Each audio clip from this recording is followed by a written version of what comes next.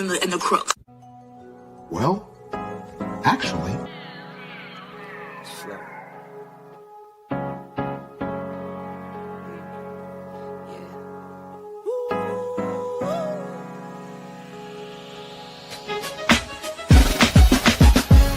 Yeah, I'm watching the rise, and I wouldn't say I'm shocked, cause I'm hardly surprised. This one's for the ride, this one's for who knew I'd make it, just needed some time. This one's for my wife, could've left 1,000 times just about my side. This one's for the grind, I knew it would happen, just had the strength in my mind. It's the Travel OG, and welcome to the Black Manosphere Conclave 5.0!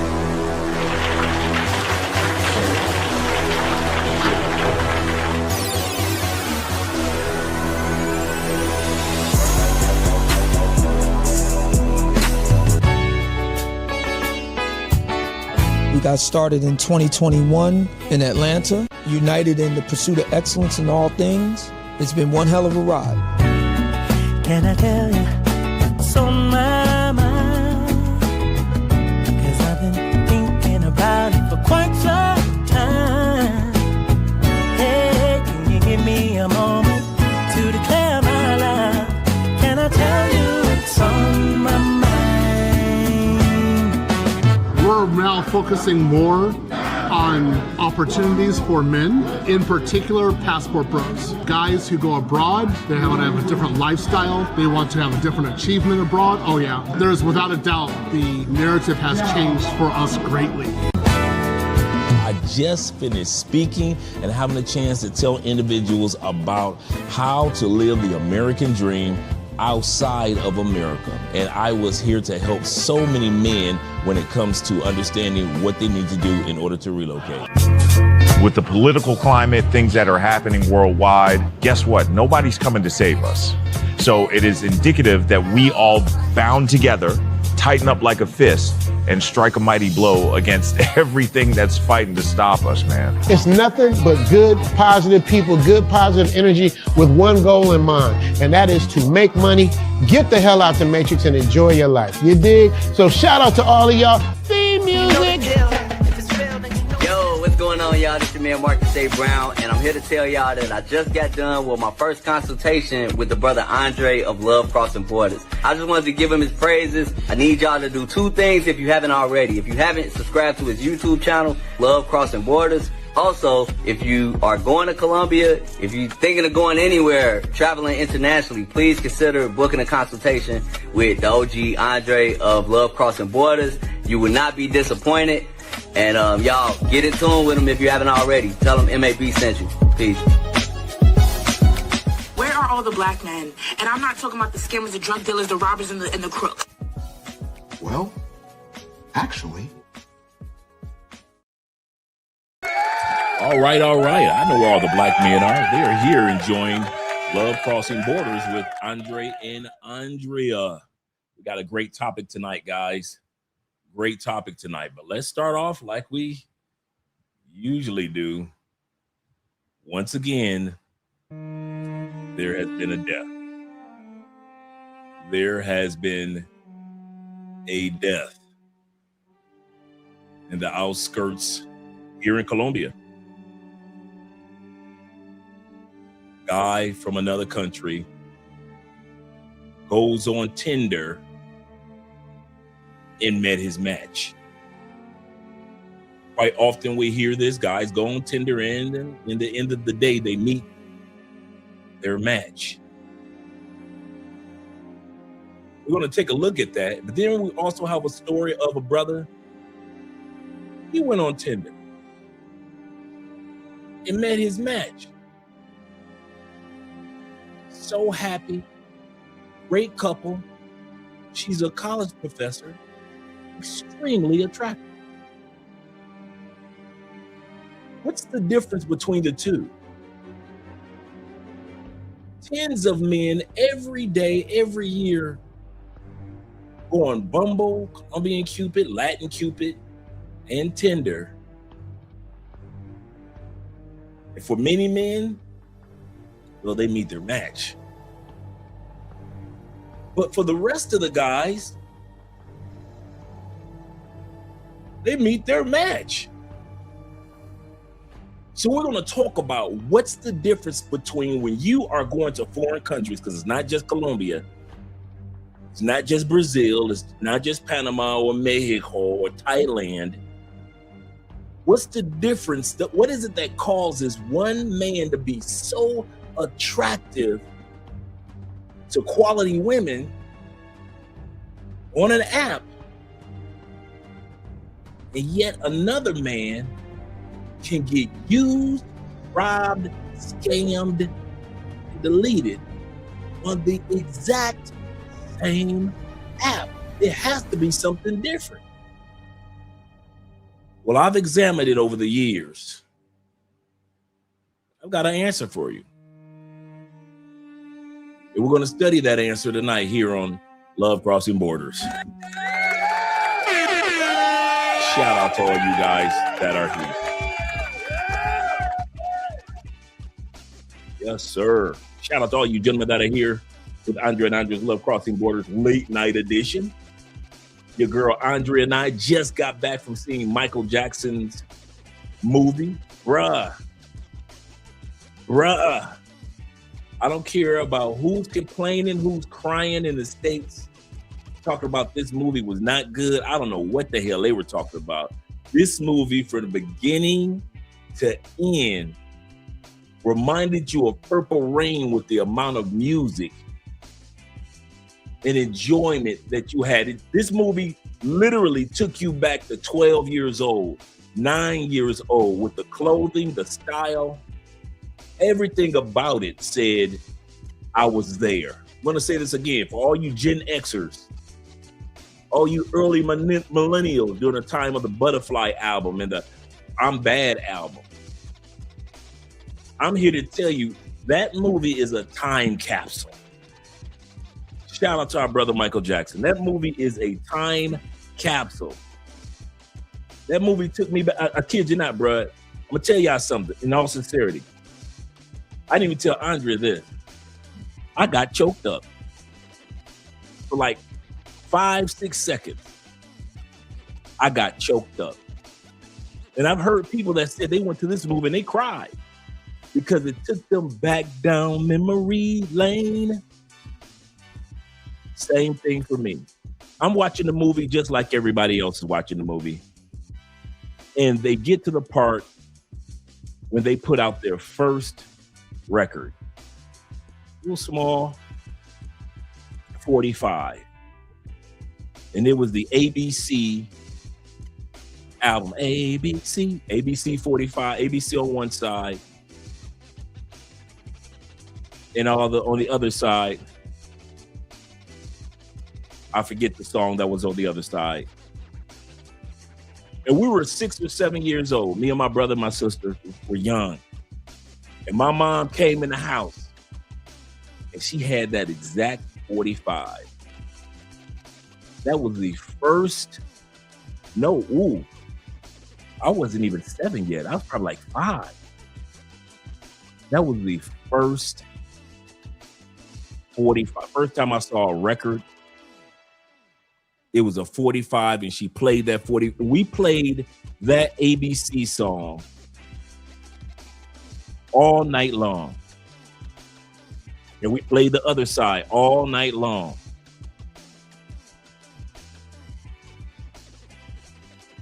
I think the other side was stop the heart to love you break you. The heart to break may be your own. Danger zone. Headed to a danger zone. Because you're headed to a danger zone.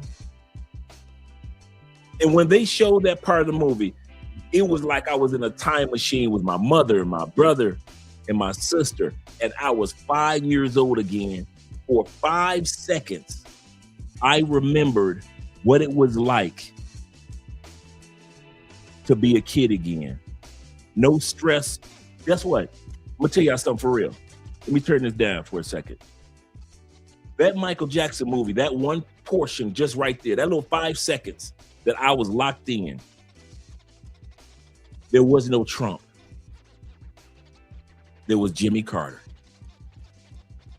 There were no unhealthy foods. That's when America had some of the healthiest foods in the world. There was no war on this, war on that. It was the 70s. We still had the Black Panther movement. Soul and R&B was taking over. What I'm saying is, when you go see that Michael Jackson movie, all the hell that's going on in the United States will disappear.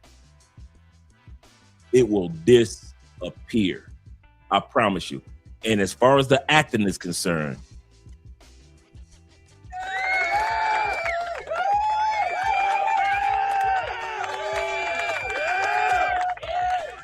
that young man played his uncle so well. There were so many clips, you would have thought that was Michael. I thought I was literally watching Michael. He sounds so much like his uncle. The voice coach, half the music he sung. There were so many a cappella scenes, and I'm telling you, this dude knocked it out the park. You know how Jamie Foxx pulled off that Ray Charles? That's how this young man pulled off Michael Jackson. It didn't seem fake. It didn't seem like, oh, it's another dude that's trying to pretend like he Michael. This young man pulled it off. Hats off to him. If you have not seen this movie, bruh, I am telling you, I just told Andre, we going back. We just saw it in IMAX. We going back. Because just like with Purple Rain, you went to see it again and again as a kid. Just like Beat Street and Crush Groove, you went to go see it again and again. Why? Because of the music. You went to go see Beat Street again because of the music. You went to go see Crush Groove again because of the music. You went to go see Purple Rain again because of the music. And I am going back. I don't care if Andre don't go. I kid you not. If she comes with me, cool. She said cool, but if she don't go, I'm going back to see that movie again. That's how good that Michael Jackson movie was. Shout out to those that put that movie together. Shout out to them that put that movie together.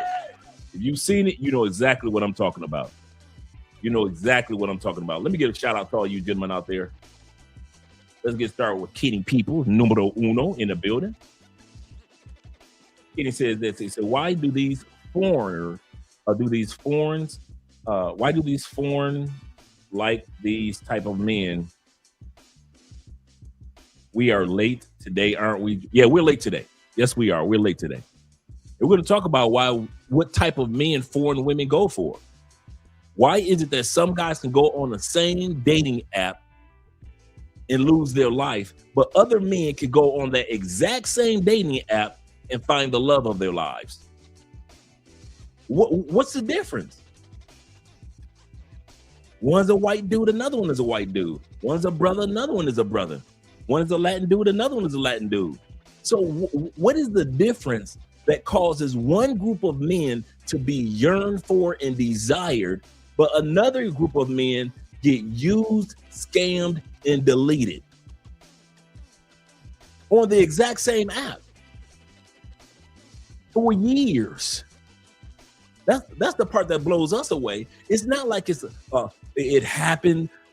Remember the summer of, and during that summer, guys were getting deleted and robbed during the summer of 2023. No, this has been going on for years. So the question is, what is it that these men are doing over here to be desired, not just in Colombia, not just in Thailand, not just in the Philippines? It's guys that can go on dating apps, and these men seem to be attracting quality women to where these guys over here, doesn't matter how much money they have, charisma they have, no matter how fly their outfits and clothes are, no matter how many places they've traveled to, they end up going to Thailand and get scammed, hustled, robbed in the Philippines.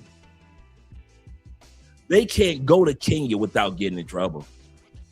Brazil, They done been ran out of Brazil 4 times. They can't get a quality Brazilian to save their lives. They come to Colombia, they end up deceased. Why is that? What is it about these guys over here that cause them to qualify, and these men over here continually get disqualified to where the Colombian government had to get involved? Just think about it. I want you guys to really think about it. The Colombian government had to literally get involved because so many men didn't qualify for what the women are looking for. Can you imagine that? You go on the same dating app as everybody else and you don't even qualify. But somebody else that don't have half your money, half your looks, half your height, half your charisma goes on that same dating app, and no matter what country he goes to, he has no issues at all. We're going to talk about that tonight.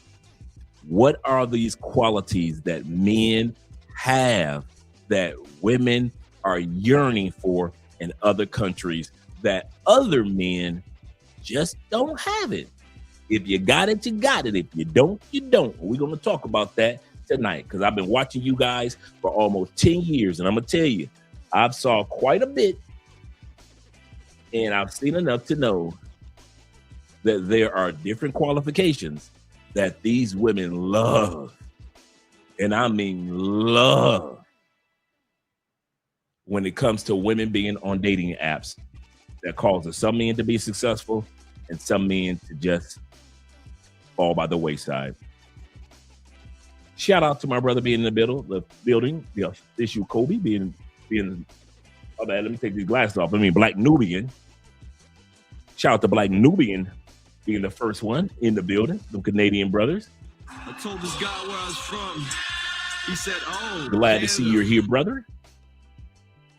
Let's scroll right here as well. Let me go back up. And we're going to watch one of our brother DC Rob's videos and give us a little heads up on what happened over the last few days with the latest guy that got deleted. We're not talking about the FBI agent that was just found. We're not talking about the airline stewardess that came up deleted. Another foreigner over the last 3 days has been found deleted in Colombia. We're going to talk about that. Once again, shout out to David Dice being in the building of the Dice family. Here we go again. Another great live stream. Yes, sir, Dave. And shout out to my brother LJ, the Southern Vegan in the building. Appreciate you being here, brother. And shout out to my man JC in the building. Always, man, we had a great day, Jay. We had a great day. I still got to send you your information. I had a good time just hanging out with you, brother. I look forward to seeing you again. I really do. Ahmad's in the building. Shout out to Mr. Milner in the building. Mr. Milner, salute to you as well, my brother. Salute to you as well as Bobby Coltrane of the Coltrane family, saying hello to the chat, and salute to my brother. I'm collecting data. That's all he's here to do, gentlemen. He's here to collect the data. Shout out to Global Homie in the building. Shout out to all you guys. This is a late show. I appreciate it. On Friday night, drink in hand. If you guys got a drink, I just got some healthy tea that I'm drinking tonight. But if you guys got a drink, drink along, guys, because for some of you guys, you're gonna need it. You're gonna need it. AJ Anderson, shout out to the great one. That is, salute to all. Yes, sir. Salute to all. He said, grown men in the chat. And of course, Andre and Andrea love crossing borders on our Raiders. Yes, sir. Yes, sir. I haven't had the chance to see our second round or our third round yet because I was at the movie. But I'm just celebrating. We got Indiana's quarterback, Mr. Heisman Trophy himself.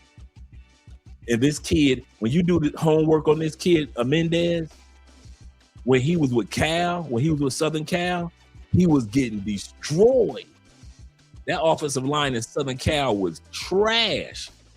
So this kid knows how to adapt, and he ended up becoming a Heisman Trophy winner in Indiana. So this kid does know adaptation. And with our offensive line and with the Raiders, we're going to improve.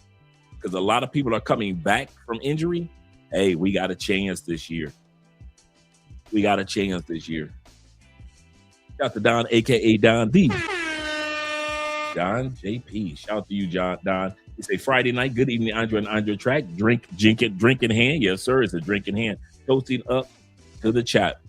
Shout out to the chat being here. Shout out to all you guys that are working second shifts, early third shifters. We appreciate you guys and all that you do. Get that money. Shout out to all you truck drivers that are just listening in. Keep your eyes on the road. Shout out to all you guys that work the railroads. Appreciate you guys, all you railroad engineers and professionals. Shout out to operators. Shout out to all you dock workers. Every time a ship or a boat comes in, you guys make sure that we get every product that we need to get. Shout out to all you guys. And once again, shout out to all you individuals that are watching or just listening in to Love Crossing Borders, because I know you're just too busy to watch it, but you're still listening in. Shout out to every one of you guys, and we appreciate you. Salute. Yes, sir. Shout out to IMF in the building with the Lizzo comment. Yes, sir.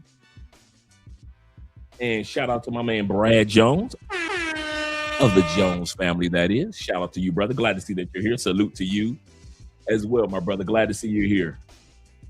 Coleman, I'm having a great day, man. We're having a great day. Shout out to good morning. And salute to all you guys out there in Southeast Asia, such as our brother Ronin Travelers, and him and his special lady and family that he has out there. Because certain cultures, once you join in relationship with their daughter, you become family.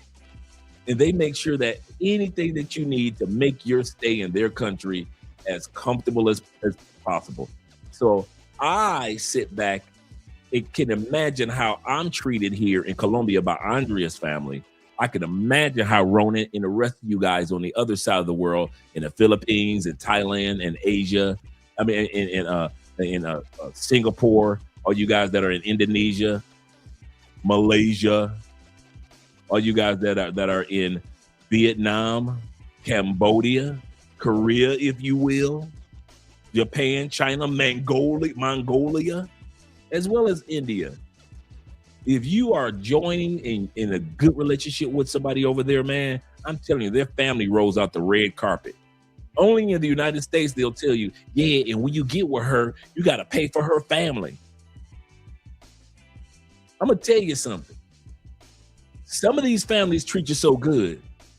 If they ask you for $20, $30, $40, you ain't tripping. I'm going to tell you that now. Some of you dudes don't realize these families in these other countries will often treat you better than your family back home that still owe you $700. I do not know why y'all let these women and back in the States try to make y'all feel bad for dating a woman in another country when you know you got a cousin, your mama, and two nephews that still owe you $2,100.52. They ain't paid you back the 52 cents. And y'all want to listen to women in the United States complain about us going to other countries because their women might want your money. Well, how do you think your family in the States feel? Every time you get a call from your uncle, hey, nephew, let me get a quick 50. Let me get a quick 50, nephew. I'm going to get you back. Your uncle ain't never got you back. Your brother still owe you $4,927.16. He ain't even paid you the 16 cents. And you want to listen to women in the United States crying about you dating a woman in another country and her family might ask for a few dollars? Shh, them little crumbs that the families ask for, believe you me, they spoil us far more. I'm gonna say this. If you dating a woman or her family says, because there's a lot of cultures like that, could she give us $100 a month? I'm gonna tell you something in all sincerity. There are families that will treat you so good and give you so much peace while you are in their country. That little measly $100 a month, if they ask for it, that is nothing compared to how your family back home treated you for the 40 years that you were back in the States, back in UK, back in Canada, back in Australia. You can give your family back in the States $1,000 a month, and they still gonna treat you like trash and let you cut off that $1,000. Your family ain't gonna talk to you no more. Your family ain't gonna come in the States. They ain't coming to your funeral because you cut them off of $1,000 a month. And you go to another country. And so I'm telling you guys this. Andrea's family's never asked me for anything. But dude, they have been there for me for everything. Say this again. Andrea's family has never asked me for anything. And they have been there for me and Andrea for everything. They told Andrea, hey, he comes down here. He barely knows the language. He has the charisma to get around, so he's not scary. But he's your man. That is your responsibility to make sure nothing happens to Andre. And we'll help you do it. We will help you make sure Andre's transition to our country is smooth.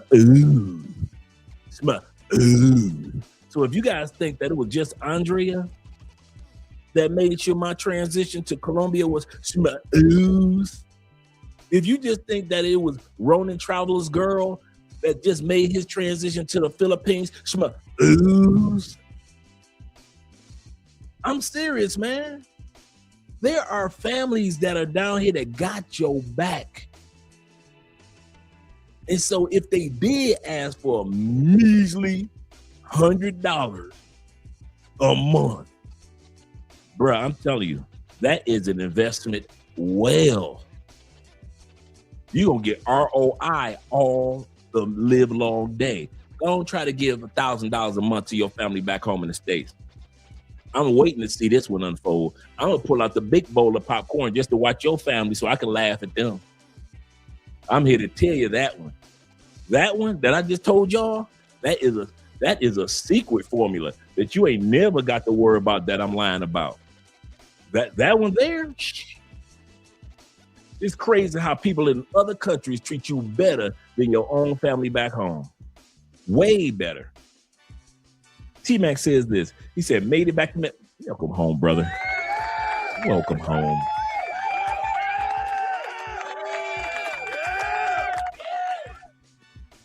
He said, I made it back to Colombia. I made it back to Medellin, Colombia this morning. Shout out to you. He said, I was exhausted from the travel, but glad to be home. Yes, sir. He said, no more immigration drama. Did the checkmate. So let me ask you this, T-Mac. Are they, because I've been telling people yes, and then sometimes I say no because I haven't seen anybody talk about it. Are they still asking for the checkmate, or is it better safe than sorry to fill out the form, or you just don't have to fill out the form? Because anybody I've seen come since the pandemic really haven't had to fill it out. But I know guys that say, I fill out that we talk about the little form that you have to fill out online. And some guys say, I fill it out just in case, even though they never asked them for it. So let me know how your experience was. He said, check me and gave the officer my cedula, his Colombian ID. Just in case you guys are wondering what the cedula is, that's the Colombian ID. He said, and it was quick. It was a quick process. And you ain't have to stand in the long line because you have your cedula. You ain't got to stand in that line over there. You stand with the Colombians. So you just coming in and out. Shout out to you, T-Mac. Welcome home, brother. Welcome home. Let me scroll back up. Once again, Jay Anderson, the great, being in the building. He said the shades, though, glasses. Yeah, I'm going to keep the glasses off because the shade is so strong that I can't read the comments. Yes, sir. He said, I'm rocking my Michael Jackson, my MJ t-shirt. Yes, sir. I got a couple of good shirts, man. Check it out. I got one really good quality too, man. And for all my anime fans,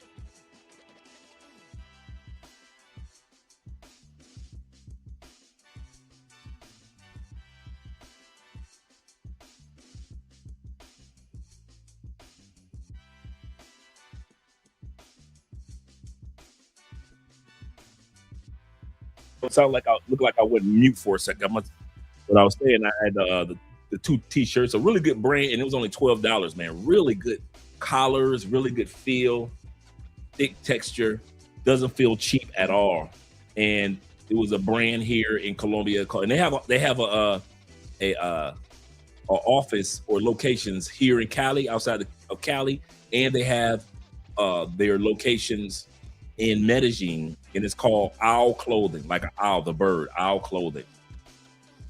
So all you gotta do is just look up the owl, and they have all type of anime attire as well as the Michael Jackson shirts. So Andre has her Michael Jackson shirt and so forth. Yes, sir. Shout out to the Eagles. Yeah, the Eagles did really. You guys moved up in the draft too, man. I forgot who it was y'all moved up with in the first round. Eagles were the first one to do a first round. He said, "Let's go see." "Let's go see it when I." Perfect, Jay. We'll do that. We'll go see it when you get here. Perfect. That'll be great when you get here this weekend. Shout out to you, brother. Shout out to my Uncle Jeffrey Ghostface in the building. Let me make sure I got everybody. Got Jay Anderson, David Dice of the Dice family. Shout out to you, Dave. Let me scroll down a little further. If I miss anybody, blame it on my head, not my heart. Like such as my brother E-Man Perry. Yeah, the Jamie Foxx when he did Ray Charles. Yeah, he did a great job, man. Great job. Let's see right here. Yeah, I had a great time, man. And I didn't even think about, man, the Victory Tour was 1984. When Michael Jackson got burned by the Pepsi, or during that Pepsi commercial, was 1984. What else happened in 1984 while Mike was recuperating regarding the Victory Tour? Prince dropped Purple Rain in 1984. Prince took advantage of that void and dropped the movie and the album Purple Rain in 1984. And it took over. Yes, sir. What's good, brother? Shout out to you, brother. Mr. Scholar himself in the building. Glad to see that you're here. Let me scroll down just a little further. Kojo's representing. He said, I have always had great success on Latin dating apps. And I can imagine that. Shout out to Chris Jeezy. Shout out to Chris being in the building. Appreciate you being here, Chris. What up, though? And my brother Zeta. Hola, fellas. Yes, sir. Yes, sir. Let me scroll down a little bit further. Make sure I got everybody. We got Jay Anderson. Yeah, Mendoza was a really good quarterback. I'm excited, man. I am excited. So we got a great running back last year. Got a great quarterback this year. So I haven't had a chance to see our second and third round quite yet. The quickest way to get bounced by Colombian migration is a tip from T-Mac. The quickest way to get bounced by Colombian migration would be to wear. Really, that's what we're doing? That's what we're doing, T-Mac? Is this what we're doing? Raiders gear coming to Colombia. Yeah, this is what we're doing. You're coming out to my Raiders. No, we're not coming back to LA. No, we're not doing it. E Breezy says this: salute and salutations. Salute to you, brother. Glad to see that you're here. Shout out to my man Jay Casey. Good evening, everyone. Good evening, Dre and Mrs. Spence. Yes, sir. Yes, sir. Oh man, I loved it. Loved it. I had a great time. I was praying that it would be more, because most of us grew up during that era. I used to live in GI. I used to live in Gary. I used to live in Gary and Maryville, which is like right next door to Gary, right? Might as well be the same city. And the funny part is I was hoping it was more like Purple Rain, like the music was the centerpiece. We know the Jackson story inside and out, like the back of our hand.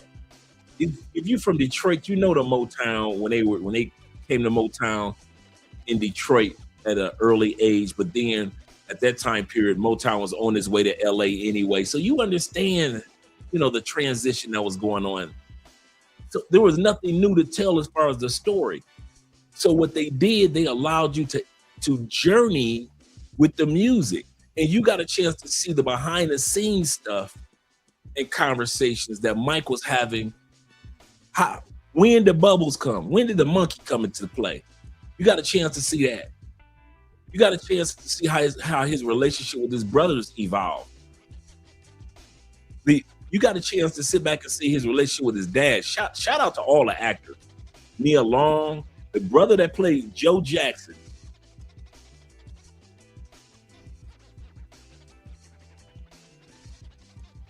Nailed it. Looked like Joe, act like Joe. This dude was Joe Jackson personified. Everybody played their part quite well. Very, very, very well. Yes, they did. Yes, they did. He said they mad because their money and last resort is leaving the States. Yeah, that's one of the reasons why the ladies are mad. Shout out to you, Chris. And make sure I got everybody. Scroll down. Got poor man 313, Mr. Catching the replay himself. Shout out to the replay crew. You better back the fuck up out my face, goddammit. I'm from Detroit, Michigan. Don't play with me. Thank you, gentlemen, for letting me know that I was muted earlier. Come on, man. I'm a Demon Slayer man. My man used to be on Demon Slayer talking about tasty. Tasty, yes, sir. Got that on the front. Then you turn around the back. That Ren Goku. Yeah, man. Gotta have that Ren Goku shirt. This was my dude. I was sick when he died. I was, what? My dude, like I said, nice quality shirt.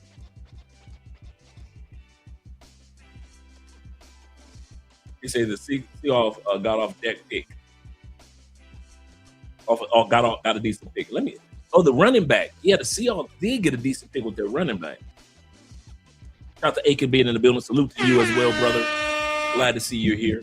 And if I had remembered, we would have watched the draft yesterday together. We did it last year. We'd have just went ahead and watched it on Rumble together. We watched it on Rumble last year, man. Had a great time. But that's why I was kind of disappointed. I got off, I was doing classwork, and then I kind of realized, like, wait a minute, the draft? This is the draft. Oh shoot, I missed the draft. Yeah, he said the actor that played MJ is half Colombia. Absolutely correct. And the theater was packed. Dude, we got to our tickets at 4:00 and it was packed. When we're walking out, dude, you would have thought it was concert tickets. You would have thought people were literally going to a concert. I mean, we're coming down the escalator and it is completely full. Just a big, you'd have thought they was giving the tickets away for free. Oh, they making some money. Shout out to Lionsgate. Shout out to Lionsgate for having enough sense to make this movie. Michael Jordan got drafted, and Prince. Yep, the year of Jordan. And Prince definitely dropped Purple Rain. Yeah, well, Mike was recuperating that 1984.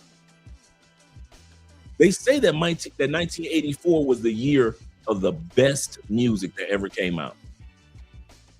If you look at 1984, the level of music that came out in 84, I don't think is a year that's kind of can touch it right now. Whether it was early hip hop, whether it was R&B, whether it was rock, whether it was pop music, 1984. I don't know too many eras of music that could compete with that one year. I don't know too many. There's a lot that could come close. 1984 was a monster year. Shout out to Cap Manuel being in the building. As well as my brother Will. Appreciate it. Great chopping it up with you, Will, yesterday. Salutations, Andre and Andre chat room. He said, please support the channel by way of Cash App. Appreciate you guys supporting by way of Cash App tonight. PayPal and Super Chats. He said, oh yeah. He said, growing up in GI, got a shout out. They showed the steel mill, so they did show their younger life. And they showed that GI life. So shout out to GI. Yeah, like I told guys, I lived in GI and Mirabville right next door for about a year and a half. Yeah, so good food, small town, but good food. I used to drive to Valparaiso to watch the drive-in movies because they had the only drive-in theater in Valparaiso. I used to shoot down I-90 and I-80 because, Chicago was literally next door to Indiana. For those guys that don't know, the city of Chicago is like, if this is, let me go back. If this is Indiana, this Chicago. That's how close Chicago is to Indiana and to Gary. It's like right there. It's literally right there. It probably take you 25, 30 minutes to get to the outskirts of Chicago, and then to get in the inner city, depending on the traffic, maybe 40 minutes to get like in Chicago at the most. It's like that close. So just in case you guys ever wonder how close Chi-Town is to Indiana. Shout out to them Indiana boys. And so he says, Dre, yeah, growing up in GI and Gary, he said during that time period was epic. The Jackson's house was right behind Roosevelt High School. Absolutely correct. I actually, I had to go to the house. I had to go to the Jackson's house. There was no way I wasn't going to. They showed the house, but you can tell that wasn't the house. And of course that wasn't the house, because that house is like a landmark now. It's almost like you can't even go in. It's fenced around and you can take photos, and it's well taken care of, very well taken care of home. And there's a stop sign, and Will can attest to this. There's a stop sign or yield sign. I forget what it is, outside of the house of the Jacksons. Everybody has their signature on that sign. Hundreds and hundreds and hundreds of signatures are on that sign, that stop sign right outside of the house of the Jacksons. And they have a monument right in the front yard for Michael. After he died, they put a monument in front of the house for Michael, a really nice monument. You say the Jackson's house was right behind Roosevelt High School. Absolutely, absolutely. And the neighborhood just looked like a regular neighborhood. That's the funny part. And people just be sitting on their porch and they just see cars come by. Here comes somebody else. They just sit on their porch and they rocking chairs. The old people that have been around in that neighborhood forever. And it's crazy. 1984 also gave America 4 more years of Reaganomics. This is true too. This is a good point, Johnny. Mr. Trickle Down himself said that, if we give money to the rich, he was the first president to say, if we give money to the rich, it would, in tax breaks to the rich, it would trickle down to the average person. It never did. It was beginning of the mega rich. I'll say this again. That second term of the Reagan administration was the beginning of the mega rich like we know them now. Not just a Carnegie or a Roosevelt, one or two people.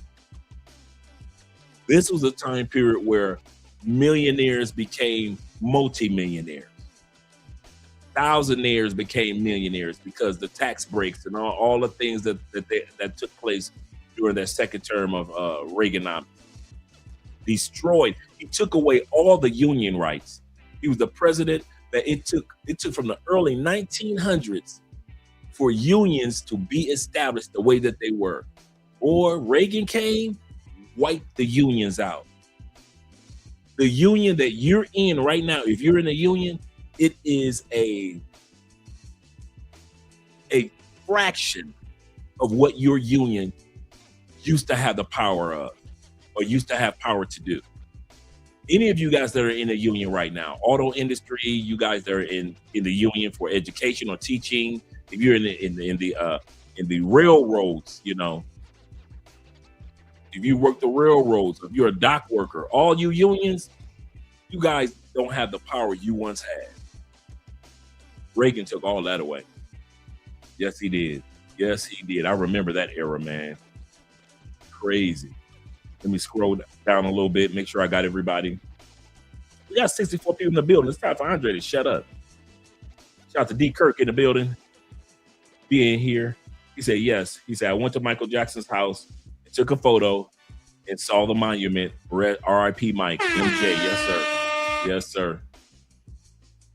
He said, let's not forget the drug trade of cocaine.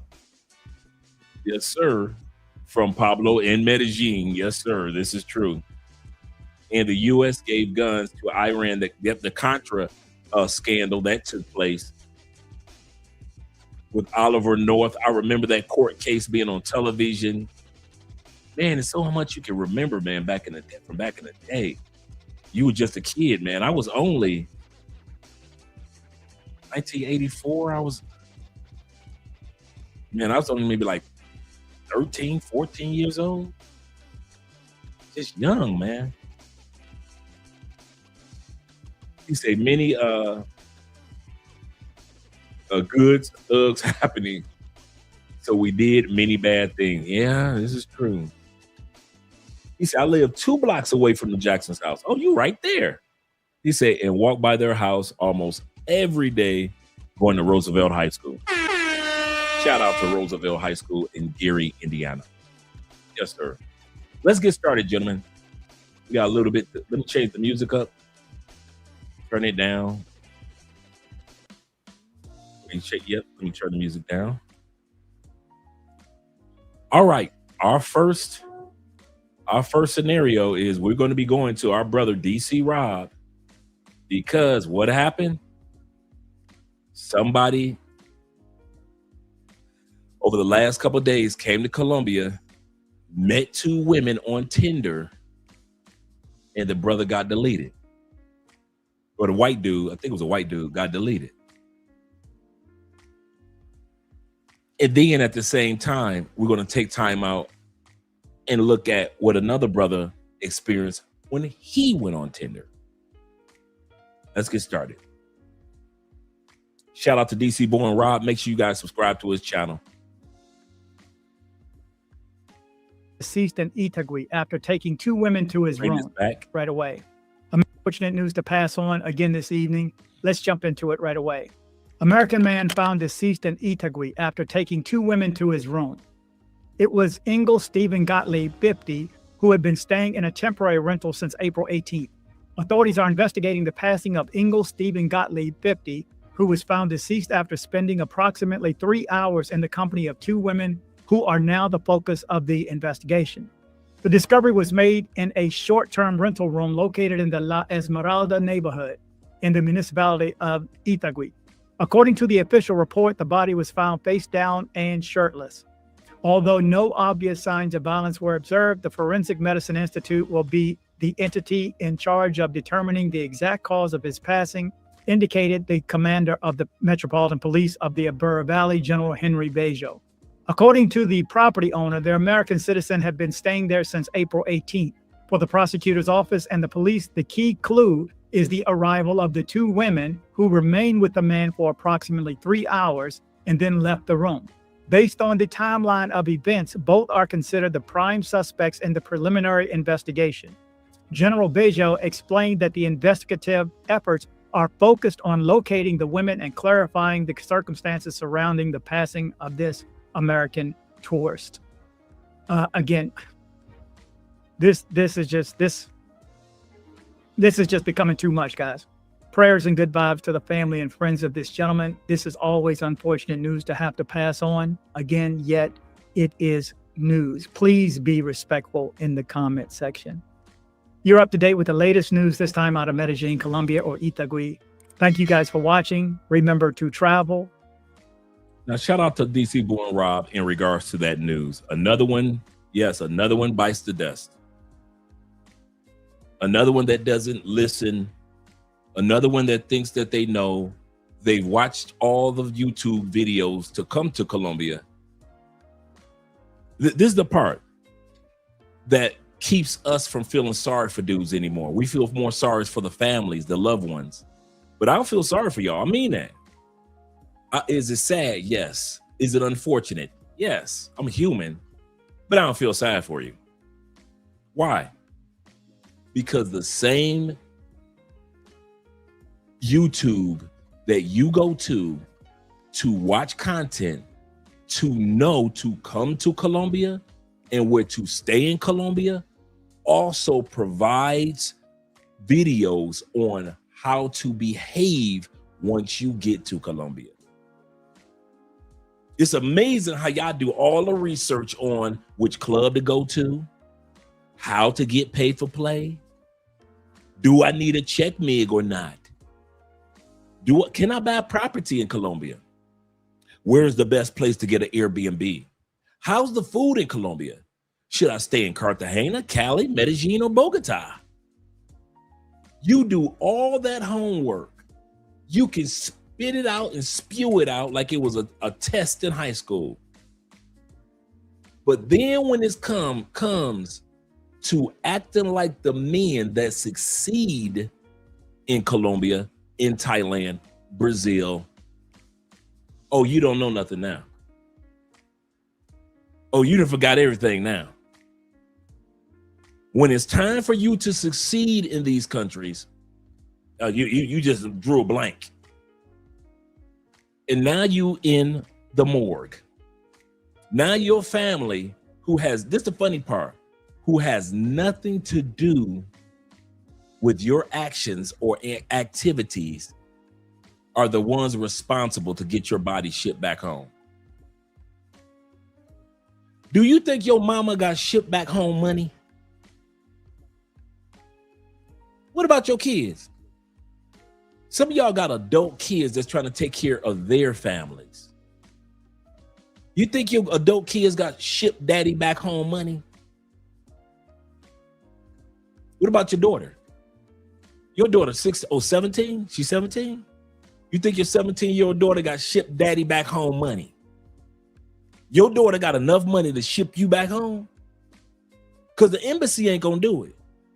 They will let you sit in a pine box in Medellin or in Cartagena before it ain't the U.S. embassy responsibility. You're not military. It ain't their responsibility to ship you back home. You decide to come to Colombia and not act like and follow the success of others. I'm going to show you what I mean by that. I'm going to show you exactly what I mean by that.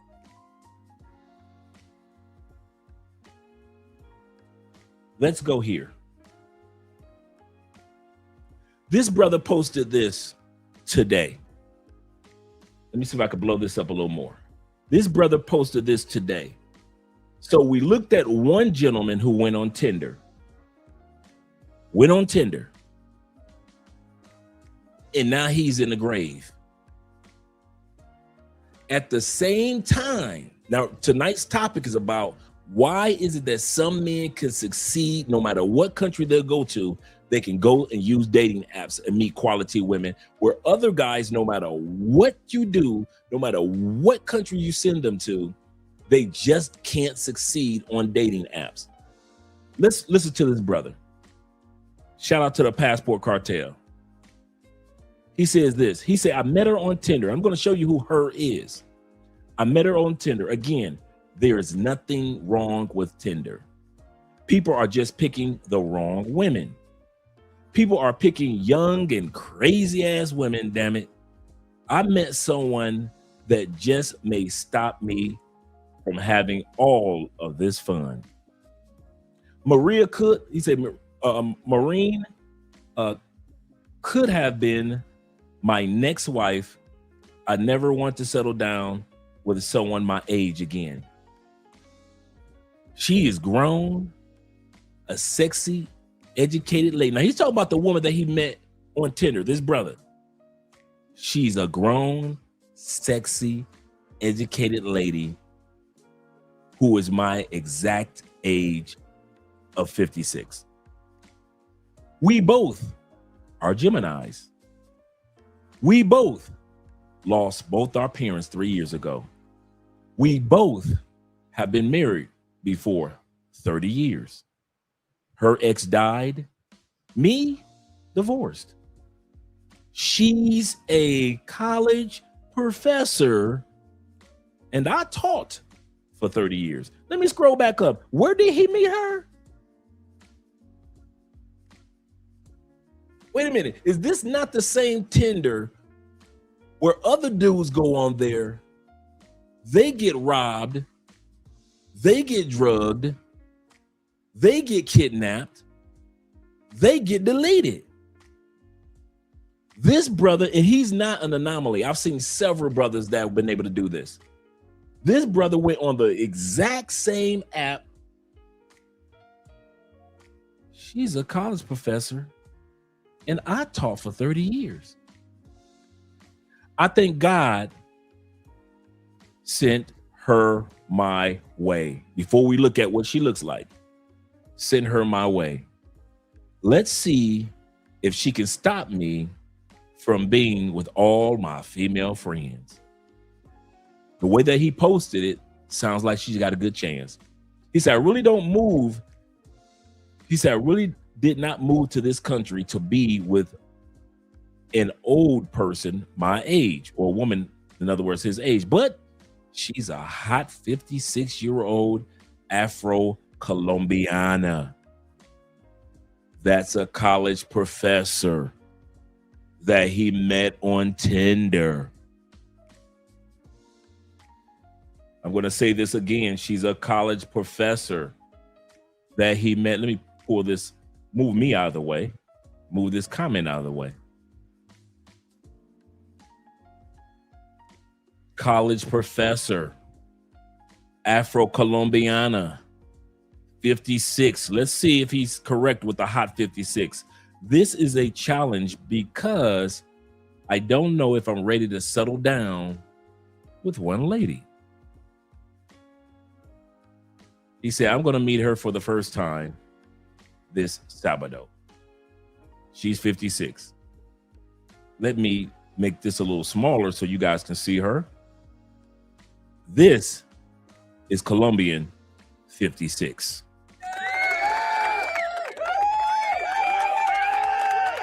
Afro-Latina, college professor, off Tinder.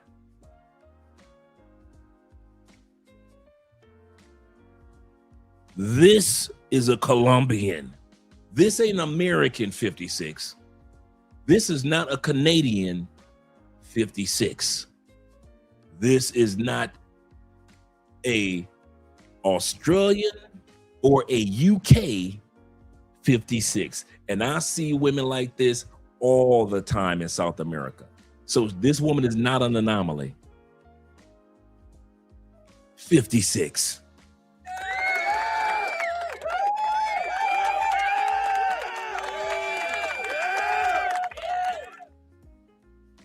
56. No weave, no cake up makeup. She's not trying to get everybody attention. College professor off Tinder. 56. Looks like a lady. A woman of responsibility. A woman that will be on a compliment on your arm. And yet, this same app that introducing this brother to this lady is the same app that introduced the foreign guys to a grave. I think if I had a choice, you know, me being Libra and all, if I had a choice between ending up in a grave or a 56-year-old college professor, I think I'm gonna take the college professor. I'm sorry, bruh. I'm taking the college. Y'all can have a grave. I'm gonna tell you that now. I'm taking the college professor all day long. I'm taking this. You tell me you rather go on Tinder, end up in a grave, or go on Tinder and end up with this quality woman. Give me the quality woman for 500, Alex.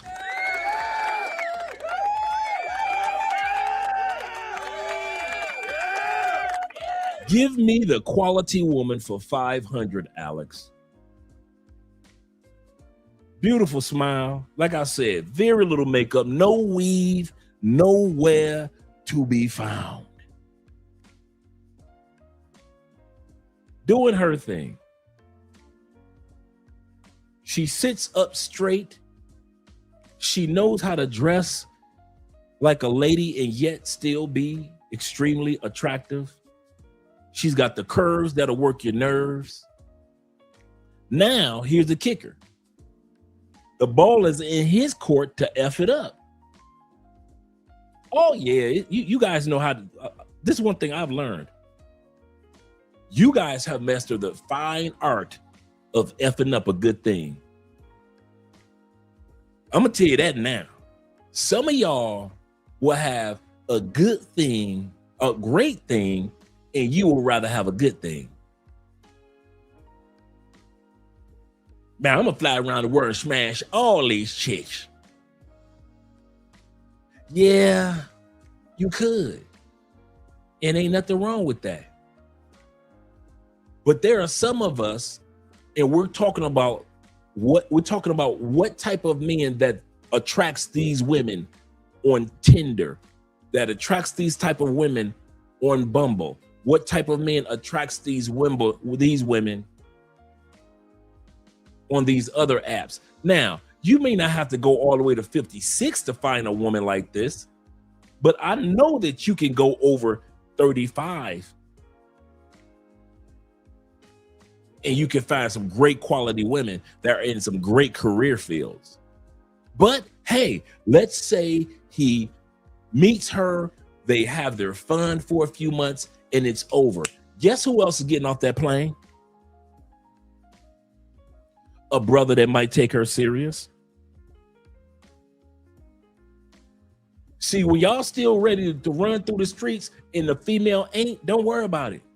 It's a brother like me ready to get off that plane and scoop that up and take it serious. And you wonder why she don't answer your phone calls no more. Why? You didn't want to take it serious. You just want to smash her for a few months, right? And have your fun with all the other ladies around the world. And there is nothing, and I mean there is nothing wrong with that. But don't get mad if a dude like Andre get off the plane behind you. And I'm taking that 56. I'm 63. I'm 67. There are dudes that's getting off planes, looking good, feeling good at 67 years old, and will scoop up that 56 in a minute. So go ahead, play. Go ahead, play. You think you can play games with a college professor? You guys think you can play games with a college professor, an educated woman that's probably got her own apartment, own car? If she does have a child, that child is an adult now, grown as can be. She's making her own Colombian money. She don't need nobody. She got all the education, probably back in school to get her doctorate degree in something. And you're going to throw it away so you can zoom to Thailand and be with some scallywags in Thailand. Do it. And I'm serious. Do it. You want to go to the Philippines and be with the young Filipinas and you don't want to be serious with nobody? You ain't got to. Do it. But I'm here to tell you, there's another Andre getting off the next flight. There's another Andre getting off the next. Don't you ever think that you got a monopoly on coochie in any of these countries. I don't and you don't. Don't ever think that you're going to meet a lady. It's so hard in this world, no matter what country you land in, to meet a lady, whether she's young, a young lady in her 20s, like Andrea, or a lady in her 30s, her 40s. Dude, it's easy to meet women. It's easy to meet females. It is hard and rare in this world, no matter what country you land in, to meet a lady. So go and throw away you want to. I mean that. Go and throw away you want to. Because yes, you can meet a bunch of ladies. I mean, a bunch of girls, bunch of girls, bunch of females. But bruh, you hard pressed to meet you another lady in the next 3-4 years. It don't happen that easy. So he said he 56. Life gonna let him go out there and have all the fun he want. And you know what's gonna happen? He gonna be 61 the next time he meet a quality lady. And anybody that says, I only date ladies, Negro, you lying. It ain't that many ladies out there for you to date the way that you date. This brother just said, I don't know if I ain't ready to slow down because I'm out here with these hoes. I'm getting hoes. I'm 56 and I'm getting hoes. Ain't nothing wrong with that. I'm gonna say that again. There's nothing wrong with that. But if an Andre gets off the plane and I meet her, you ain't got to worry about her being part of your harem no more. You ain't that one is a dream deferred. You gonna be telling stories about how you used to hit it. Because Andre came to town with a new sheriff hat on and a new sheriff star. I'm gonna come to y'all getting off the plane there are dudes that get off the plane with a new sheriff star. Spling! Just a glistening. There's a new sheriff in town, and she done forgot all about you. And let's say you don't go to another country. You might still be in the same city, but you don't know how to sit your tail down somewhere. And so she like, I'm 56. I am not looking to play no games. So are you in or are you out? Because I could go ahead and go back to Tinder and let another dude get off the plane, such as the Andres and the T-Max and the Wheels and the J. Clydes. She ain't got to put up, dude, she is too fine, too stable, got her own, for you to think that you gonna come to Colombia and play games with her like you can do with the pay-for-play chick out of brothel. Them chicks don't play like that down here. They do not play like that down here. I don't know what put in y'all mind that y'all can come down here, go on Tinder, and play games with the good women. I'm telling y'all, bro. I'm telling y'all, I will take y'all woman in a heart. Boo, if I was single, and I would take y'all woman in a heartbeat. You know why? Because you don't know what the hell you doing. Some of y'all are so used to trashy chicks that you end up in the grave like the other dude that we just looked up with DC Rob. Some of y'all are so used to trashy chicks, that's why you get robbed and drugged, because that's all you used to. No offense. I want them all. Can't have them all. A lot of guys wonder, Dre, what's your number one secret to being faithful with Andrea? You know why I'm so faithful to my wife? One of the reasons, because I realized this. I ain't got time to smash all the ones I want to smash. Bruh, the way that I would want to go through, my flesh would want to go through women at the age of 50, 58 years old. If I was single, I can get you another 1,500 in a lifetime. If God give me 30, 40 more years, I can get you another 1,500. And I learned this after the first 1,500. You still as hungry as day one. I'm gonna tell you, I mean that. If you ever think that your yearning for these ladies is ever going to be filled, it won't. You just got to decide to sit your butt down. And you're going to always see ladies like, I smash her. Me and Andrea talk serious about this. I smash her. I would want to smash her. Ooh, she's so fine, I'll smash her. But I don't go out there. Why? I ain't got enough time, even if I was single, to run through all the ones I want to run through. But say this again. I don't have enough time on this planet with good health to run through the amount of women that I would want to run through. And I'm here to tell you, even if I could do it, I would still, I know Andre, I would still feel like I'm at zero. Because as soon as I go through 1,500, I'm gonna look at I got to have her. I know these other ones was good, but I got to have that one over there and that one over there. Ooh, a mother and a daughter? I really gonna get with them too. I know me. And some of y'all know you. You know your yearnings ain't gonna never be filled, chasing this one, chasing that one, chasing this one, chasing that one, and the clock just a ticking. So what did Andre do? I sat my butt down somewhere, bruh. Do the same yearnings that you guys have? Do I have them? Hell yeah. I ain't no different. Dude, the ring don't change the man. I didn't change because I got the ring. I'm still the same dude. What's the difference? I learned how to sit my ass down somewhere.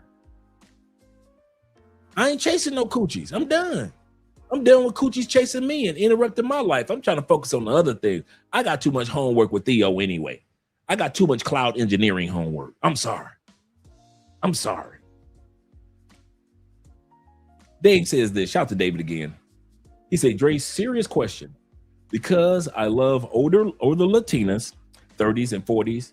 He said, but they not having no kids at that age. That's true. I deal with mid-20s to have a few kids with quality women. So a few older and younger. And I can understand that. If you're a guy like me and other guys that are looking to have offspring, you're looking at younger women. So it is. But if you're a guy that already has kids and you good,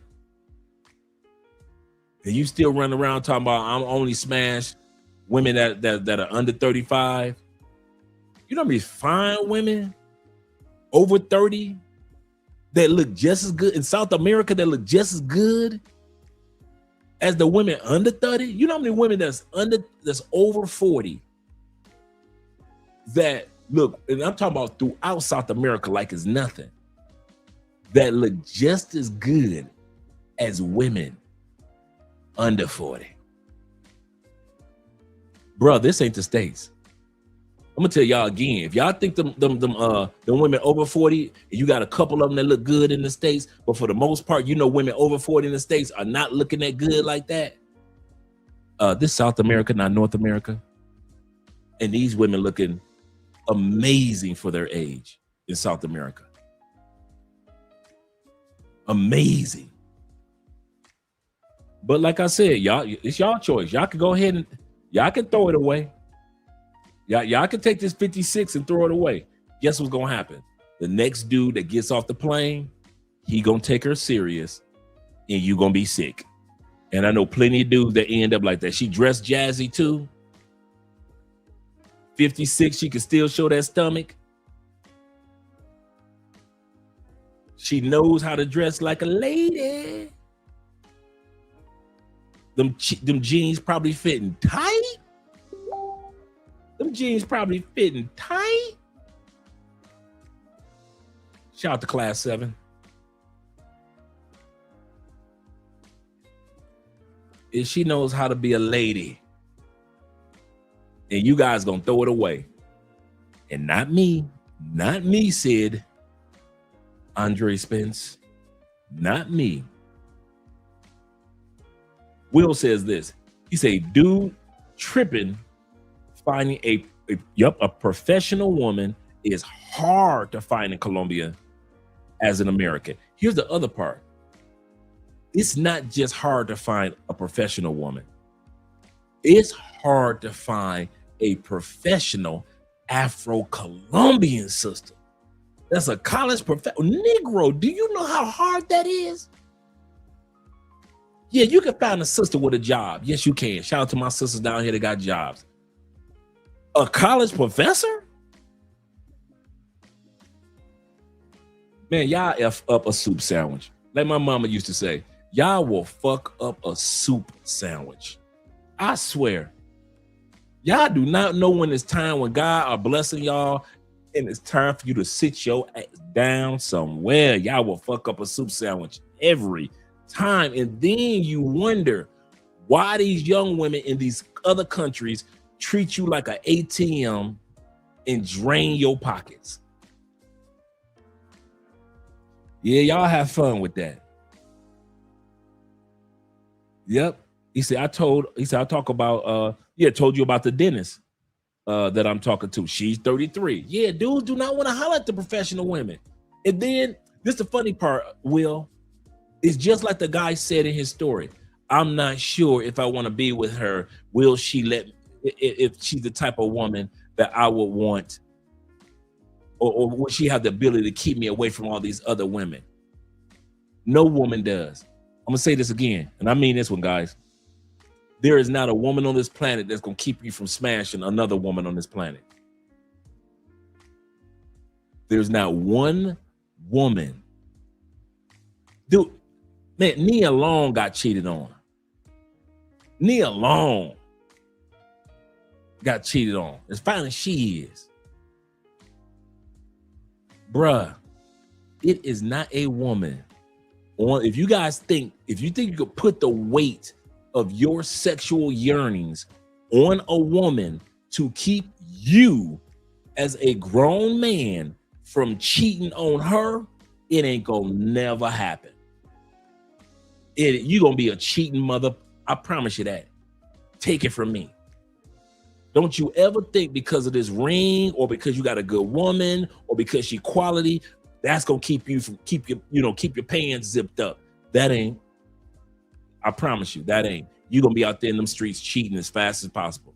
It ain't her career, it ain't her looks, it ain't her confidence, it ain't her how she spoils you, how she treats you, she cooks, she cleans, she gives you the best sex. That don't mean a dang thing. You gonna still cheat.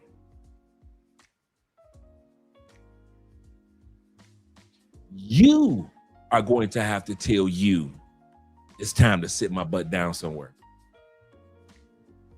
I'm gonna tell you my 2 secrets of not cheating. Y'all ready? I mean this.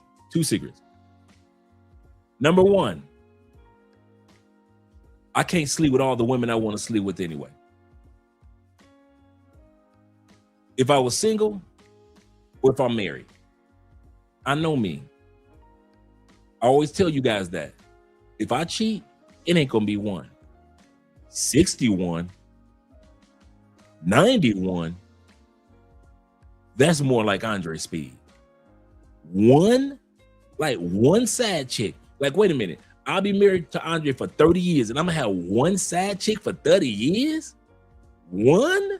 Just 1, maybe 2?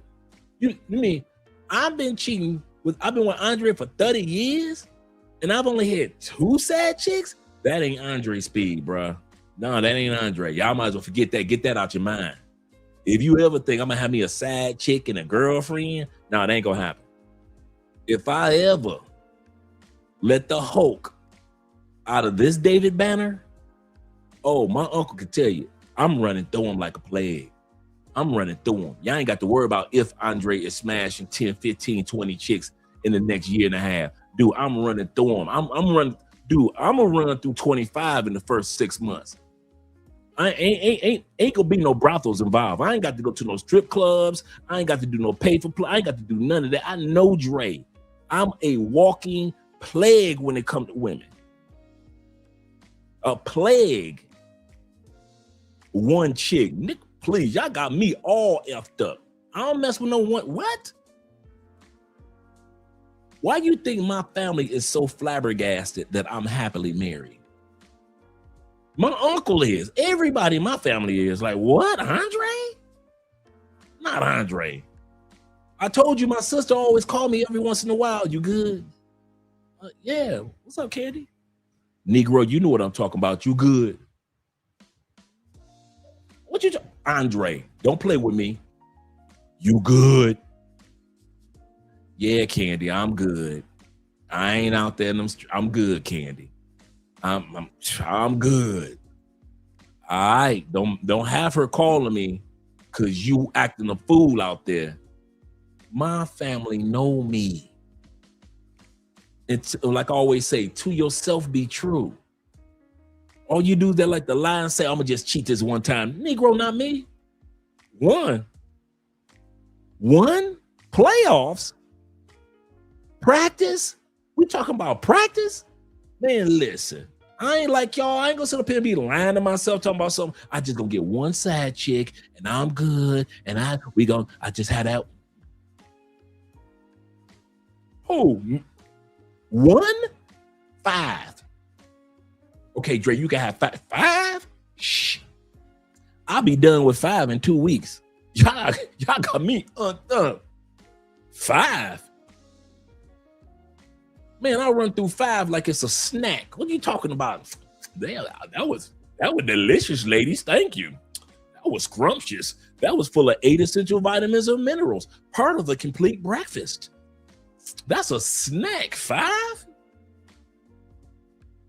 Some of you dudes are just like me. You know exactly what I'm talking about. Some of you dudes don't settle down because you know if you cheat one time, ain't gonna be no one time. That's my number one thing. I don't have time to cheat the way that Andre would cheat. I ain't got no time for no 71 women and do what I need to do with Theo. And I got a book that I owe you guys that I'm finishing off and do this content and build a brand and, build our family.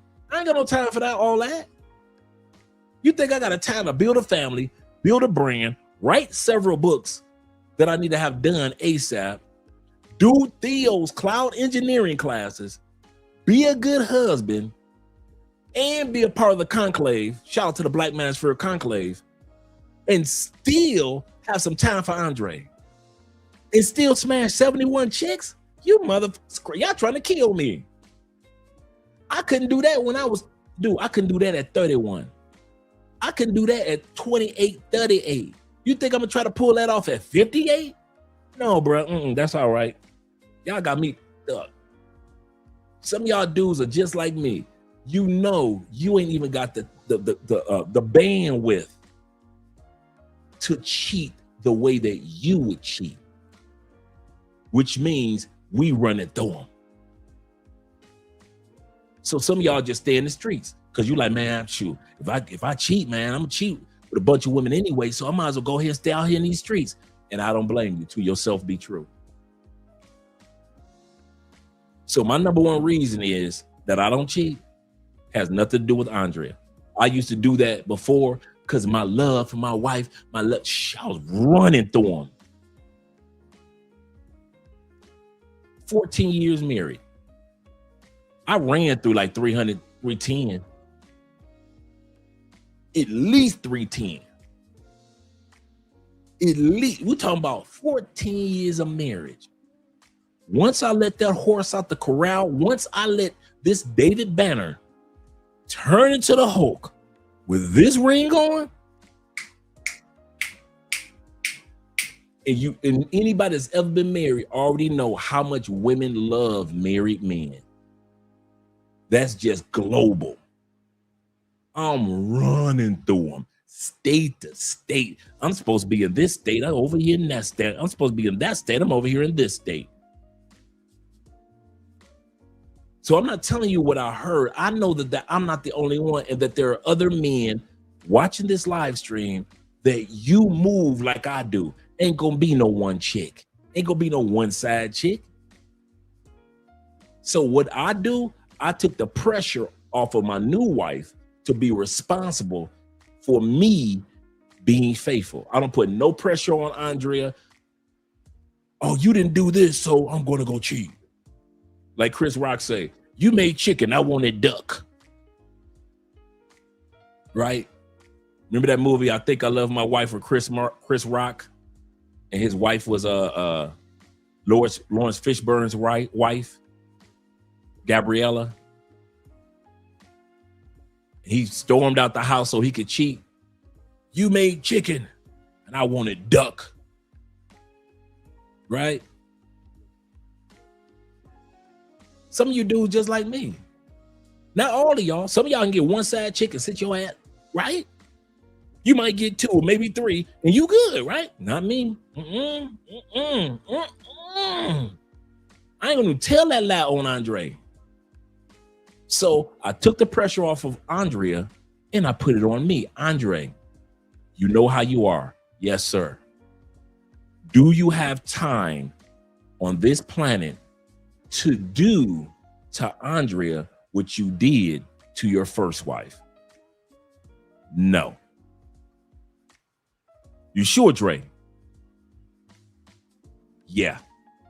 Now think about it, Andre, because you in Colombia, you in South America, the baddies of the baddies. You got Venezuelans out there. You got Brazilian chicks walking around Colombia. You got Asian chicks, Afro-Colombian chicks. You got the Asian Colombian chicks. You got the Colombian chicks. Are you sure, Andre? Do you have time to run through 300 like before? No. Okay, cool. So that's my number 1. Number 2 reason that has caused me not to cheat. I'm happy for all the single men. Before, I was like poor Rudolph. They wouldn't let poor Rudolph join in any reindeer games. That was me.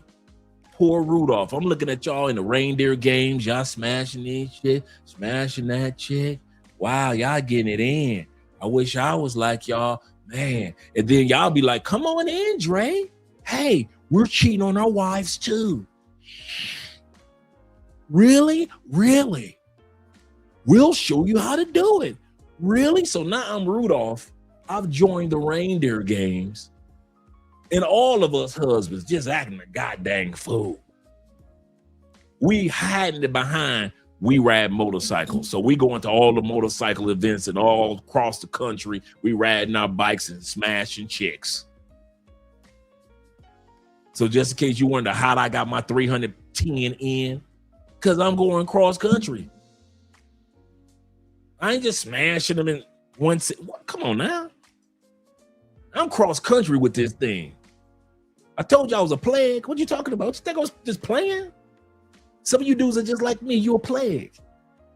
So what I've learned to do is to be happy for, not join in, not be wish I was a part of, but to be happy for you single men that are enjoying your single life. I be seeing y'all with some baddies, and I be happy for y'all. I kid you not. There is not one bit of wishing I was Rudolph joining in the reindeer games. Been there, done that. All it did was get me to the place of I sat back and I got tired of being a stepdad, and I sat back and asked for a divorce. So after all my years of cheating, Then I had the audacity to say, I want a divorce. Right? After all my years of infidelity. And her saying, we're going to work through this. And never did. So now I spend my time just being happy for y'all. There is nothing that you guys do, no country that y'all go to, no women that y'all sleep with, that I'll sit back and I'll be like, dang, I wish that was me, dog. I wish, boy, if I was out there in those streets, boy, they wouldn't know what to do with a dude like me. They wouldn't know what to do. No, I don't think that. I am not envious of y'all. I am happy. I've learned to be happy for the next man.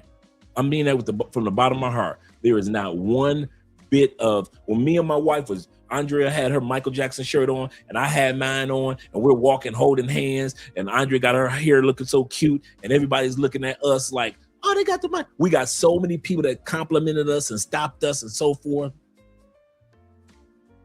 I am enjoying my version of relationships while being happy while you live your version of relationships. If you're in the pay for play world, that's you. That's between you and the Lord. If you're a guy that got 2 or 3 girlfriends, that's you. If you got 1 girlfriend, if you're looking to get married, I'm happy for all of you guys. I do not sit back and these cameras go off and I can't stand them pay for play dudes, or I can't stand them dudes that's coming to Colombia hurting the women. That ain't got nothing to do with Andre. Ain't got nothing to do with Andre. So when I sit back and I say, I'm happy for you guys, man. Oh yeah, bro, that was easy. That was easy work. Esco, that was think about it.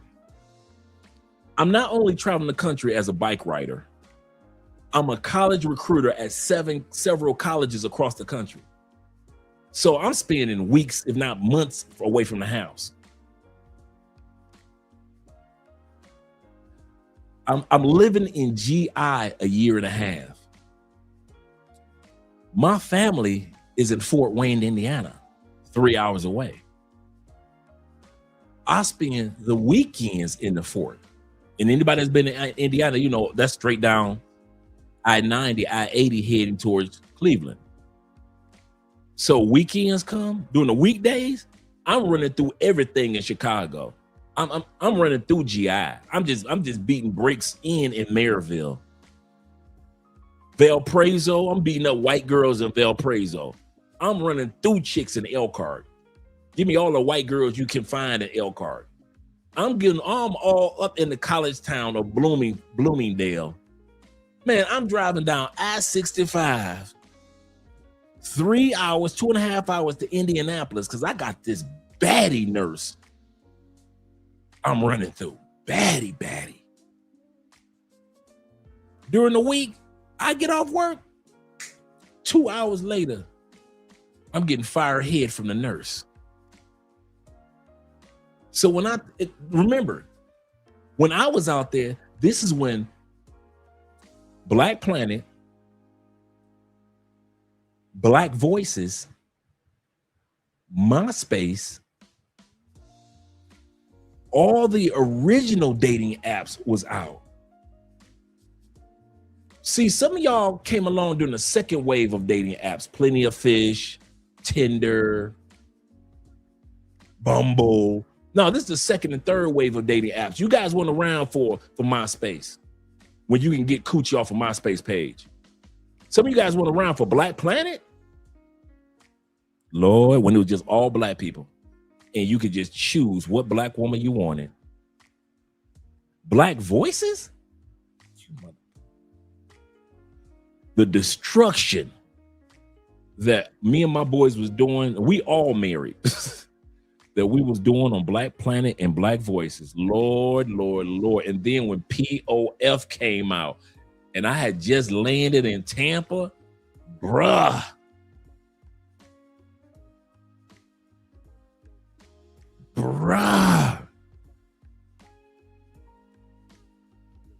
Y'all think 310 was easy? I mean, was hard? Shh. Y'all got me up. When them dating apps first came out, man, you could run through them through them. Every wild wife was on those dating apps. Every wild girlfriend was on the dating apps. All the single chicks was on Black Planet. Everybody had a MySpace page. MySpace was before Facebook. You could run through them.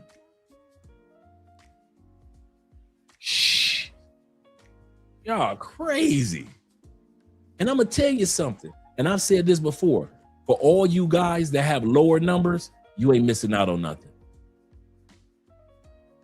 I'm telling you guys that. But if you think I'm saying all these numbers as a braggadocious way, nope. I wish my numbers were lower like a lot of you guys. I mean this from the bottom of my heart. I wish my numbers were right around, in all sincerity, at 58. I wish my numbers was right around maybe 50 or 40. Because the quality ones, I kid you not, I probably only had out of true intimacy that was just fire, maybe 20. And if you sit back and you think about your sex life, you maybe had 20 chicks that was fire. That everything she did was magical. The rest of them, one night stand here, or a chick that you smashed for a couple weeks there, or you met a chick at a business convention, or she was a co-worker. But if you sit back, you think about your sex life, you think about who would be in your Mount Rushmore. Some of y'all just like me. You probably got 20 chicks, maybe 10 chicks, 5 chicks that's on the Mount Rushmore that was really worth going back to. The rest of them was like, I don't even remember their name. Will says this. He said, more women, you have to realize how shady women are. Absolutely correct. Most of the women that I slept with were in relation. Absolutely correct. He said, I'm getting them off Black Planet. I was getting them off Black Planet. For real, bruh. You know how many wives used to be on Black Planet? Black voices? Crazy. He said, I remember MySpace. It went crazy out on there. Yeah. See, you younger dudes look at my numbers, you be like, well, how the hell? But if you were around for that era, you'll sit back and say, yeah, he ain't lying. He ain't lying. That MySpace and that Black Planet era was wild because it was the introduction to people meeting each other outside of their own city or their own neighborhoods. That hadn't been done before MySpace. And for Black people, Black Planet and Black Voices, there had never been you sleep with somebody in another city in the town over. That was not the norm. But once those, man, bruh. Jeff say, he said, my count a little under 100. Man, I wish mine was, bruh. And Jeffrey was around because when we was in Tampa, he saw me just.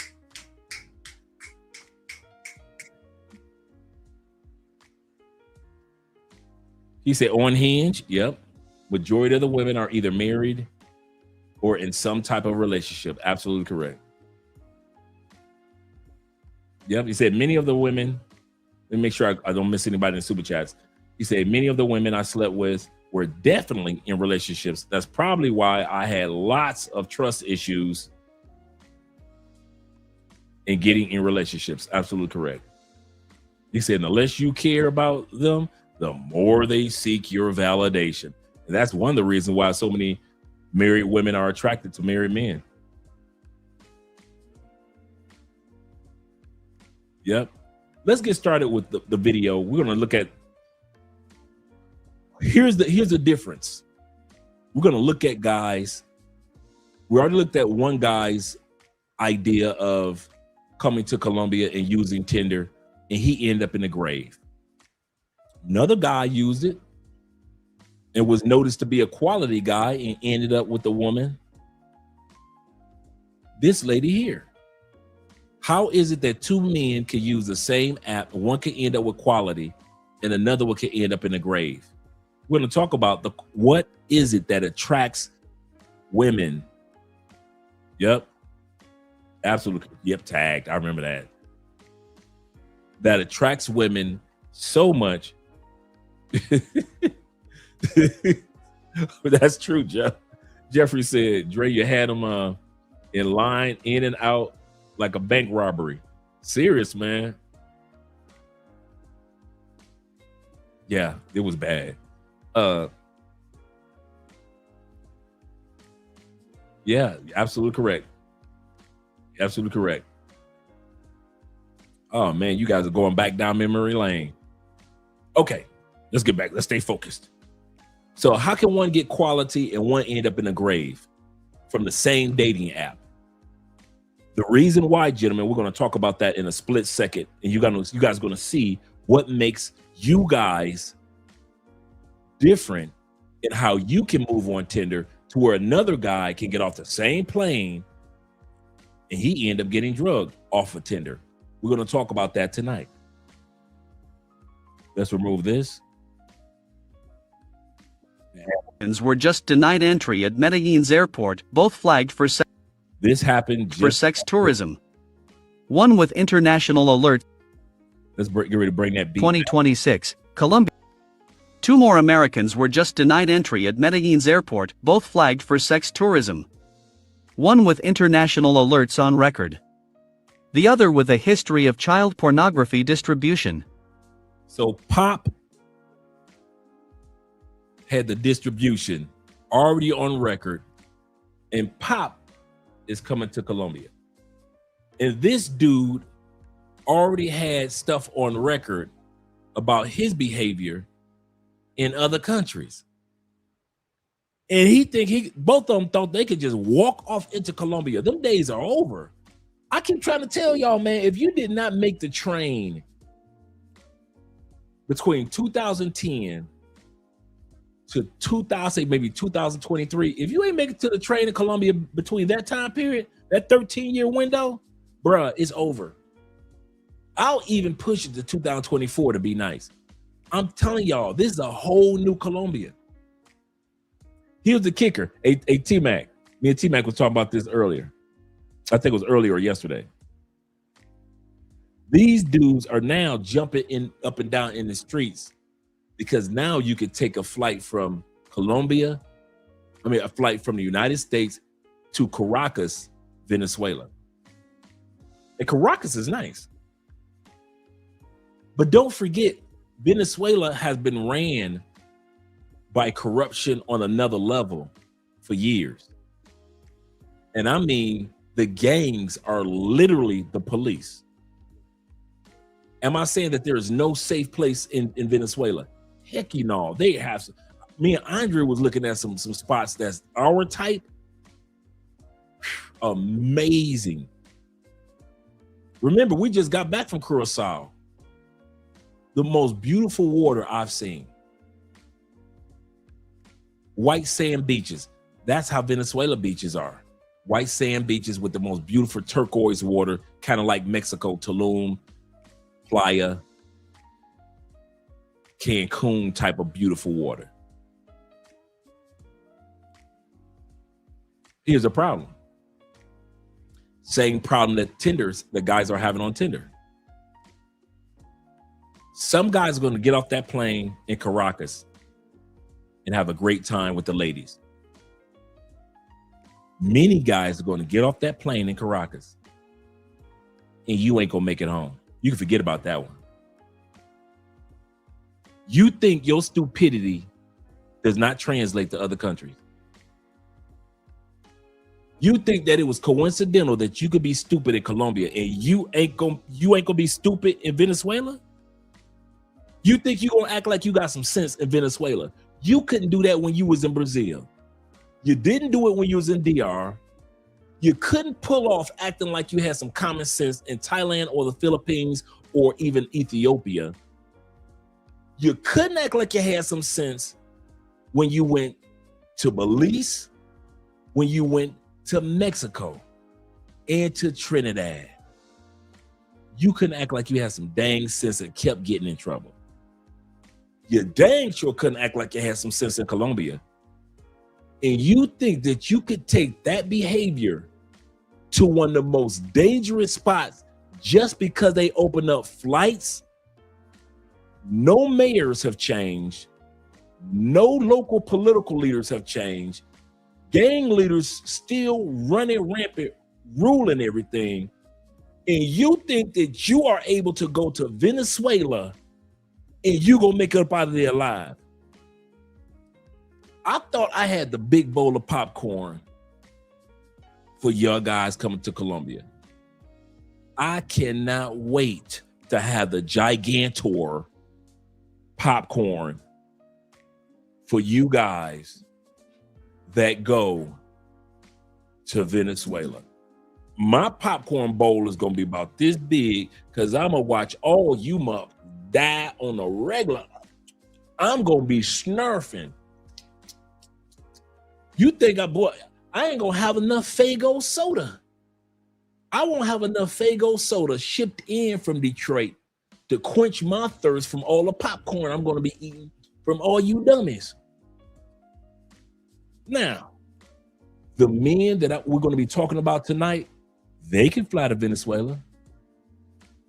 They are gonna have an excellent time with the ladies. They're gonna have a wonderful time in the country. They're gonna make it home. And they can do it again and again. The men that we're going to talk about that women are attracted to globally. I'm going to say that again. The men that we're going to talk about that are successful in Colombia, that have been successful in Brazil, that have been successful in Ethiopia, Mongolia. They went to the Congo, had fun. They went to South Africa, had fun.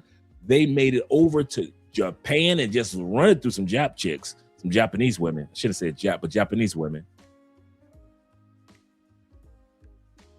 With no issues. They gonna land in Venezuela and have an amazing time. But the ones that can't even make it to keep from end up in the grave in Colombia, go and take y'all out to Venezuela. The flights waiting. Oh, y'all ain't got to wait no more. The flights to Venezuela are already set up right now. Dudes are posting flights all over the travel apps and all the travel groups on Facebook. Here's the price, dude. You can fly. You ain't got to deal with Colombia. We ain't got to deal with Don't. Remember, Colombia had almost 8 million tourists last year. You think they was all pay for play? Oh, so you think that if pay for play leaves, the other 7,600,000 people that come to Colombia gonna stop coming? Cause y'all measly 200,000 pay for play dudes come to Colombia.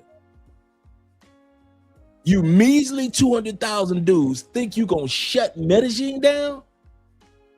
Medellin got almost 4 million tourists last year.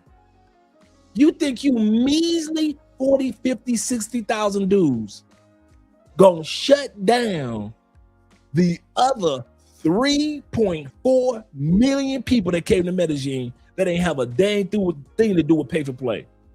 You think them restaurants gonna shut down? You know what's gonna happen? All the regular people are gonna go to Parque Lleras. All the people that's been waiting for y'all not to come to Colombia, that have been waiting to go back to Parque Lleras. All the couples that like to travel the world are gonna go to Parque Lleras. All the single guys that got some sense in their head are gonna go to Parque Lleras. When there is no more pay for play, and pay for play was a thing of the past in Parque Lleras, those restaurants are still gonna make money. And here's the funny part. They're gonna make just as much money during the daytime because there'll be people like me and Andrea that love, and Will, we were talking about this the other day. There are people like us that like the vacation during the day. Andrea and I ain't no nighttime tourists. We'll come out and look at the stars in a particular city. We ain't never hit no club in no city. Dude, me and Andre have been around the world. We have not hit one month in club. Never, ever. Why? We like to get up in the morning at 6:30, 5:30. I like photography. Andrea like photo shoots. So we like when the sun is just right and the sun is coming up, and we know that's like 5:30, 6 o'clock, 7 o'clock in the morning. So in order to get the perfect shot, we got to get up I can't be partying all night long and then want to enjoy my hobby of photography. What's wrong with y'all? So it's going to be people that will enjoy, like me and Andrea, enjoy the Parqueyereses of the world during the daytime. And more money is going to be made during the daytime. And at night, couples who want to go to Parqueyeres again will start to show up like they used to when I was going in 2016, 2017, 2018.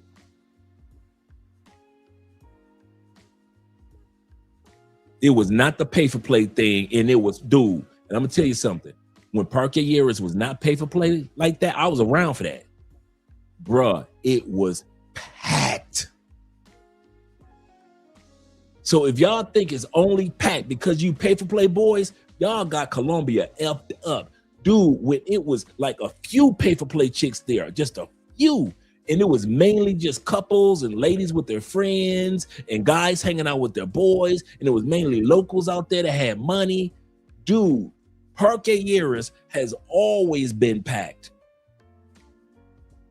So Colombia, when y'all sit back and say F Colombia, Colombia is telling y'all with dudes like this, F you. Y'all think y'all gonna hurt Colombia's feelings? Y'all motherfuckers crazy. Okay, put in the comments, name one country you can shut down if you ain't going there for pay for play. I'll wait. I like to hear what dumb motherfuckers gotta say. Name one country on this planet that's ever shut down because you dudes that like the buy coochie all of a sudden disappeared. Did DR shut down? Or can you still fly to DR and they still making money through Punta Cana instead of Sosua like that? Did DR shut down or it didn't? So Santo Domingo still making their money, huh? Oh, okay, I was wondering. Oh, all you pay to play dudes, y'all ain't shooting down to Brazil no more. Is Rio still there? Oh, Rio didn't shut down? I thought Rio was gonna shut down all the passport bros and everybody. You know, they shaking in their boots. They scared to go to Rio. I thought, oh, Rio still, people still going to Rio on tourism. Okay, I was just wondering. What about Cancun? Oh, people still going to Cancun? Oh, wait a minute. I thought y'all said go to Cancun, all the Mexican pay for play, but never. Oh, so when y'all stop going to Cancun, Cancun is still there? It ain't went nowhere? Okay. So how y'all think the Philippines or Thailand gonna be? Once they tell y'all to get the hell on from Philippines and get the hell on from Thailand, what y'all think is gonna happen on the islands? Or y'all think the islands gonna shut down? Oh, so all them investors ain't gonna come, huh? All that money they putting in for them new airports in the Philippines is just for pay-for-play dudes, huh? Y'all don't realize y'all ain't running ish. And that hurts y'all little feelings to hear that, don't it? Because I've been hearing y'all in the WhatsApp groups for years. Man, if we don't show, they'll shut down. Name the country. Put it in the comments. Shout out to Will for letting me know what country. 0.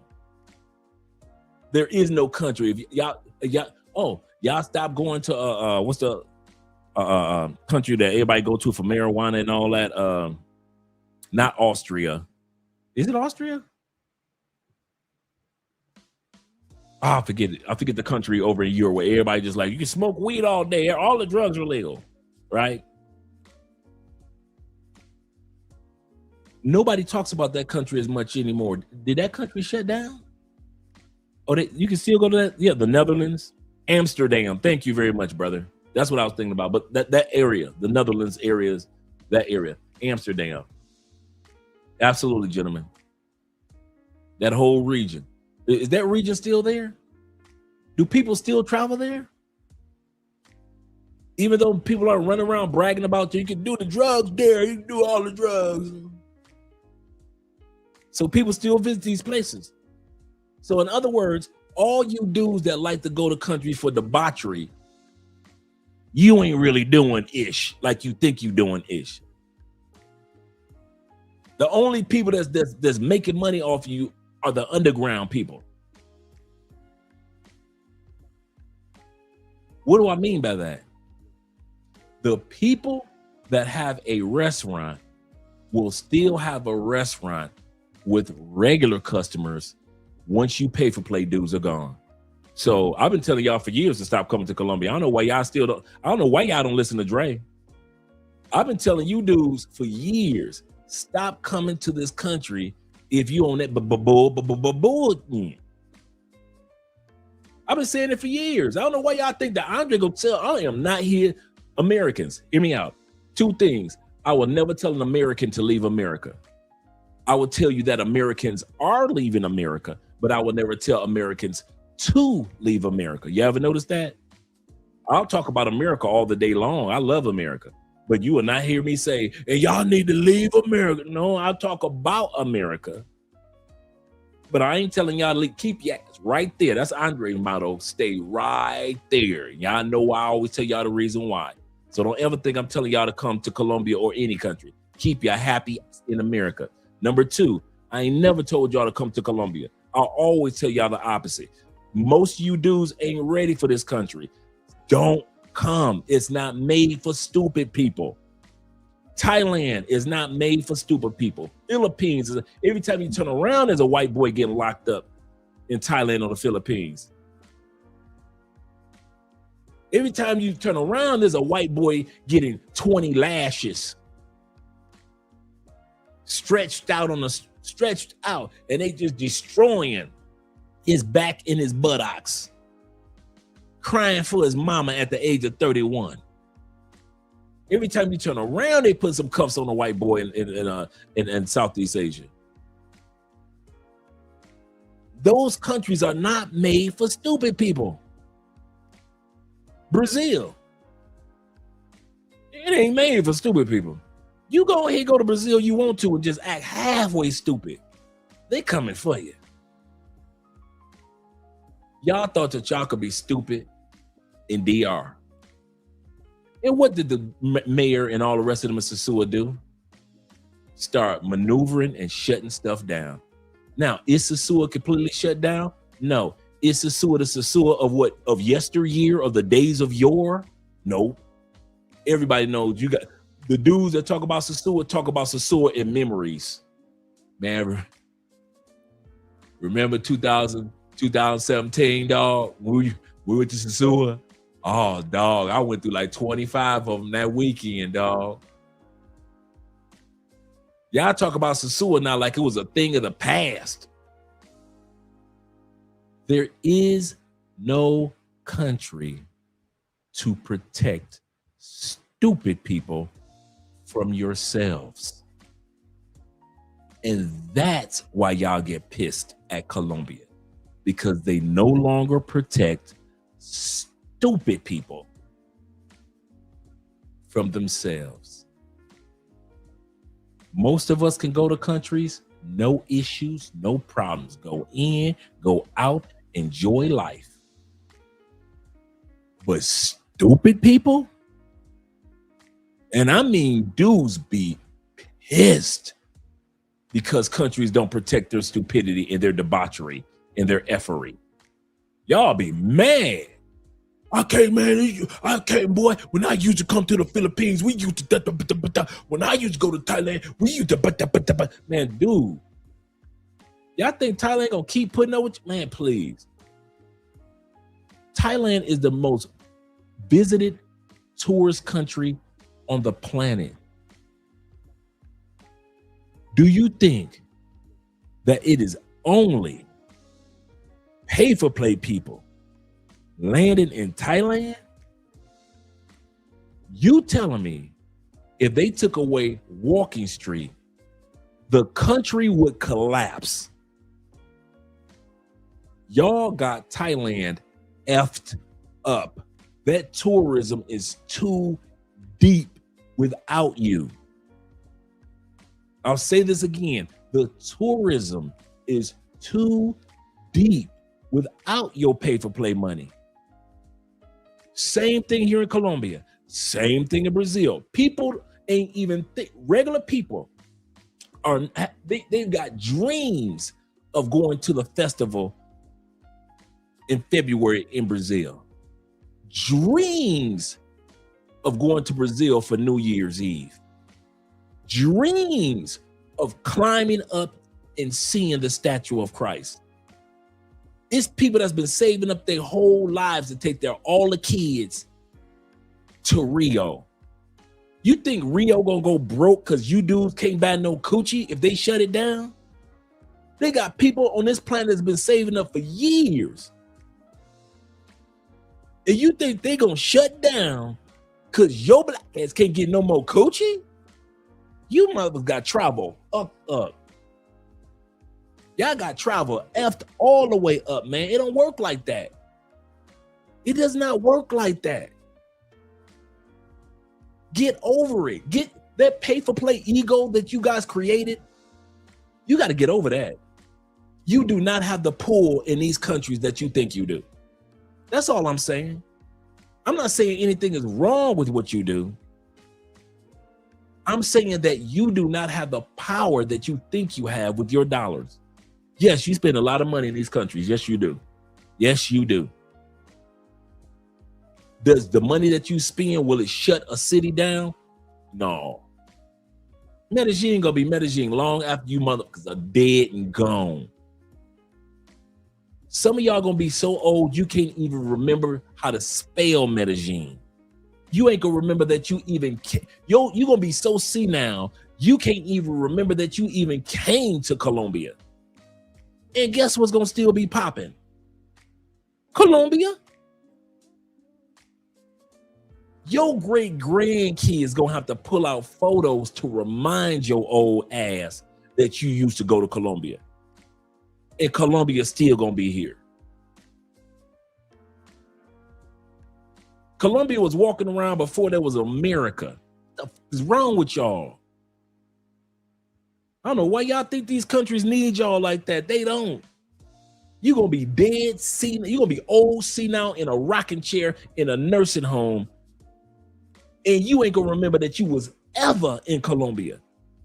And Parque Llera's gonna still be there.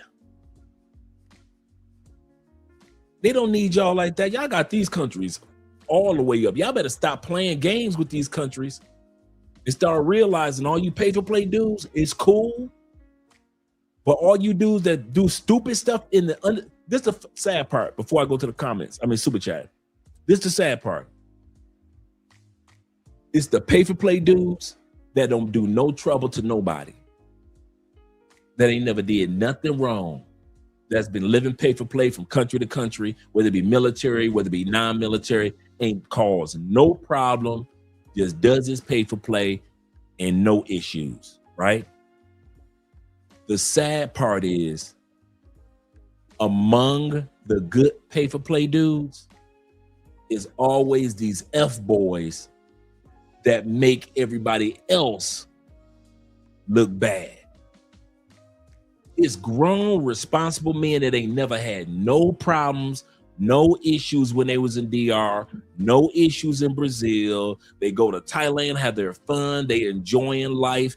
They started when they was 20 and they are in their 45 and they have never had an issue. Ain't never got drugged, robbed, scammed. They know women who know women that can introduce them to women in all these countries. Never had a problem. Now come the stupid dudes. So I ain't gonna even let people get away with saying all the pay-for-play dudes are created equal. No, they ain't. I would say most pay-for-play dudes ain't stupid. But the small pool of stupid mothers make everybody else look bad. That's the problem. It's not the pay-for-play. It's the pool of stupid dudes.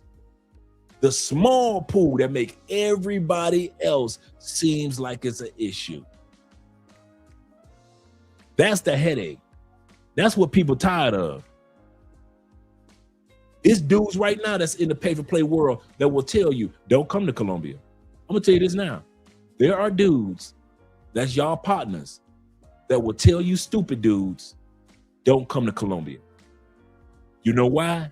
Because you effing it up for the dudes that ain't stupid when it come to pay-for-play. These white dudes that's been coming and black dudes that have been coming to Colombia for years, since the early 90s, the early 2000s, and they will tell you, I'll be glad when you stupid mother, stop coming to Colombia. Because it ain't the dudes that's been coming and doing pay-for-play from the 90s that's been going to Colombia, going to Mexico, going to DR. The dudes that's been going since the early 2000s. The dudes that's been coming to Colombia and all these other countries since 2010. Them ain't the headaches. You new mother since the pandemic that act like you ain't never had no coochie and making all the responsible brothers look bad.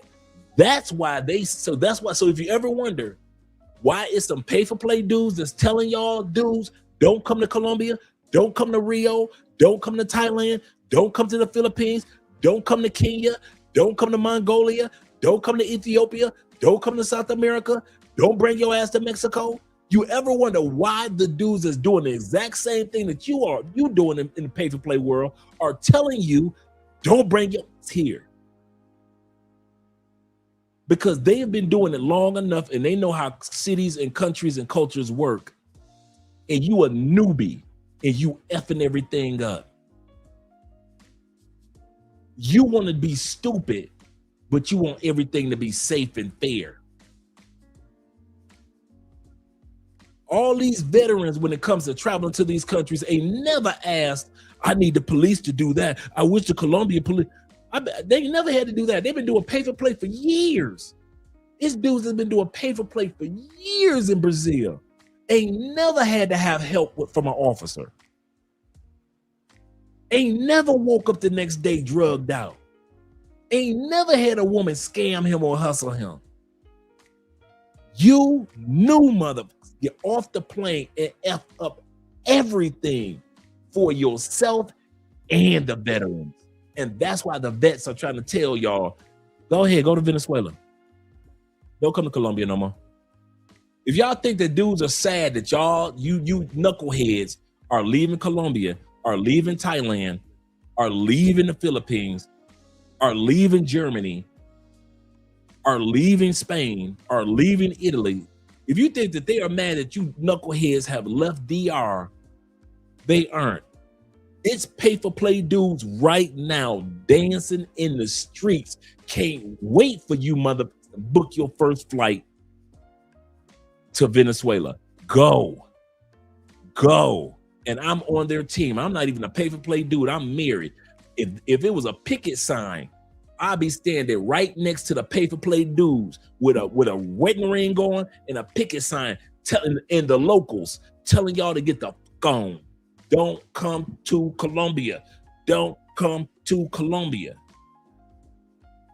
If y'all ever think that I'm telling this to the dudes that know how to act, I ain't talking to them. They already know who I'm talking to. I'm standing out there with a picket sign with them, telling them, you knuckleheads, you do that F up every country you go to.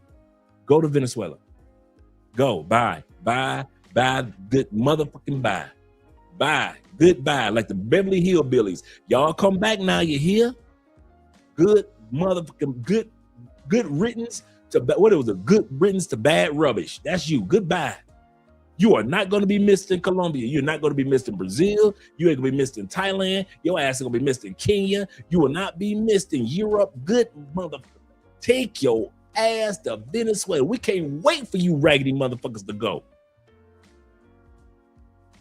I'm marching arm in arm with the pay-for-play dudes, man, that act like they got some sense in these countries. You think I'm going to sit back and just put all pay-for-play dudes in the same bucket? You crazy. I know the difference between how wise men move and you fucking idiots move. And so go, bruh.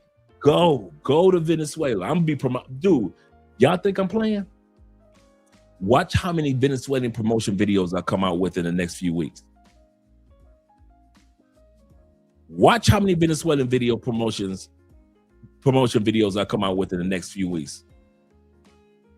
Y'all gonna damn near think we live there. We don't want y'all here in Colombia. We don't. Colombians don't want you. Married men don't want you around. The good dudes don't want you around. And the experienced pay-for-play dudes don't want y'all around. Don't nobody want you. I don't know why y'all keep thinking that we want y'all be following us from country to country. We don't. You motherfuckers wasn't going to Kenya until a few brothers that had sense went to Kenya. As soon as y'all saw the brothers that got some sense go to Kenya, here you pookies following them to Kenya. You must, before Austin Holloman and a couple other YouTubers went to Kenya, you motherfuckers couldn't even spell Kenya. Before a few brothers went to South Africa, you motherfuckers couldn't even spell South Africa. Y'all always got, you knuckleheads always got Ethiopia running out of y'all mouth. Motherfuckers can't even spell Ethiopia. You always follow the good dudes. You watch and wait to see what's going to happen to the good dudes. And then here you stupid motherfuckers come to Thailand. Here you stupid motherfuckers come to the Philippines. Now y'all running all the way down to Vietnam acting a damn fool. And running down to Korea, South Korea acting a fool. So now we get messages from South Korea and Vietnam that they ready to kick you motherfuckers out already. Military brothers been going down to them countries for years. No issues. Here you stupid motherfuckers come. It ain't even been a couple years left. Yet. It has not been a couple years yet. Vietnam and Korea ready to tell y'all get the fuck their country already. They ready to do like Colombia doing already. It's only been 2 or 3 years. How you F up Vietnam and Korea already? They got YouTubers all over South America, South Korea and in Vietnam posting videos already saying y'all got to go. I've been here 15 years. Y'all come down here. Y'all effing don't. Y'all got to go. Already? If y'all don't take your ass back to the United States, if y'all don't take your ass back to the United States, I swear, man. I swear. Let me get a shout out to my brother Jay in the building. Jay says this. He said, Andre, thanks for the tip about using my visa in Colombia immigration line. Yep. He said it took 3 minutes. Yep. That's it. 3 minutes back home now in Medellin. Shout out to you, brother. Yeah, man. You ain't got to stand in that long line now. You do not have to stand in that long line. You got you a visa, you stand over here. You ain't got to deal with all that mess. That's serious. You let those dudes that got to use their passports stand in the long lines. Shout out to Jay Anderson and Ahmad. Yes, sir, man. These dudes. He said, I remember that. They avoid those areas. Yeah, man. They used to avoid those areas. Now, my brother Zeta said, I wish that they would come to Cambodia acting a fool. He said, I'll get them myself. Yeah, man. It's always us good dudes that they follow. I noticed that pattern. Stupid people watch good dudes, and when they think it's safe, then they run down to where we are to do stupid-ish. He said YouTube is a gift and a curse. He said these pookies say, that's it. These pookies stay watching YouTube to see what country they will F up. Absolutely correct. That's 100% correct. He said, matter of fact, He said, I need to write you sound like T-Mac now. You sound like T-Mac here in Colombia. He said, I need to write the Cambodian officials about letting these fools in the country. I'm laughing, T-Mac. I'm laughing with you because I know your style. He said, in the country, he said, I need to write an invoice. Absolutely correct. I am not mad at you, brother. Let's go back to the video. Let me shut my mouth for a while. Okay, so this dude, over the past couple of days, they put him back on a plane. So if y'all think that it's just brothers that they putting on planes, it's white dudes too. Let's continue. 2 more Americans were just denied entry at Medellin's airport, both flagged for sex tourism. One with international alerts on record. The other with a history of child pornography distribution. So far in 2026, Colombia has turned away over 60 foreigners for this reason. Okay, it's only been 4 months in 2026. They've turned away 60 foreigners. In 2025, they turned away in all 140. They've already turned away 60 dudes. Dude, it's only been a quarter of the year, and they've already turned away 60 dudes.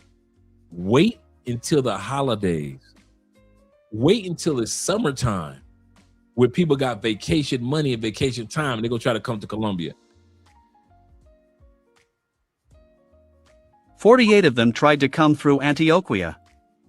These are various belongings an American citizen attempted to bring into Medellin, including numerous sex toys. However, entry was denied for both him and his luggage.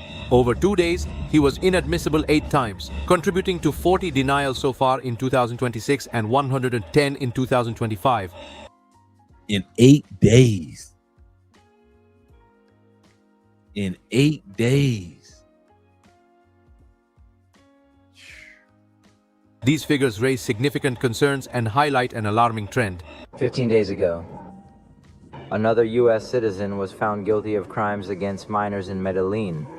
Federico Gutierrez, mayor of the city and who has led a frontal fight against this phenomenon, assures that so-called sexual predators must be acted with the greatest. He said 15 days ago, another American citizen, if I believe he said American citizen, I'll just say foreigner, was found guilty, not deported, but arrested in Colombia, tried in Colombia, and found guilty in Colombia of messing with underage women. They locking dudes up. Dave said this. He said, Dre, there's a country in Southeast Asia called Laos. Shout out to Laos. He said, I'm definitely curious about anyone has information that is helpful. I'm all ears. So any of you guys that know any information about Laos, I've been hearing things about Laos. So anybody that has any information about the country, let us know. Let us know, gentlemen.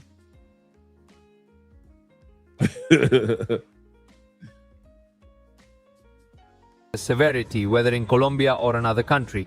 On the streets of the city, sex is the order of the day and night. Today, many more foreign men enter Medellin than women, more than double according to the figures, and the age. Dang. Okay. Look at the title. We got men that come to Medellin and women that come to Medellin.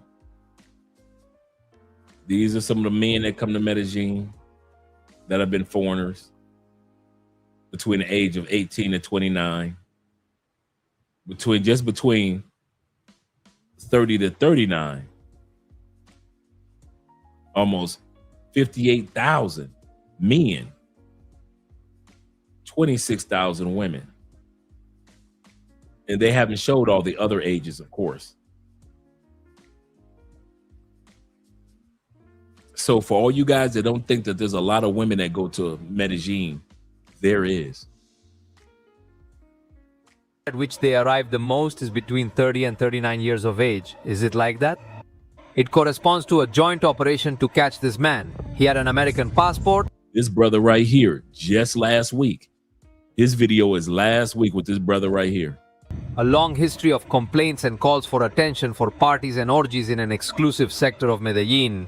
and after his arrest, he was expelled from Colombia and returned to the United States in a direct flight to Miami. In the last 2 years, the authorities have captured 27 foreigners for this type of crime, and in the United States, there are already 4 convicted. In what happened in 2026, Migración Colombia has registered 310 cases of deportations and expulsions of foreign citizens in the country. Of the total number of cases, 157 were deportations and 153 were expulsions. These procedures are implemented within the framework of state sovereignty, the Constitution and the law, guaranteeing due process and respect for the rights of foreign citizens. These measures are due to reasons such as irregularities in entering, staying, or leaving the country, the use of fraudulent documentation, the violation of immigration regulations, the development of unauthorized activities or situations that represent a risk to national security, public order, and citizen coexistence. Deportation and expulsion measures are also applied by request from judicial authorities, international notifications, or decisions of judges of the Republic. Deportation is a measure that implies a prohibition of entry between 6 months and 10 years, while expulsion entails a minimum restriction of 5 years and the requirement of a visa for eventual return to the country. Another example of the commitment of the government of President Gustavo Petro to the security of our country.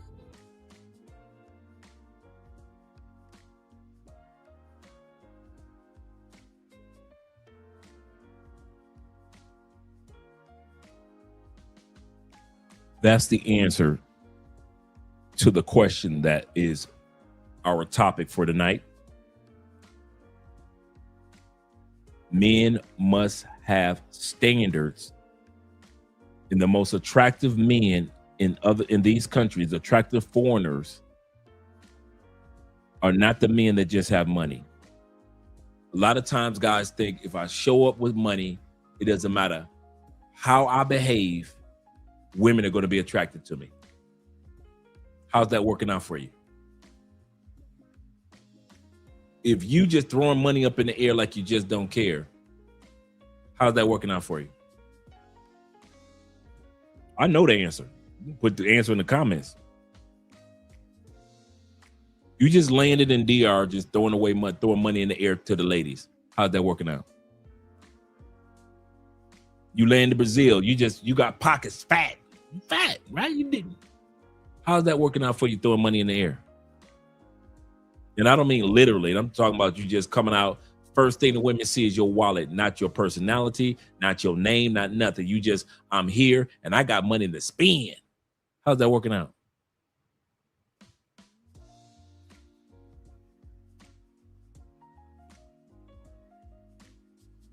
I don't care if you're a white dude that's throwing some fancy parties in Medellin because they kicking y'all out. All you dudes that thought y'all money was just gonna make sure that protect y'all.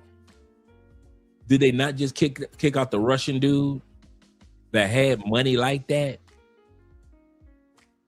But he's throwing parties for 2 months,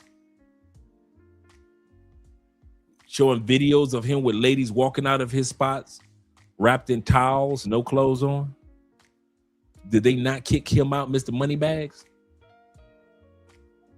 What about the redhead white boy that ran down to Brazil talking about they didn't want me in America, so I moved to Brazil. I got me a beautiful Brazilian girl. And she's beautiful. Did they not run him out of Colombia? He skedaddled and ran down to Brazil. Brother, the white dude they used to hang out with Fresh and Fit. The redhead white boy with the red beard. Did they not run his ass out of here? Oh, I thought he was throwing them big parties. Oh, so just because you got money and you throw big parties and can buy any chick in Colombia, that don't mean that you're the most desired.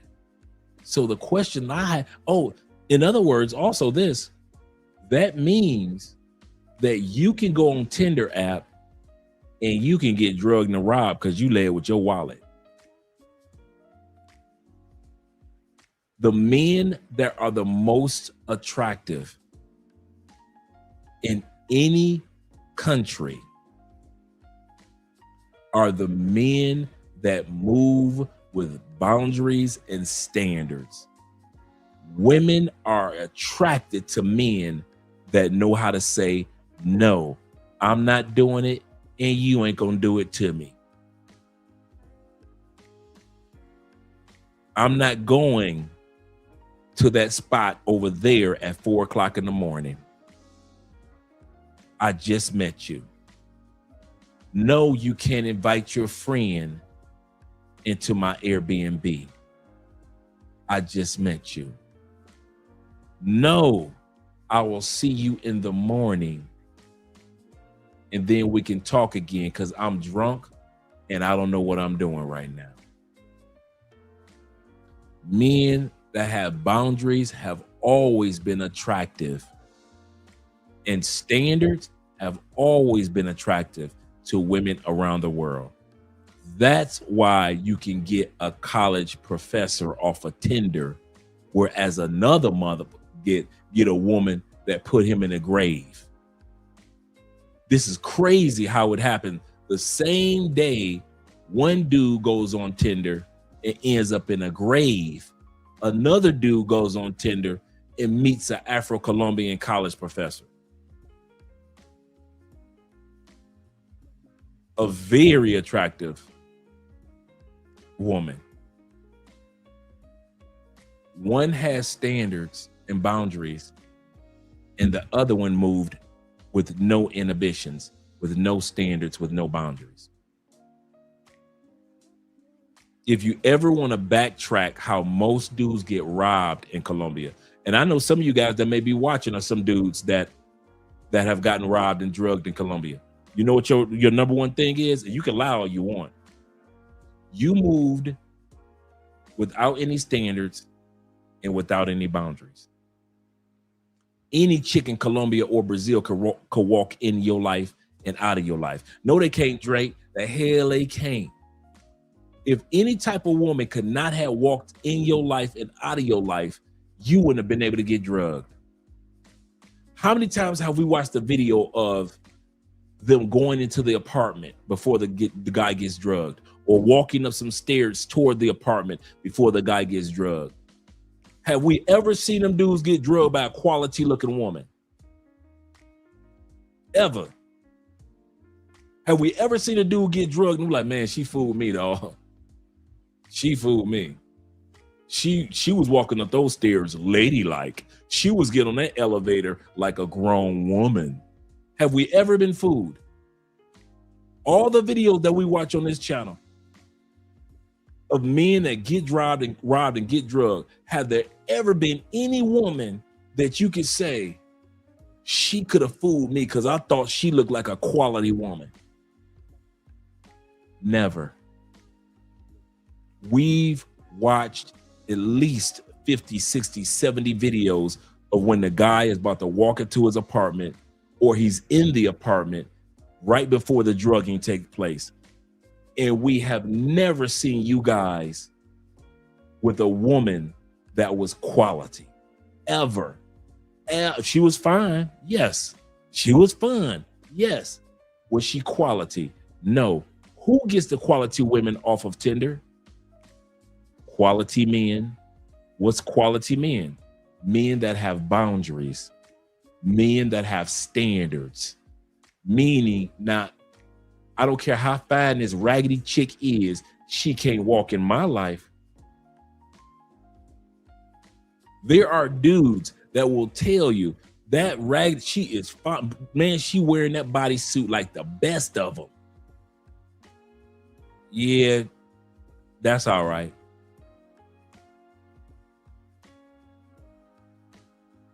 Like I always say, there are too many of us that don't know how to say no to pretty coochie. That's our problem.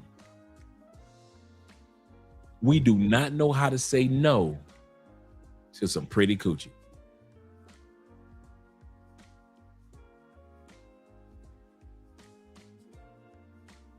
But then we'll say no if a quality woman tries to catch our attention on Tinder and Bumble. Let a quality Colombiana try to catch your attention on Tinder. Man, you gonna swipe and you ain't gonna respond. Let a quality woman that's about her business hit you up on Bumble. You ain't gonna hit her back. I know you ain't. You want beautiful, raggedy chicks. You want them to be fine with a big butt, pretty face, collarbone, full breasts, small waistline, pretty ankles, and as evil as Satan himself. I've mentioned this a few times before we get back to the video. When Obi Land did that interview of the pay-for-play chick who drugs men as a profession, he interviewed her. You know, he had her face covered. The part that got me, and I'm going to continue to say this over as years go by, when that woman said, "While I wait for the drugs to kick in, I finished the drink that I made." That is diabolical. That is diabolical.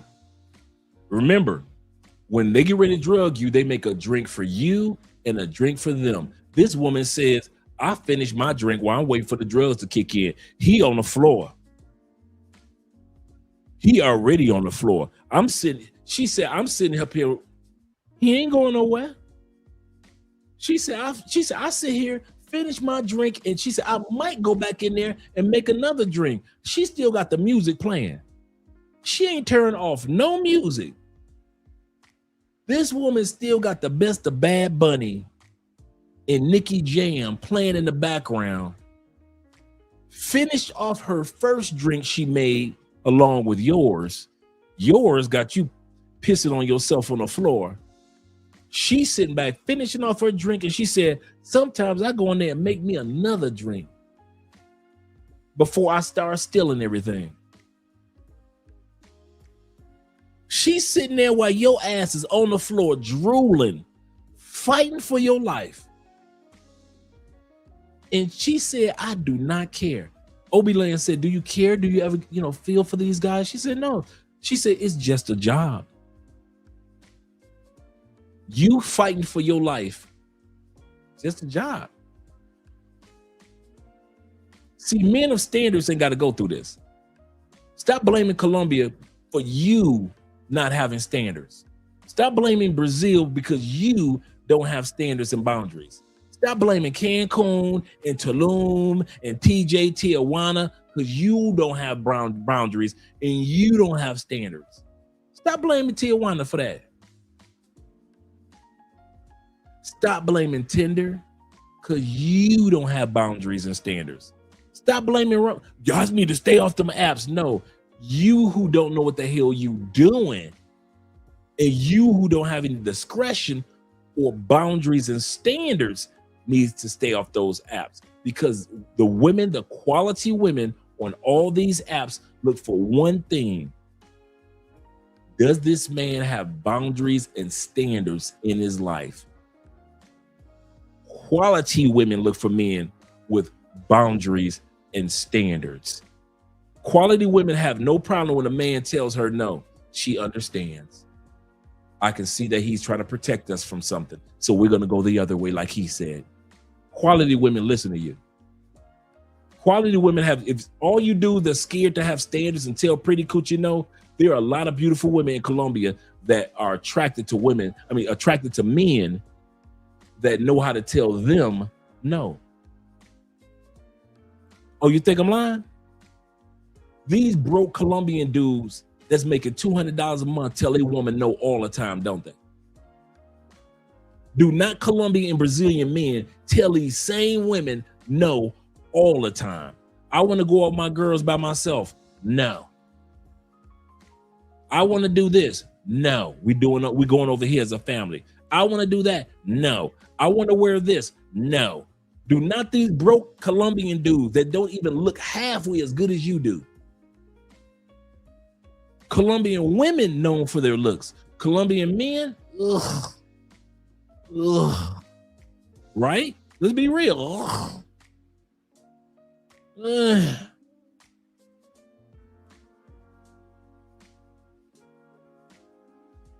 These dudes have standards and boundaries, and these women in Colombia, Brazil, Peru will follow them to the T.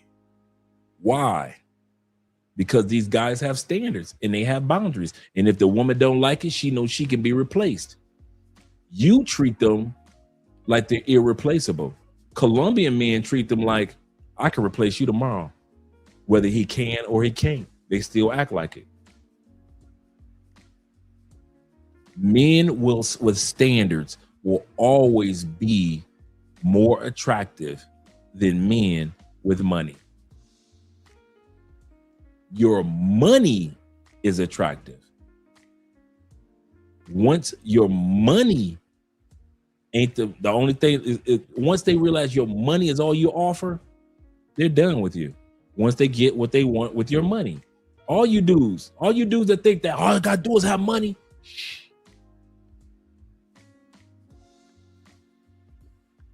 We were just talking about Plenty of Fish, the dating apps, Black Planet, Black Voices, MySpace. We were just telling you guys that there are quality dudes that take care of their wives in the States, that takes care of their girlfriends in the States. And she was still cheating. No matter how much money you made, your woman would still let me break her motherfucking booty hole open. She ain't never let you hit it in the back like that. You've been paying them bills for the longest. She ain't never let you have no anal. She was cheating with me. I'm all up in her booty hole. She crying, screaming in the middle of her third orgasm in her butt. 3 orgasms in her butt, but let you actually act like you want to put the tip near her butt. She pretend like she don't do that. Your wife. Don't you ever think that money gonna keep that coochie from being that coochie. Now, let a man of standards get a hold of your wife. He ain't gonna let her act like she can do half the stuff that she do to even get near a guy like me or who I was. Standards. How do Colombians do? If you going, I'm going.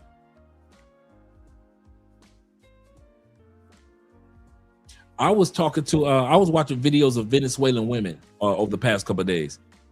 Do you know that Venezuelans, when they're in a relationship, where he goes, she goes. I'm talking about in Venezuela. I'm not talking about Venezuelans here in Colombia. I'm talking about true Venezuelans. So when y'all get ready to take y'all flights to Caracas, I want y'all to know something about true Venezuelans.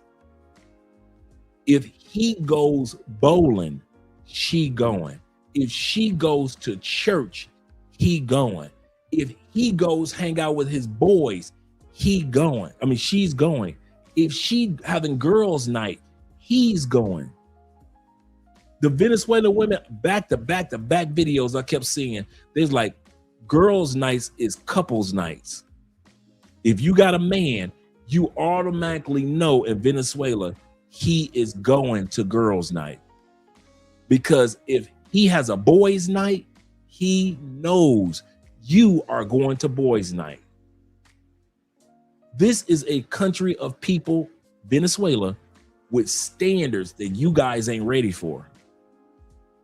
And I watched several videos where they say it's just a norm. It's just, and then I watched Venezuelan women that were in Miami that had just landed, and they said the same thing. I stay up under my man stay up under me. And it wasn't about a fear. It wasn't about because he worried or she worried. It was all about they were comfortable with each other's standards. Men with standards are the most attractive men in these countries.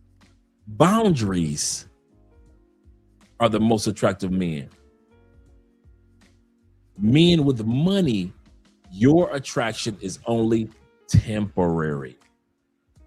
Yes, all women want a man that can spend money on them, but that only lasts so long before you get cheated on. Like you dudes get cheated on when you got your girlfriend in DR and you may give her $1,000 a month and she is cheating on you with a dude that sleeps in a tent.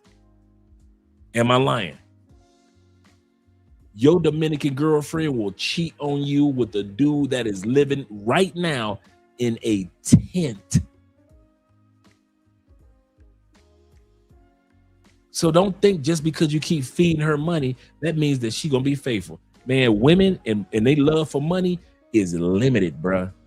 It has a shelf life. It has a shelf life, bruh. He said, I don't do dating sites. I don't blame you.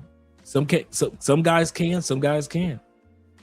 Will says this. He say they want plastic bottles and, and feeders type chick. Yeah, for real. Seriously. Shout out to my brother Chaos Reigns. He'll be live later on tonight. Make sure you check him out. Check out his live stream. Once again, make sure you guys subscribe to his channel as well. Let's get back to the video. Men of standards are the most valuable in these countries. I kid you not.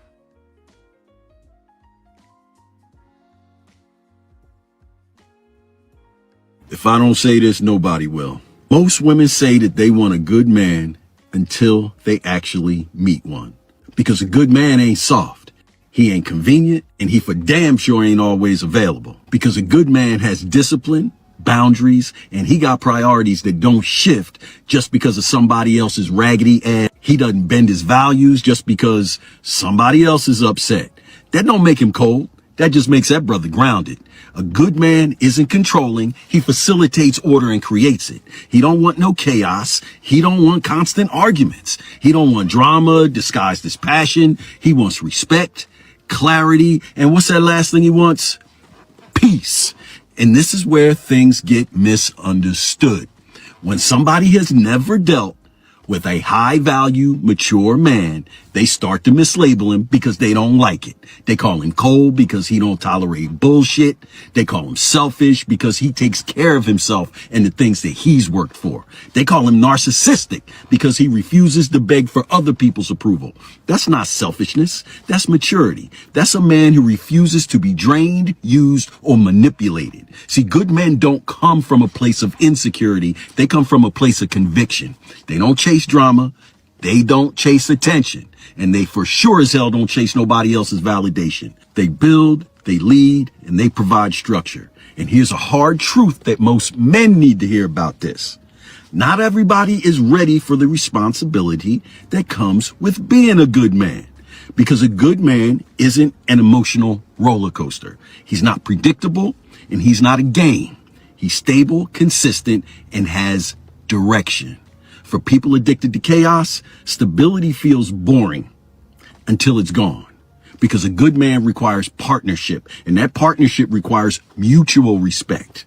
See, he requires somebody who's emotionally regulated in order to do that, and not reckless. And that's why so many men get mislabeled. And that's why mature men are misunderstood. But they stay solid because good men do not bend. They build.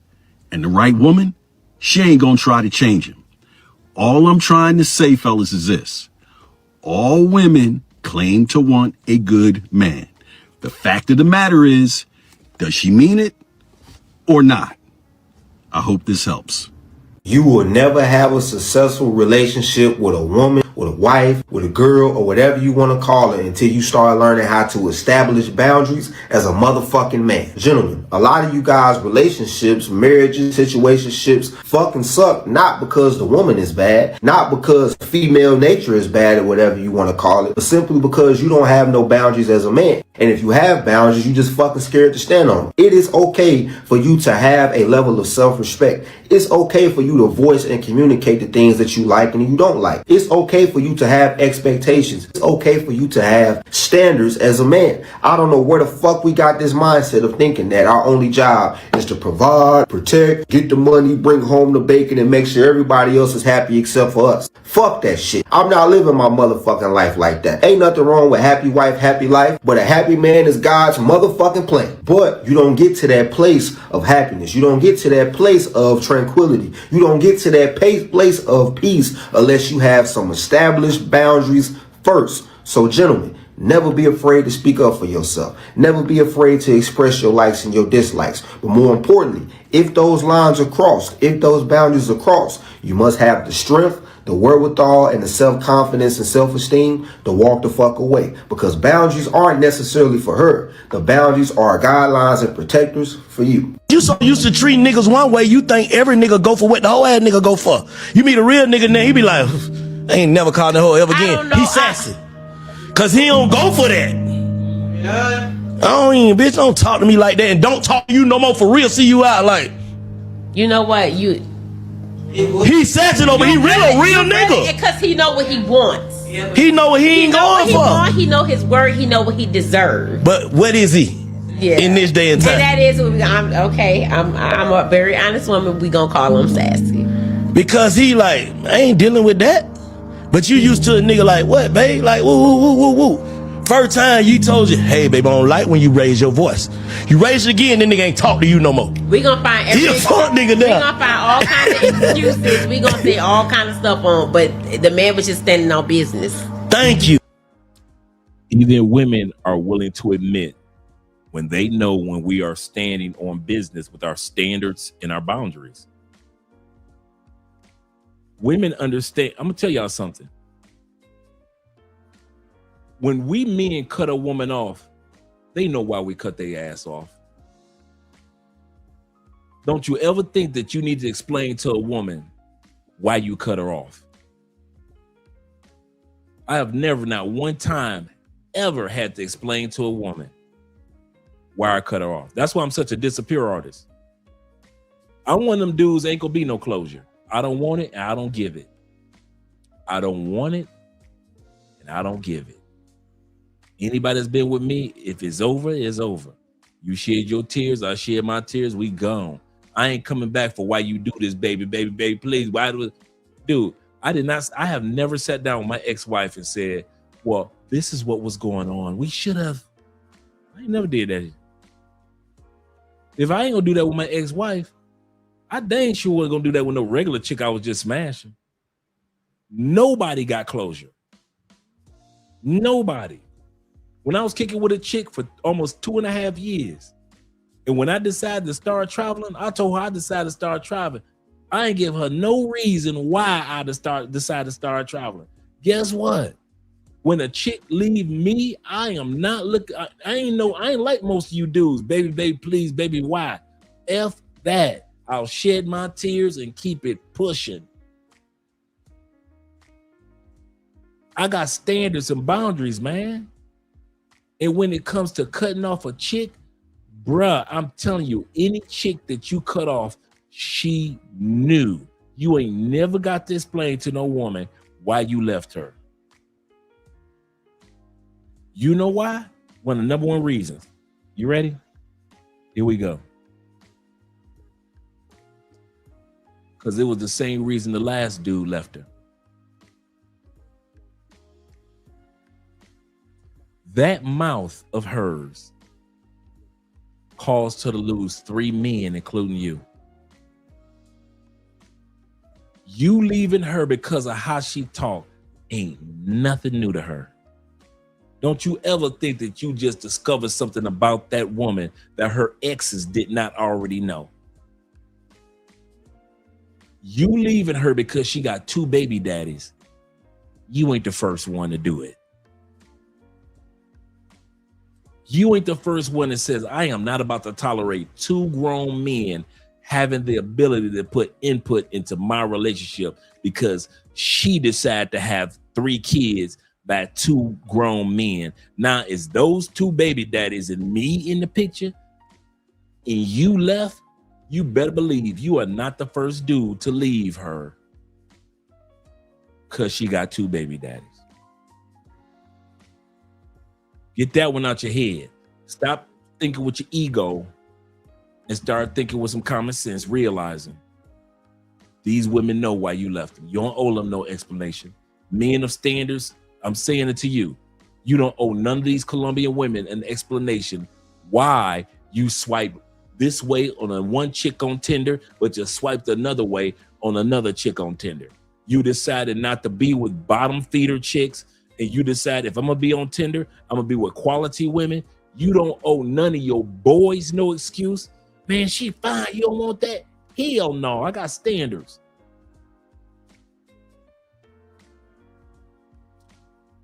Why do y'all think I say what I say?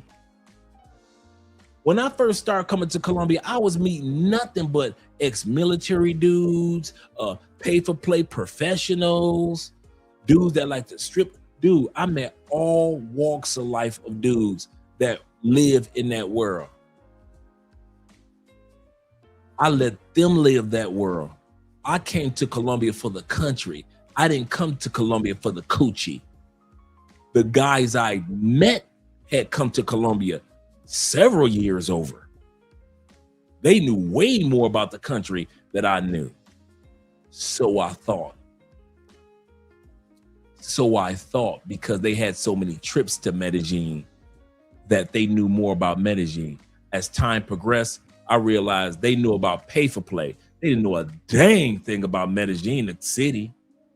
Nothing. That's what blew me away. They've been to Medellin 7 times.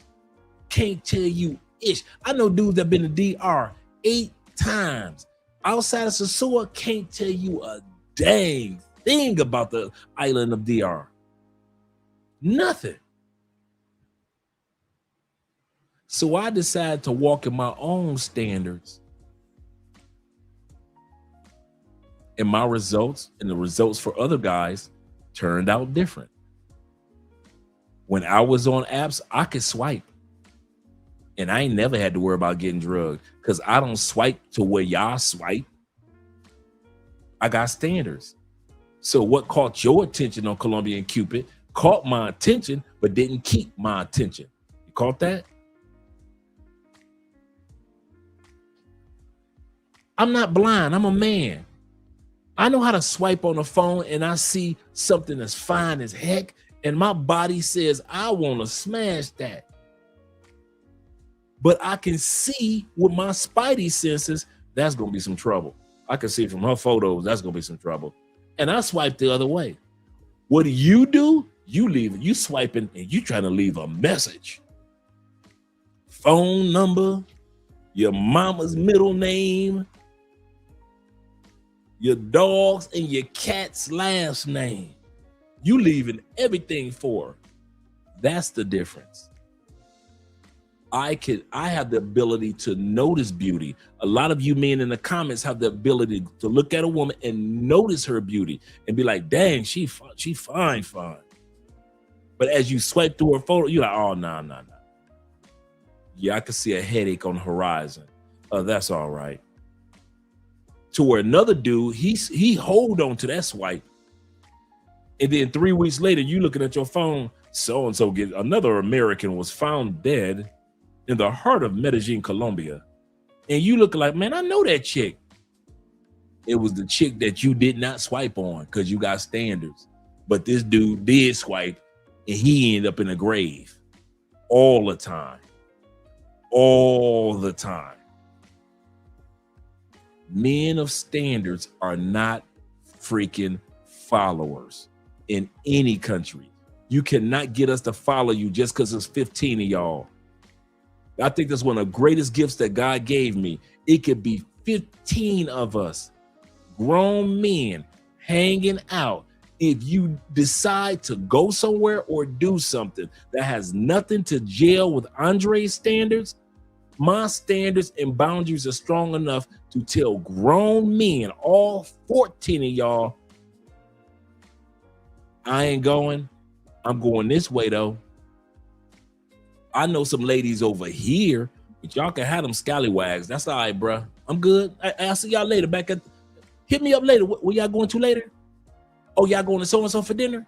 All right, hit me up when y'all get ready to go ahead over there. I'll meet y'all over there at what 7:30? Y'all gonna be at 7:30? Okay, cool. I've done that one plenty of times. Plenty of times. I will tell a bunch of grown men, I ain't going over there. You crazy. Oh, Dre, you tripping. No, y'all go, bro. Go ahead and go. Have fun. What time we gonna meet that on? Okay, bet. I'll see. Or this is the other one. I'm famous for this one. I'm gonna disappear on y'all, dog. Y'all gonna think Dre walking behind y'all, man. I've been gone 30 minutes. I done walked that way already. I'm gone. Y'all gotta hit me up on, dude. I'm famous for that one. Every city I've gone to with my partners, I done came up missing. I done came every city, dude. I am not one of them dudes that's a follower like that. Never have been. My standards say, nah, y'all trying to go to that club. I heard about that club. I met this little chick online, man. Man, we in Cincinnati. I'm trying to go through.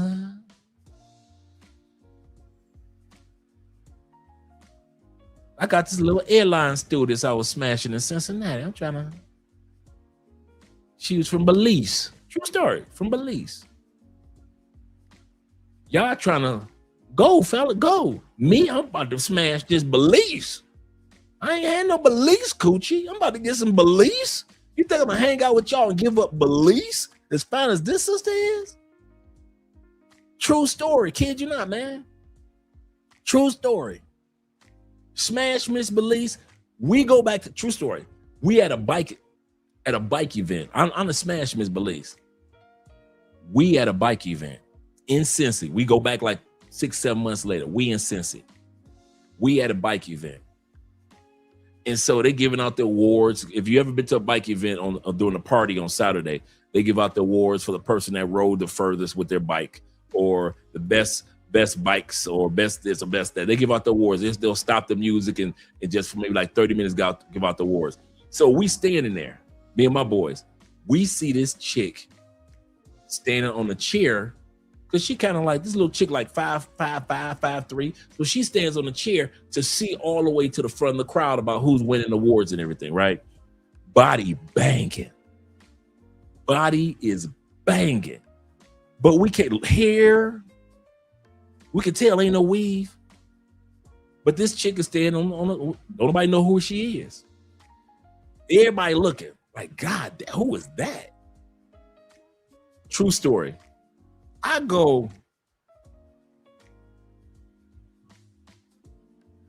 recognize that ass. I know exactly who ass that is. I walk up right on her. Blah! Like I said, she's standing up in the chair. Blah! I mean, I got a good smack, like a gun. My boy's looking like, what the fuck is Andre doing? You don't know her? She turns around and look down, because she's standing in the chair. She turns around and look down, ready to cuss out the world. She saw my face and just reached out and just rolled all in my neck. Everybody looking like, how the hell Andre know her? Remember I told y'all last time we was here, when I left you mother standing there and y'all wanted to go off to so-and-so, and I told y'all I had this little Belize airline stewardess that I was smashing? That's the Belize airline stewardess. When'd you get back? I didn't know you was in town. Da, da, da, da, da. You know this coochie is yours tonight. I know. I said, where your girl at? Because a girl was this bad chocolate airline stewardess, right? With an apple bottom. This is when apple bottom jeans was popping. Bad chocolate sister. I said, where your girl at? She over there with her man. I said, she got a man. She like, yeah, that's how I got here. She said, I came here with her man. Oh, I was hoping to see you. I said, where her man at? How come her man was one of my boys from another motorcycle club in Cincinnati? I said, she said, that's where we're staying at tonight, over his house. I pulled that nigga.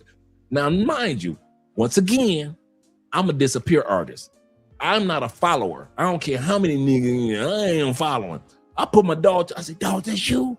He said, yeah, Dre. He said, wait a minute. Is little Belize that she been telling me about this dude that he Thrilled because my bike name is Thrill. Thrill. So that's who she talking about? Yeah. I mean, man. When you leave, I leave.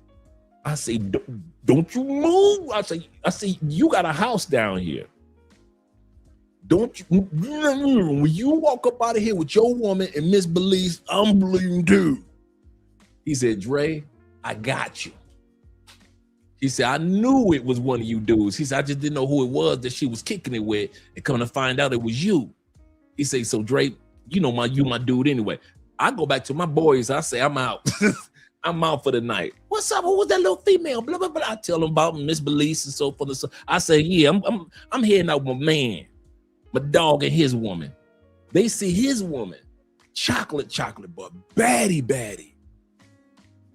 They like, I said, yeah, both of them airline stewardesses, man. I said, I met them at the hotel last time we was here, blah, blah, blah, blah, so forth and so forth. I say, see, when you niggas was just going this way, I said, man, I went back to the hotel. I met this one and coming because they had a convention, an airline stewardess convention. She walking through the hall.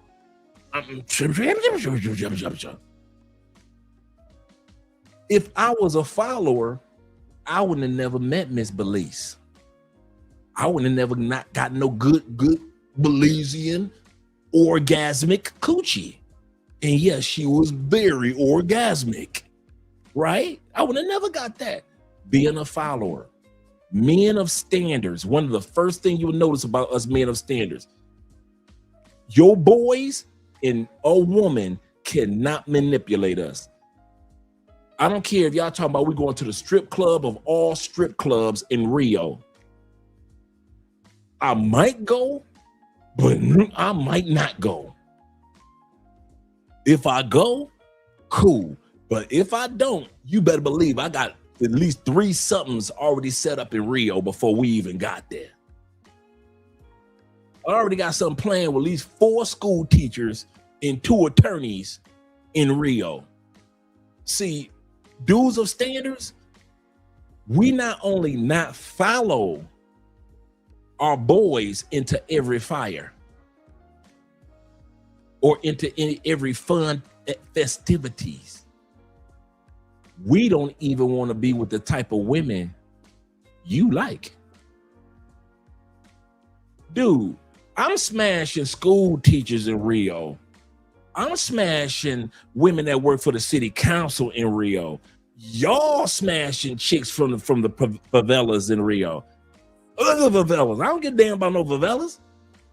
Come on, Mike. We're going to see the Michael Jackson statue. Damn that Michael Jackson statue. Where Michael danced in Rio. I don't give a damn where Michael danced in Rio. I watched the video. I'm about to head over here and beat up this city council meeting chick that I met. She said, Andre, you are invited to my house. That's Andre.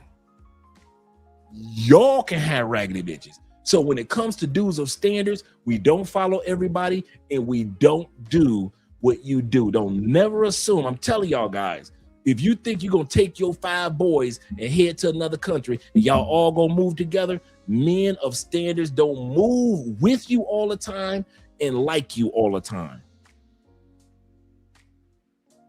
If you think I'm lying, one of the greatest examples is my brother, Mr. Pro For You of the YouTube channel, Love, Purpose, and Passport. Shout out to him and his wife. That brother said, I went to Sosua a couple times with some dudes, my boys. Had a great time. Went back to DR. And my boys was like, we about to have our Sosua fun. He's like, nope, I'm heading to Santo Domingo. I met this little shorty. She cutie. They was like, okay. Hit it off. Next time they go to Santo Domingo, go back to Sosua. Hey, I know you about to do Sosua with Mr. Pro For You. Like, nah, man, I'm heading down to Santo Domingo. I'm about to hang over Miss Little Shorty again. His boy's looking like a Okay. Until his boys called to drift, he ain't a follower. Mr. Pro for You ain't a follower. Still his boys. But men of standards don't assume that us men of standards are gonna go where you go and do what you do. That we ain't built like that. I'm gonna say it again, men of standards and the boundaries, we ain't built like that. Just because you smashing that type of Dominican, I want this type of Dominican. Now Mr. Pro for You and his wife, YouTube channel Love, Purpose, and Passport, they happily married. Great couple, beautiful woman, fluent in English. English is better than all. I ain't never seen, but I'm gonna tell you this now. It ain't too many of us that's born in America that speak English better than this woman. That's how proper her English is. But if he had been a follower, he would have never met his wife. In other words, if he would have said, let me follow somebody else's standards or somebody else's boundaries, he would have never made it to Santo Domingo because he'd have been too busy following dudes through Sosua. Us men of standards are not, it ain't even in our DNA to do that. So either I'm gonna leave you guys maybe 20 minutes into whatever we doing, and you guys say, I'm gonna head to the strip club over there. I'm gonna head to this brothel. And I'm like, I ain't in no move for no strip club. I'm gonna tell you guys now, I'm gonna meet y'all for dinner at about 7:30, man. I'll meet y'all on the other side of the city. Or I know Andre. I'm gonna disappear on your asses. Dude, when I was single, I would disappear on my, I don't care what city we went to. I don't care what country we went to. My ass gonna disappear. If you don't text me or call me, you ain't gonna see Dre. You might see me when it's time for the flight to leave, to head back to the States. I kid you not, bruh. I'm far from a follower, man. I am far from a, ask Richie Mack. Ask T-Mac. Richie was like, we gonna do this, we gonna do that, we gonna do this. I was like, man, I called Richie up after like the first or second day. Me and T-Mac and Richie had hung out in Medellin. I called Richie like the second day up to his hotel room. I said, dog, I'm heading home. I ain't seen my wife in a week. We just got back from the Black Menace for Conclave last year, this past September. Man, I'm trying to see my wife. I caught a flight, the earliest flight I could catch to get my ass. It was only an hour away, Medellin to Cali. Ask Richie, ask T-Mac. I ain't lying. I am, dude. They respected my decision because they are men of standards and men of boundaries. So they understood a man of standards and a man of boundaries. Because Richie was missing L. He's missing his woman. So he understands. Hey, Dre, I got you. I understand, bro. Go home to your wife, bro. I saw how lonely you was looking at that yacht party. How disappointed in America you was looking on that yacht party. Go home to your wife, bro. So I'm still like that to this day, bro. I kid y'all that. Right. T-Mac say, he say, Dre was missing Andre or something fierce. He was sulking the whole time. And a big grin as soon as he got home. Right, man. I'm ready to go home. Shut up. Yeah. The famous disappearing act. I love him. Dude, my boys will tell you that about me for real. It's two of us that do that. My brother Rick, he's quick to do a disappearing act, and me. Because they know, I'll be like, man, I got something already set up in this city. How you got something already set up? We could be in Lexington, Kentucky, or Louisville, Kentucky. Hey, man, I got something already set up, dog. She got a friend? No, I made sure she ain't got no friends. No, she ain't got no friends. She ain't got no. Y'all can stay here and run through all these biker chicks. Run through the biker chicks. I'm about to smash a couple of these pedestrians I got set up. I'm about to give me some pedestrian pussy. Y'all go keep on running through them biker chicks. We've been there 100 times. I'm trying to give me some pedestrian coochie. So any city I went into, I was dangerous. And yes, I disappeared. Damn, I come back like half a day later. I don't know why I do that, man. I remember one time, man, true story, man. I told you I'm a disappear artist, man.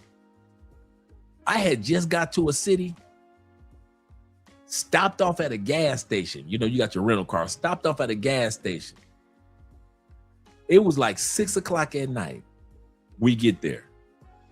I dropped everybody off at the hotel. Somebody shoot to the gas station, you know, get some snacks and everything. And I'm about to get some gas, fill the gas tank up because we're going to hang out tonight, fellas. They were like, yeah, we're going to hang out. Bruh. I got to the gas station. I didn't care if it was a black dude or white dude. I say, bro, what's cracking in this city? Oh, bro, you need to go to so-and-so, and then to go to so-and-so tonight. Because there's going to be, bro, my boys ain't see me to the next day. Them niggas ain't see me or the car to the next day. To the next day, they was like, man, we thought you was missing. We thought you. And this is before the cell phone era, so it wasn't like, you know, they could call me on the dude. I'm your Dre gone. Y'all should have never gave me a car with my personality to walk up on anybody to ask for anybody. I mean, ask for information, because I used to do that all the time. I stop at somebody's town, what's cracking? What part of the city cracking, dog? Tell me what's up. I'm just coming in. Oh, man, you need to go here, and then the lady's going to be at Dude, get there at this time, and then they serve the chicken, and so you can go ahead and get you some catfish before the club start popping. What? Yeah, it's over on so-and-so and so-and-so avenue. Yo, you can't miss it, dog. You can't miss it. Man, I'll be following instruction to be having a great time in y'all cities, man. I ain't called my boys. Ain't told them dudes nothing. I'm famous for that, dog. Ain't told my boys nothing like, hey, I'm over at so-and-so. Y'all might want to come with me because I heard it was cracking. I don't do that. I'm a one-man band, and it's all right. The master jam to the broad daylight. No instruments needed. Just 2 record players, a stage, a crowd, and 2 rhyme sayers. I kid you not, bro. I run solo, man. Soloist. I don't know why I've been like that, but I've always been like that. I'm not a dude. Dude, my standards are completely different a lot of times. I have my boys, but my standards are different. And so what y'all will do in Medellin and how y'all move in Medellin, man, I'd have been gone 3-4 hours ago. Y'all would still think I'm in the club. Man, I've been left that club.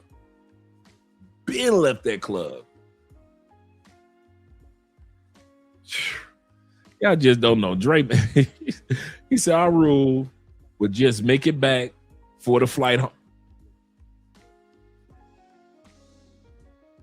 That was my rule. I'll see y'all before the flight. I did that when I was hanging out with white dudes. I was going through this hanging out with white people phase, like the only brother in the crowd. I don't know, you know, white people just like, I was going through my party like a rock star phase. So I'm going to all the white concerts with all my white friends. I'm going to bonfires. I'm going to, you know, when you at white people parties, because they got the tiki torches to keep the mosquitoes away. There's always a pond in the lake. There's a kegger. Man, white people got me at the keggers like a mug, right? I'm at every kegger I can get to. I'm keggering my ass. All you need is a big red cup and a kegger, right? You pushing down on filling up your beer. Running through white girls. Man, I was doing that with white folks. Where's Andre? Anybody seen Andre? Yeah. I'm running through a white girl. Do y'all mind? I am busy going through white women. Leave me alone. I see y'all tomorrow morning. So even when I was hanging out with white people, man, true story. I done ran through some baddies, man. Follow my own, blazing my own trail. I remember I was with this one white girl. She was so fine. Oh my God. I was too tore up to hit it.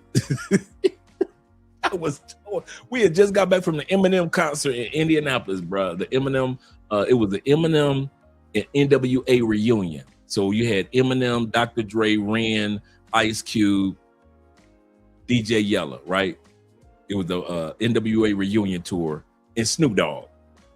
Dog, we was getting so tore up at the concert. By the time I left the concert, I'm tore up. I met this bad white girl at the concert. So she riding with me. I can't see nothing. I pull over. I tell her to drive. You drive, girl. So she take me to IHOPs, probably put some food in my system. Dude, I couldn't eat nothing. We pull over somewhere. She trying to get it in. She sucking your boy off. She trying to get your boy ready. And dog, I was done. I'm sorry, baby. I never saw the white girl again. Not because of her, but because of me. I was so tore up, I forgot to ask for the number. And I can still see her face right now. She was bad. Man, I was done. Woke up in my car because I guess she left. I woke up in my car the next day by my damn self. The next morning, I wake up in the car like,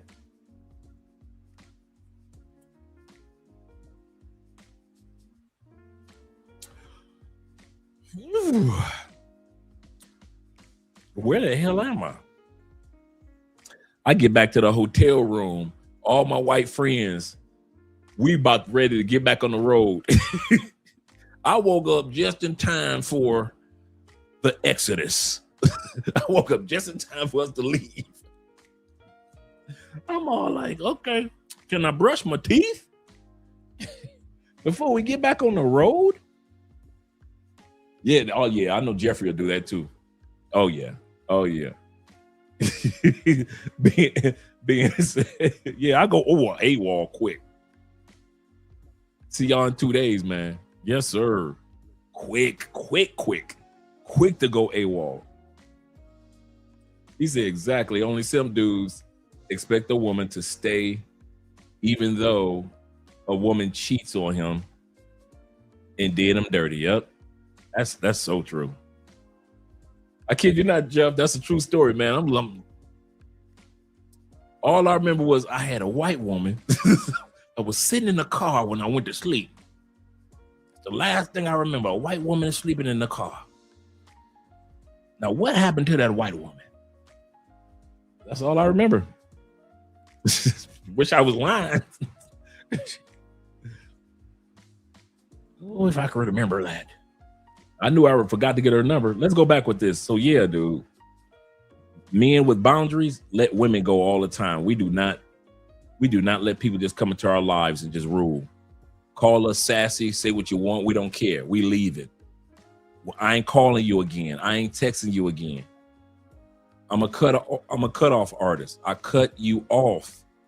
No, I don't need no closure. No, I'm not giving you closure. I'm cutting you off. Why? Because I got standards and I got boundaries. You went over my boundaries. You went over my standards when I told you not to do that.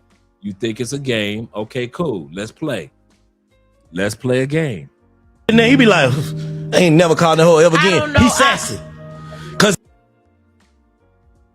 Place of tranquility. You don't get to that place of peace unless you have some established boundaries first. So gentlemen, never be afraid to speak up for yourself. Never be afraid to express your likes and your dislikes. But more importantly, if those lines are crossed, if those boundaries are crossed, you must have the strength, the wherewithal and the self-confidence and self-esteem to walk the fuck away. Because boundaries aren't necessarily for her. The boundaries are guidelines and protectors for you. You so used to treating niggas one way, you think every nigga go for what the whole ass nigga go for. You meet a real nigga now, he be like, I ain't never called the hoe ever again. He sassy.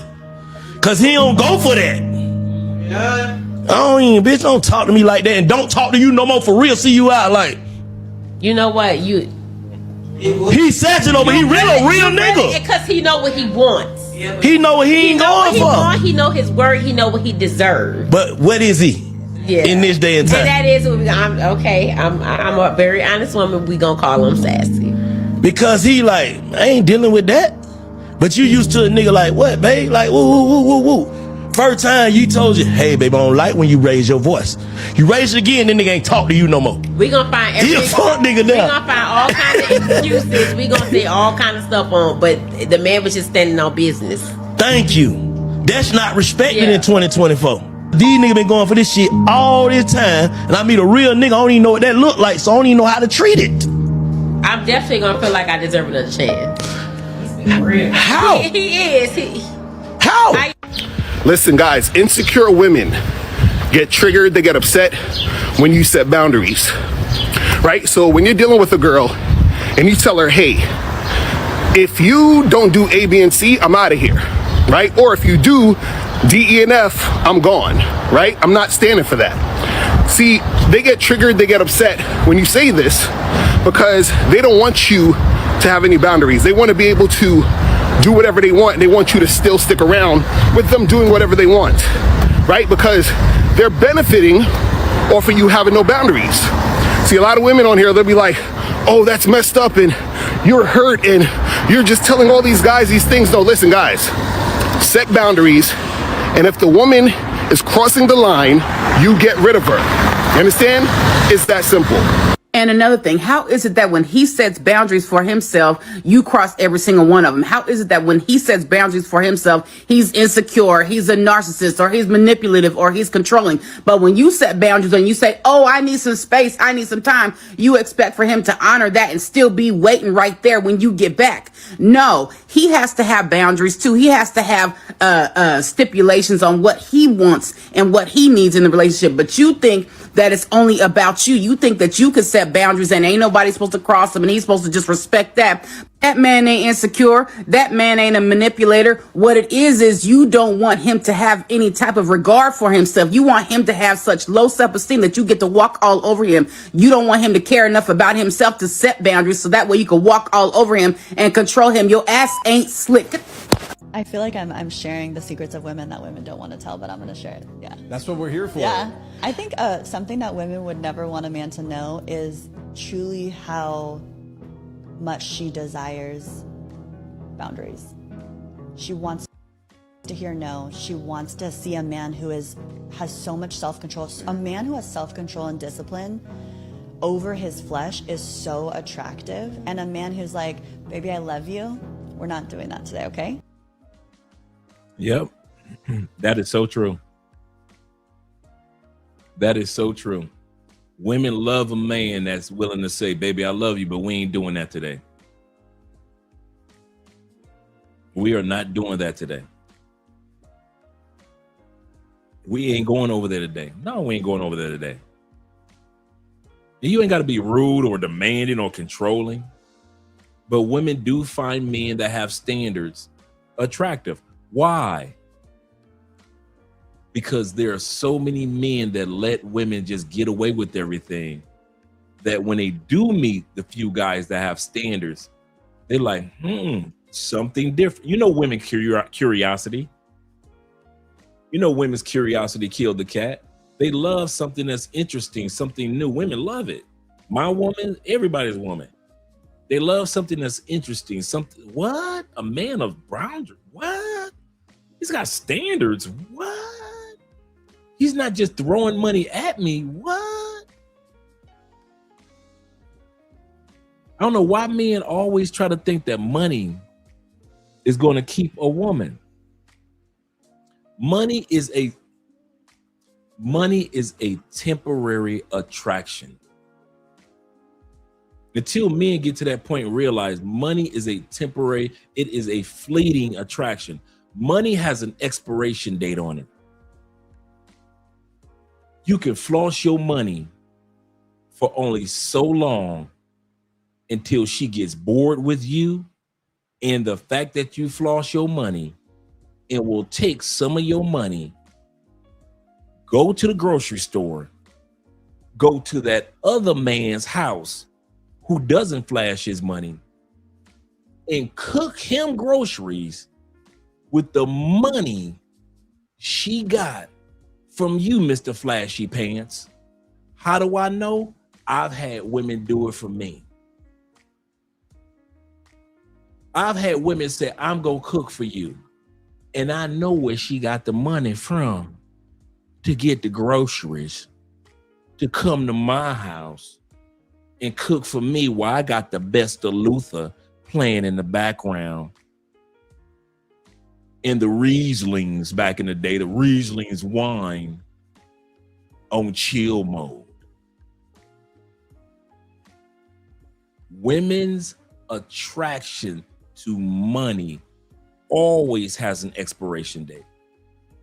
You can only buy her so much to what? Check out our President Donald John Trump. Donald got money, don't he? He got money. Presidency, prestige. I'm the most powerful man in the world. How many times have we seen his wife smack his hand away when he tries to reach out for her hand? In public. In public. Who saw that video? I think it was the president of Spain or France. Just landed his plane. Military dude opens up the plane door.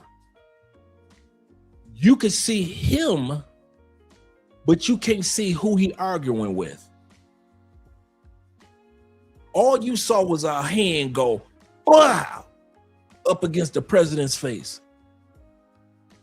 He looks and notices that the door to the plane is open and the media is out there with cameras waiting for the president. It's all caught on camera. And so he tries to catch his composure real quick, but it was too late. It was caught on camera. He got the dog smacked out of him by his woman. So he got his composure together and he walks down the steps and she comes down the steps behind him. But you done got the dog smacked out of you, Mr. President. Money and power, and prestige and fame in the eyes of a woman will always be with an expiration date. Standards and boundaries never have an expiration date. And women will get pissed if your standards and your boundaries ever expire. If you stand on business in this one area, a woman expects you to stand on business for the rest of your life in that particular area. Don't tell her, babe, I'd rather you not wear that type of outfit. And she says, okay, cool. And then 3 months later, you saying, I want you to wear that type of. Women don't like that. You will lose a woman being wishy-washy as a man. If you stand on business when it comes to certain areas of finance with her, she expects you to be like that for the rest of your life. A woman will not expect you to simp if you ain't never simped. Women do not like sudden simps. I know some of y'all think that women like sudden simps. That means that she's gonna get money just thrown at her. Remember, I just said money always has an expiration date to it. You know how many dudes that got money get cheated on? Dudes that got prestige get cheated on? Women will love using your money, but love you because of your money? Man, she cheating on you, dog. How do I know? I was the dude she was cheating with. Dude, if you dudes knew how often women that have husbands that are making millions upon millions are getting the dog smashed out of them today, half of y'all would stop leading with money. Y'all would nip that in the bud if you knew how many dudes out there like I was, how many boy toys were getting paid. Did I not tell y'all the story about one wife that paid me not to go to work? Bruh, this chick said, Andre, I just booked a hotel room down at the Marriott. How much do you make a day? I told her how much. I'll pay you in cash 3 times as much to call into work today. I have a meeting downstairs that I'm the keynote speaker in that Marriott. I will pay you 3 times as much to call into work. Meet me at the hotel by 7. Beat the brakes off my coochie like you usually do. Call into your job. I don't care if you got a cold. I don't care I don't care what excuse you got to use. Your dog ate your homework, whatever it is, Dre. Flat tire, you ain't going to work today. Stay in the hotel room. I don't care if you watch Sports Center, whatever. When I get done with my lecture, I'm going to come back up here. I want you to beat my coochie up again. All this is a true story. She said, after I get done, I'm going back down, hobnobbing, shaking hands. Lunch break gonna come. I'm gonna come back upstairs so you to beat my coochie up again. Before I go home to my rich husband and kids, I'm gonna come back up to the hotel room and I'm gonna let you beat my coochie up again before I get in the car. Go. Do not tell me what women won't do just because you have money. All you dudes that think that leading with money will keep a woman, it will attract a woman, yes. But money, the luring with money always comes with the expiration date when it comes to a woman being faithful or focused on you. I'll say that one again. The expiration date is when she's no longer faithful or focused on you. You think that money will always keep her faithful or focused on you. Some women, they initially are focused on you. She ain't your woman yet. Y'all ain't in a relationship, and you throwing money out there, and she is initially focused on you. After a while, you know I got a sugar daddy. He gonna throw me a few dollars. She telling her friends, girls, what y'all want to do? Y'all want to go out to the club? Yeah, let me call this dumb mother. Hey, Robert Earl, what you doing tonight, baby? I need a few dollars. Robert Earl, I need a few dollars. Just send it to me on the cash. I'll show you how to use Cash App. Send me. I need at least 500. You gonna send it? I love you, Robert Earl. You send it. Is she using it for her like she used to? Hell no. She taking all her girlfriends out, Robert Earl. All her girlfriends. Her focus is no longer on you, even though she might still be using you for your money. Faithfulness. I just told y'all just because y'all got money, I was smashing y'all chicks anyway. I sat there in that hotel room ordering from downstairs. Room services coming up. I'm sitting up there in the hotel room farting and eating, watching Sports Center. That was some good 7 a.m. coochie. I wonder how the 10 p.m. the 10 a.m. coochie gonna be. She said she'd be back at 10 a.m. So that was good. 7 o'clock in the morning. That was fantastic 7 a.m. coochie. Came back at 10, right after her turn speaking. Beat that coochie up. She got herself together, went back downstairs, hobnobbed until 12 o'clock lunch break. Okay, I'm ready for round 3. I done took a nap now. Well, all my co-workers at work, working hard. This is when I was a blue collar worker. My co-workers hard at work in that hot ass plant.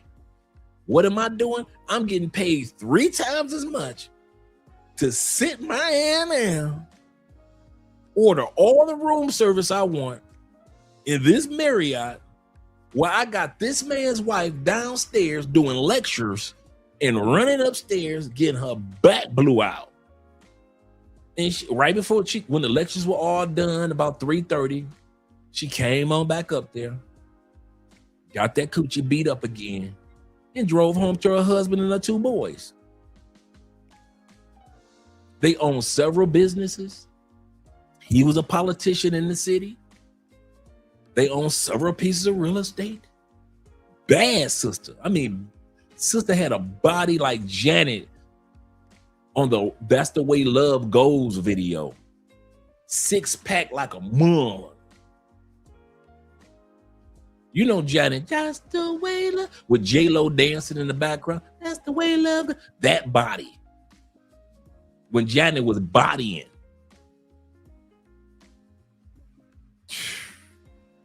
Man, listen. Y'all gonna stop leaning on that money and thinking that your woman is gonna stay focused or faithful just because you throwing out some money. I done ran through too many wives and girlfriends of some dudes that got paper. And this is the funny part. I was doing it when I had a regular job. I wasn't the town baller like you dudes were. Some of you dudes had so much illegal drug money, I'm running through your woman. Some of you dudes had businesses and politics, I'm running through y'all woman. Some of y'all had a regular job like I had. Man, y'all just don't know. Y'all just do not. Y'all, and this is the funny part. Y'all think I just be telling stories. I tell these stories to let y'all know, stop coming to other countries leaning on your money, because money comes with an expiration date of a woman's attention. Money always comes with an expiration date of your woman's attention. In other words, the attention that comes by way of her faithfulness or her focus on you comes with an expiration date when you lead with money. But a man with standards that she's attracted to, and these women that are attracted to in other countries, that's why you quality dudes can go on Bumble, you can go on Colombian Cupid, Latin Cupid, Asian Cupid, Thailand Cupid. You can go on all those dating apps on Tinder around the world, and there is no problems with the women that you get with.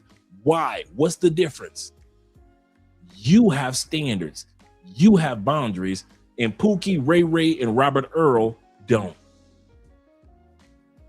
So those women know they can use Pookie, Ray Ray, and Robert Earl for money, pretend like they're giving them their attention.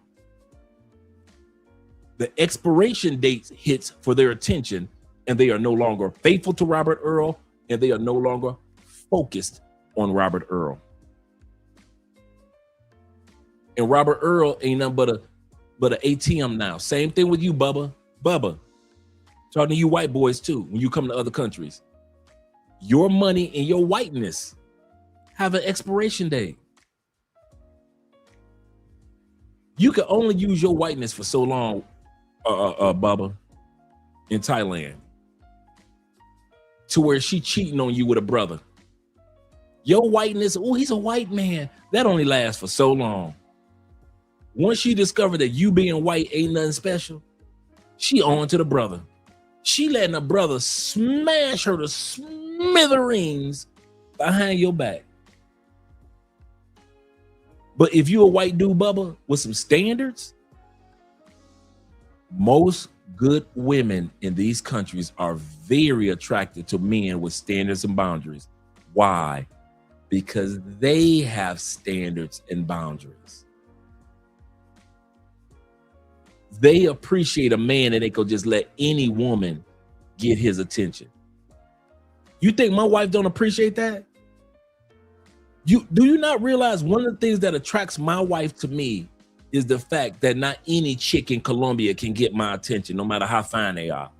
Do I notice them? Hell yeah, I ain't stupid. They are fine in this country, on this continent. Am I smashing them? No. That's one of the things that Andrea feel comfortable with. She know Andre said he done been there, done now. Trust what he say. Why? I've seen how Andre moves. Andre got standards. Andre has boundaries. Even if Andre was single, he ain't gonna just let no everyday raggedy ass Colombian chick walk into his life as a single man. So I know how he is as a married man. That's one of the reasons why Andrea loves Andre.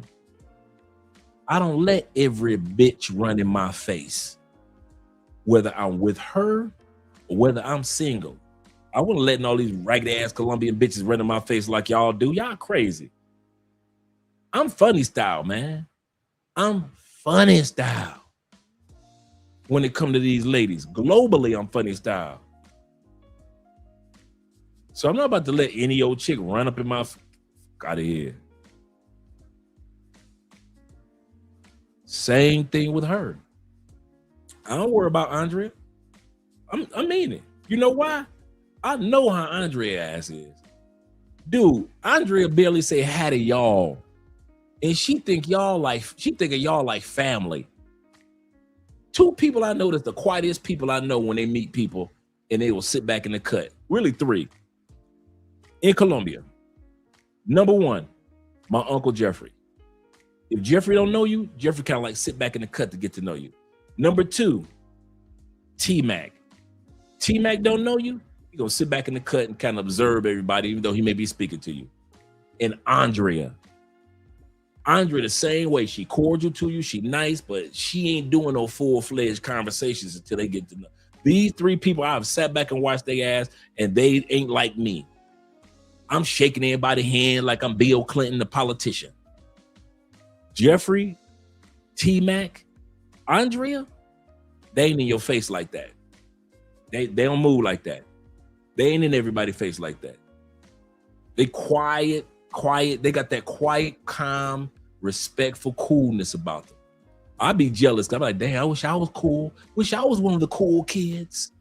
I'm animated. I accept my fate. I accept my fate, right?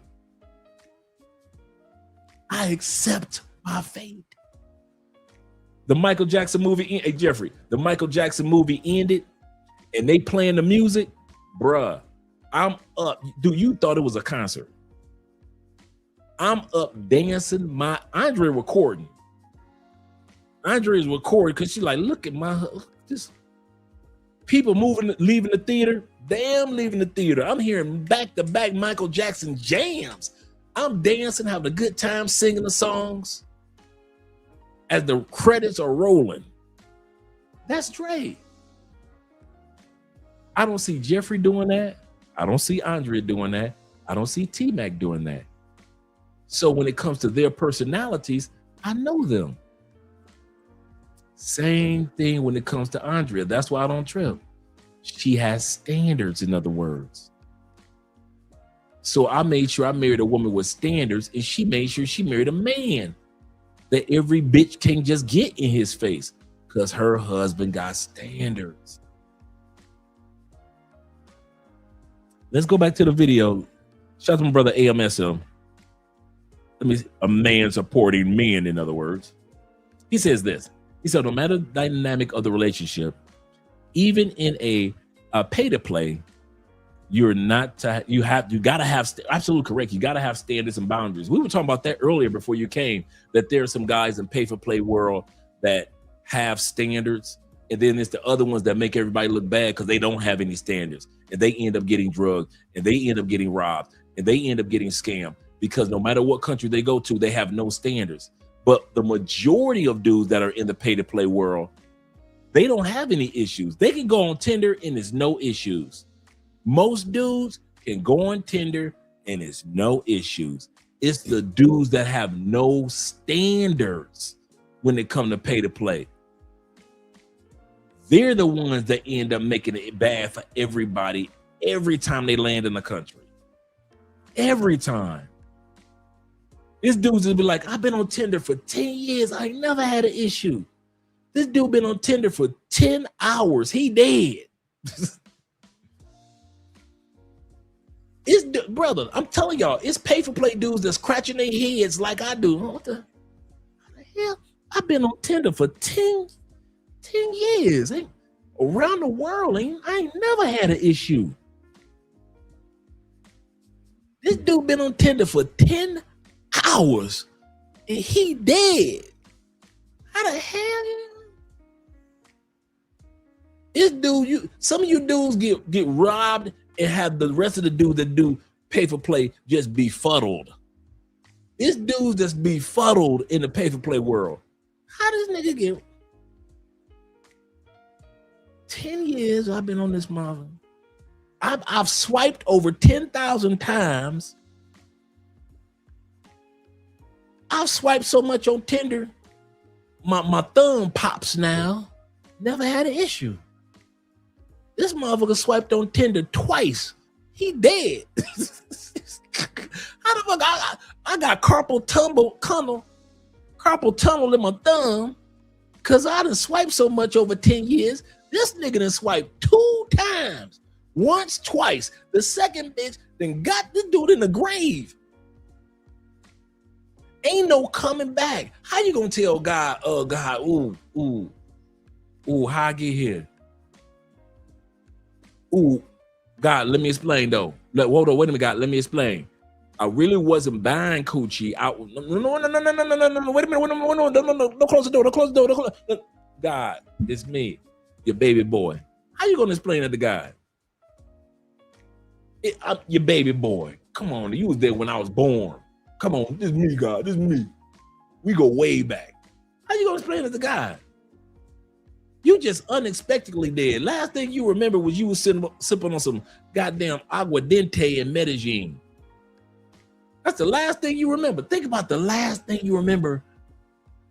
You thought you was gonna get some pussy. How many of you dudes ever saw somebody get drugged after they got the pussy? Never. These dudes get drugged and they only thought they was gonna get the pussy. You thought you was gonna get the pussy. That bitch drugged you fully dressed. You are fully dressed. And you wake up on the other side of life, fully dressed. She ain't took off her shoes. She ain't took off a sock. She ain't took off a scarf from around her neck, around her head. She ain't took off nothing. This bitch is fully dressed. That means you died and didn't even get the pussy. And then here's the funny part. Even you dudes that do manage to get her in the bed, she naked, you naked. And as soon as you suck that nipple, she had them drugs on that nipple. And your ass, you ain't even get a chance to even feel the coochie. Can I just feel it? Can I just put my hands on? Can I just put and you out for the next 12 motherfucking days. You out for 12 days, coma, from sucking one titty. That's the closest you got to the coochie. One titty. You ain't even get the coochie. You telling me that you ended up on the other side of life? You woke up on Venus. You motherfuckers woke up on Pluto. You woke up on, you like, wait a minute, how the fuck I get to Saturn? You woke up on the surface of Saturn? All you remember was sucking a titty? And you wonder why I laugh. You wonder why I got a big ass bowl of popcorn, I'm laughing at your ass. You sat up here, paid a chick, and she done drugged you either fully clothed or you got a chance to at least suck a titty and you out. Next time you wake up, you on Saturn. You looking at them damn rings of rocks just going around in a circle like, what the hell did I get here? Sucking a drug-induced titty. That's what you was getting, how you got here. You sucked on the wrong titty. Maybe you should have sucked on the right titty. You went and sucked on the left titty, left your ass on Saturn some goddamn where. And woke your dumb ass up on Saturn. What the? Why is it so cold and hot at the same time? And why are these rocks flying around me? Over some put. These bitches be fully clothed. Her shirt don't have no wrinkles on it. She ain't got no wrinkles on her dress. She does not have to take that cat suit off, nothing. Like the one sister said, she said, like I said, I'm gonna run this one in because I ain't gonna never forget this one. The sister said, after I drug them, I just let the drugs take effect and I finish off my drink. I told you I'm gonna run that one in for years. I'm gonna talk about y'all ass for years for that one. When she said that one, I ain't never thought about that because I know she ain't the only one. Just think about it. Your dumb ass bring 2 Colombianas or 2 Brazilian chicks or 2 Venezuelan chicks into your Airbnb. They drug your dumb ass, and these bitches sit up there while you on the floor convulsing and sleeping and farting and pissing on yourself on your own Airbnb floor. These bitches are going salute, ting, to the, remember that old champagne commercial? Ding, to the good times. To the good times. Ding, these bitches cheering while your ass on your Airbnb floor convulsion and shit. Them bitches don't know that you got asthma, gout, kidney failure, and what else you got going on. Them bitches don't know that if you do not take your medication every 4 hours for whatever you got going on in your body, your ass is doomed.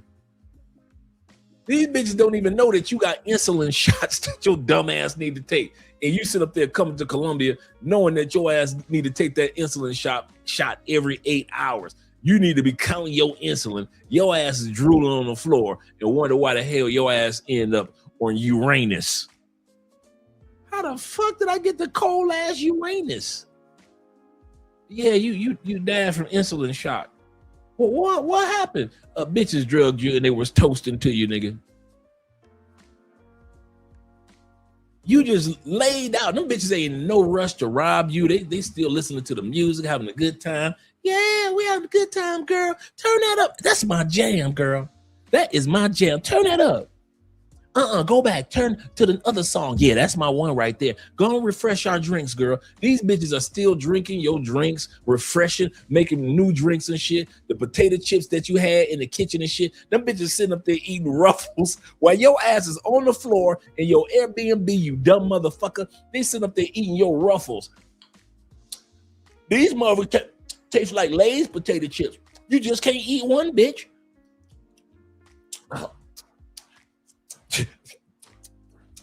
Them bitches the damn near spill half the bag on your face. You still knocked out. Bitch damn near tripped over your motherfucking skull, getting up. Oh shit. Girl, you done dropped some potato chips on his face.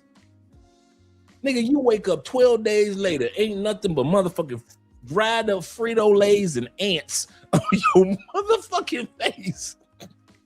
You got ants and Frito-Lays all on your motherfucking face and shit. You wonder how the fuck did I get 4,000 ants on my face?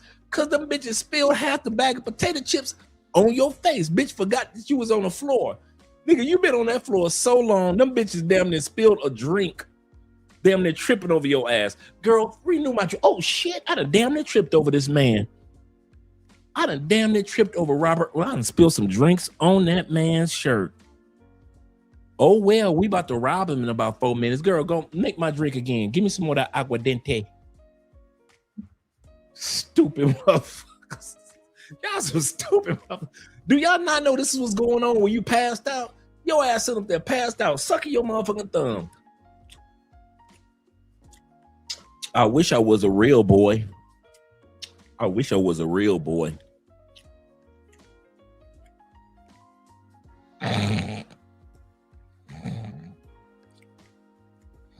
Mama, is that you? I like chitlin juice. I like chitlin juice.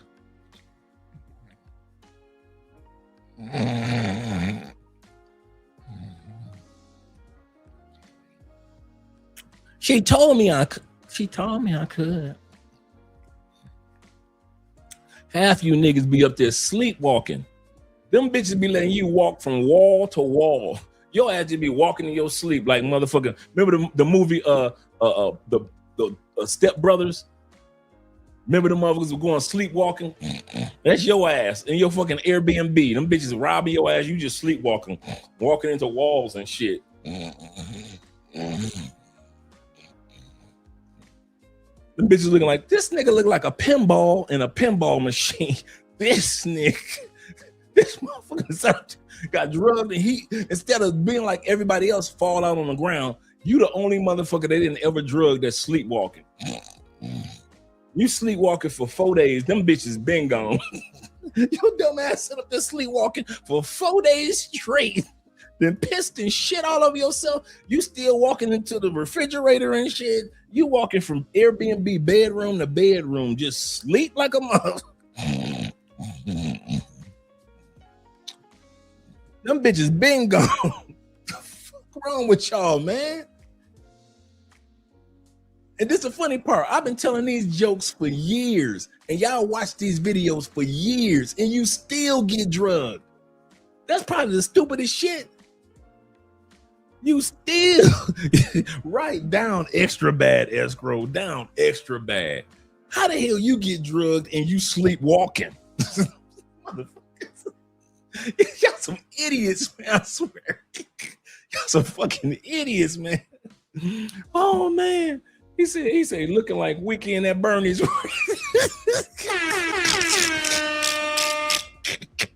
Just dead. Dead with a hat on. Them bitches drugged you and left you with nothing but a cowboy hat. They put your cowboy hat on and some sunglasses. Your ass look like Weekend at Bernie's like a mother. Like,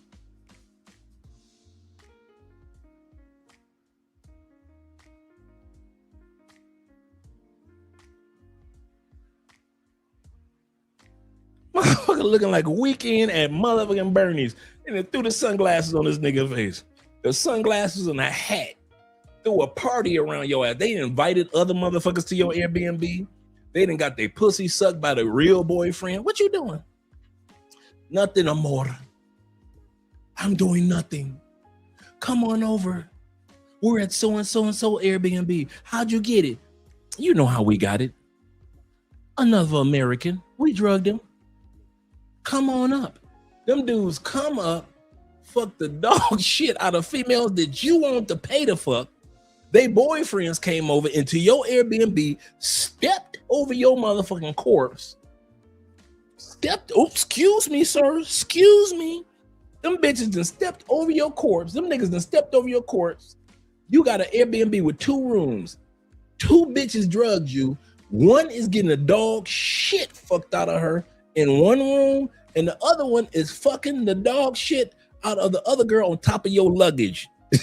Your luggage that was on the bed in the other room, you know, your clothes with the luggage, because you know when we do, you have an Airbnb room with the one that you sleep in, and the other one where you just keep your luggage and your computer and all that shit, and shit all be on your bed and spread, and you iron your clothes, the extra room, right? Them bitches, that bitch is getting fucked by her real boyfriend on top of your motherfucking luggage and laundry, okay? Luggage and laundry, while the other one is like, them bitches in that your motherfucking Airbnb fucking like the goddamn three bears. This bed is too soft. This bed is too hard. This bed is just right. While your ass is sleepwalking through that motherfucker. You just in your Airbnb, just sleepwalking your ass off like a zombie. Like a motherfucking zombie. Need y'all asses whooped. This the funny part.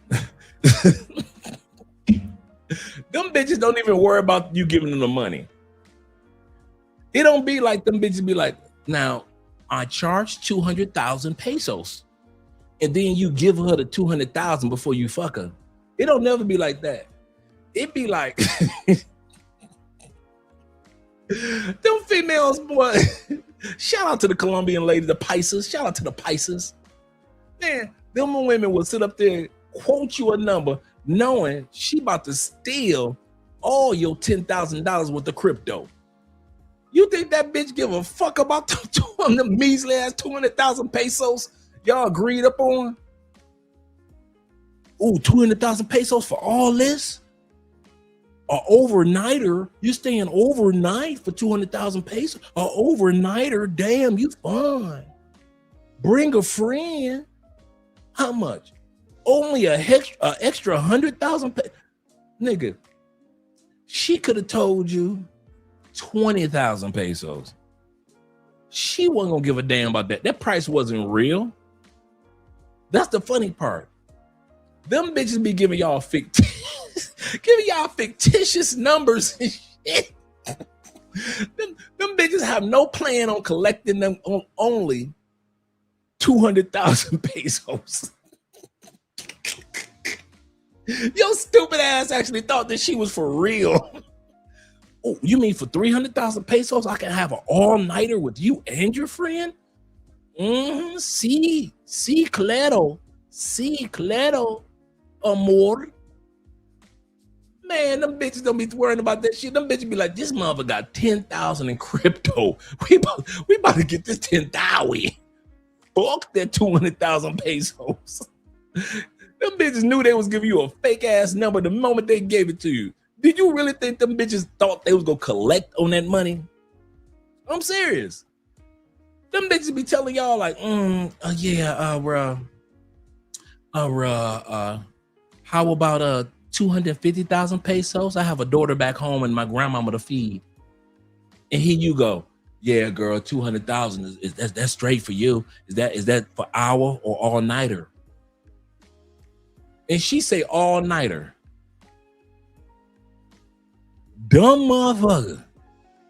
She said all nighter because she ain't gonna see your ass all night. And she making negotiation moves that she had no plan to fulfill those obligations. Whatever you say, she agree with. Is that an all nighter? Mm-hmm. 200,000 pesos. Whatever you say. Does that include breakfast? You gonna cook for me? I clean your Airbnb. I'll cook for you. 200,000 pesos. Whatever you want. Me and my girl will do it for 300,000. Let me see her. She'll show you her girl, and then all of a sudden, here your dumb ass go like 300,000 for both of y'all. Whatever you say. This bitch agree with everything you say. Whatever fantasy come to your mind. Can I fuck you in your ass? Yup, you can fuck us, both of us. Both of us like to get fucked tonight. Oh yeah, you can fuck us up. What about? Do both of y'all suck the dick at the same time? Both of us like to chew. If you want us, we will chew on your dick. We'll just start gnawing on your dick if you want us to. We'll just gnaw on your dick. We'll just start nibbling on your dick if you want us to. Both of us just nibble. She'll nibble on that side like it's corn, and I'll nibble on this side like it's motherfucking carrot. You got corn and carrot dick. we'll just nibble on it. And you be like, really? Mm-hmm. Whatever your fantasy is, she just tell your ass whatever you want. Now, I want you to put on some cowboy boots and some cowgirl boots and some whatever. I got some cowgirl boots in my bag. Motherfucker, none of them fantasies ever come to pass. Why? Because by the time she get that drink to your dumb ass, she ain't thinking about that 200,000 pesos, the motherfucking cowboy boots, you trying to have her to nibble on your dick, you and her girl nibbling on your dick. None of that. All of it was a lie. All of it was fake. The price, the fantasy, the overnighter, all of that. That bitch was thinking about nothing else but going through your fucking crypto wallet. You better believe that one, sucker. Suckers. You guys are suckers. Man, fuck you, Dre. You need to be, that same energy you using, you need to walk into a mirror and say that shit. Fuck you, Dre. No, tonight, after this live stream, walk your dumb ass right into a mirror and now use that energy. Don't be using that shit on me. I ain't the one that drugged you. I'm the one that's laughing at your dumb ass for getting drugged. There's a difference. There's a difference. And if you think I'm the only one that's laughing, I'm just the only one that's laughing at your sleepwalking ass with your drug-induced sleepwalking ass with a microphone. If you think I'm the only one that got these jokes, I'm just the only one with a microphone that got these jokes. There's plenty of motherfuckers that know you and don't know you laughing at your ass just like I do. Because you don't listen. You think you know everything. And since you think you know everything, who are we not to laugh at your drug-induced sleepwalking ass? Waking up on the other side of motherfucking Saturn. You wake up on the dark side of Saturn and wondering how the fuck you got there. Shit, ain't nobody gonna be sitting up here feeling sorry for your ass. Y'all can let that one go. And I mean it. All you dudes that like to go on Tinder and do it the wrong way, stop getting pissed when we laugh at you. You knew these jokes was coming. Just like you knew that bitch was gonna drug you with them goddamn fictitious prices. That's the part that gets me the most. Everything she told you was a lie. It was nothing that woman told you that night when y'all negotiated that was true. Because her true intentions was to get your ass to drink that elixir. Here, baby, drink it. Anytime that bitch walk up to you like this, she got her drink like this. She ain't moved her drink. Your shit is like this. That bitch walk up to you.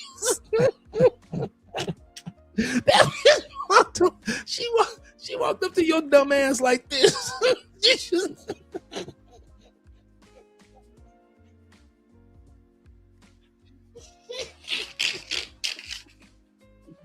Oh my God. Oh Lord, I love Jesus. I love you, Jesus. Thank you for keeping me away from this stupidity. That bitch walked up to you like this. Her drink ain't moved. Her drink ain't moved. This is her drink. Calm as hell. She got your drink like this. She twirling your shit. You ain't caught on to a damn thing. You don't recognize none of the red flags. That's red flag number one. When you see a bitch doing this with the drink, man, I got to be quiet. My wife in there sleep. Let me be quiet. Oh.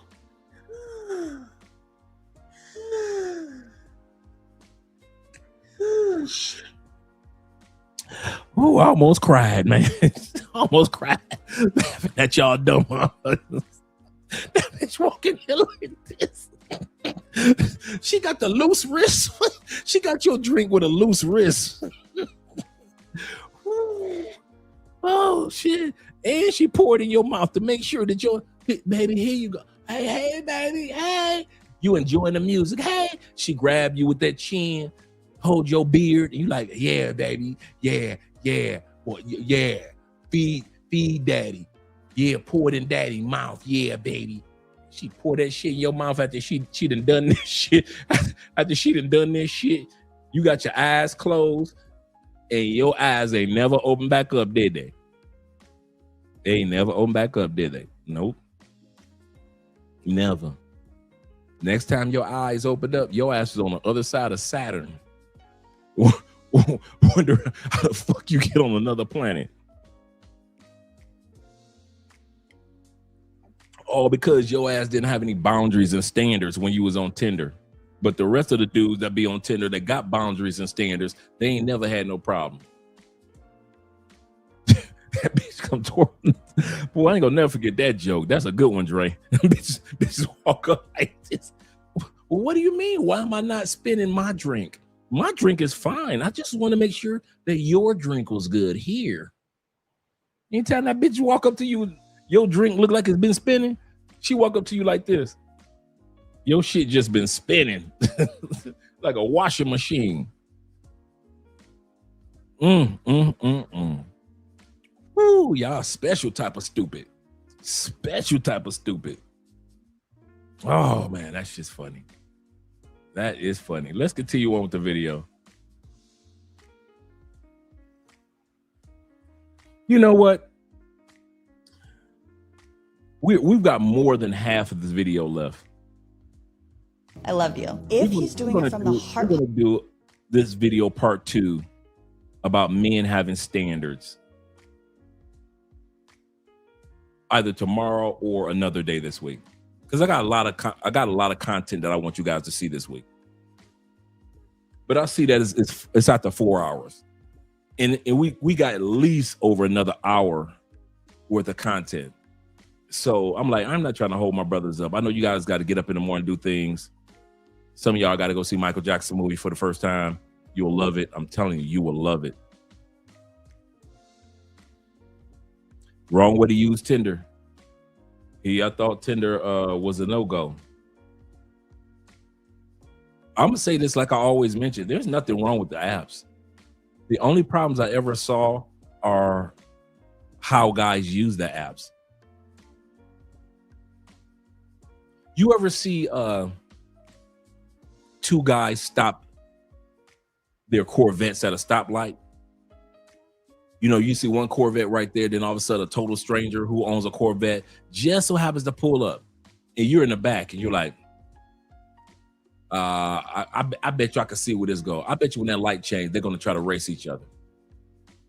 Total strangers, just so happen a 1 in a million chance that both of them pull up at a stoplight at the same time in their Corvettes. Light changes green. Both of them peel out. One of them lose control while the other one keeps rolling. One dude knew what the hell to do with a Corvette. The other one thought because he had a Corvette that he knew what to do with it. One dude knows how to use Tinder. And the other dude, just because he got Tinder, he thinks he also knows what to do with Tinder. And he keep crashing out. Some of you dudes go on these apps. Why? I mean, seriously, why? You know you ain't no good on that. Can I be real before we go? Man, you dudes are horrible on apps, man. You ain't built for them. You are not built for apps, bro. You have to find another line of work. But apps ain't your thing. They can give you the safest app of all. Tinder, all you got to do is swipe. You ain't even got to read no profile. How the hell you get drugged, robbed, and deleted and end up on the other side of Saturn on an app where all you got to do is swipe? You ain't got to read shit. Just look at photos and make a proper decision. You can't even do that, right? Shit, how you gonna make it on Colombia and Cupid where you got to read shit? How you gonna make it through there? You can't even make it through an app where all you need is a thumb. You use your thumb and got robbed? Wait a minute.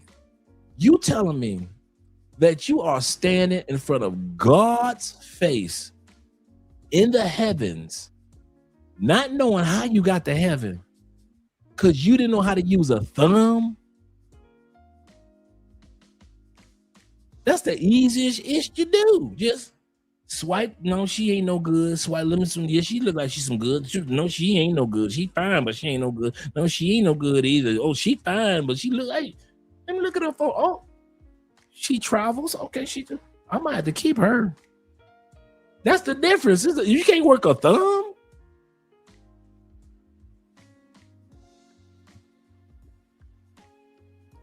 A thumb. You in heaven or hell because of a thumb. What? And even if you don't believe in heaven or hell, your ass ain't here no more. Let's put it like that. Let's say I don't believe. Well, I'm not a Christian, so I don't believe. I'm not Islamic, so I don't believe in heaven or hell. Cool. Your ass ain't here no more. We can agree on that one.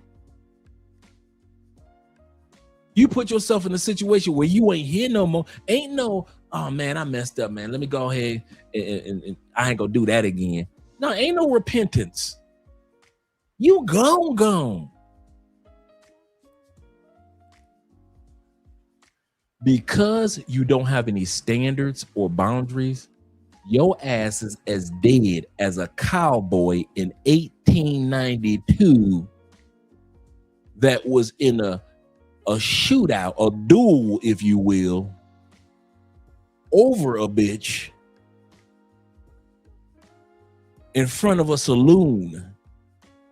That's how dead your ass is. You dead when motherfuckers going like this back in the day. Now draw, Paul.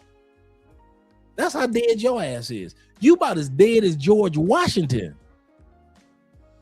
You dead as much as every motherfucking Neanderthal caveman that came out of the Caucasus Mountains that created the white boys. That's how dead you are. You dead as the woolly mammoth, the saber-toothed tiger, Abraham Lincoln, Hitler, many of our family members. Your ass is dead over a bitch.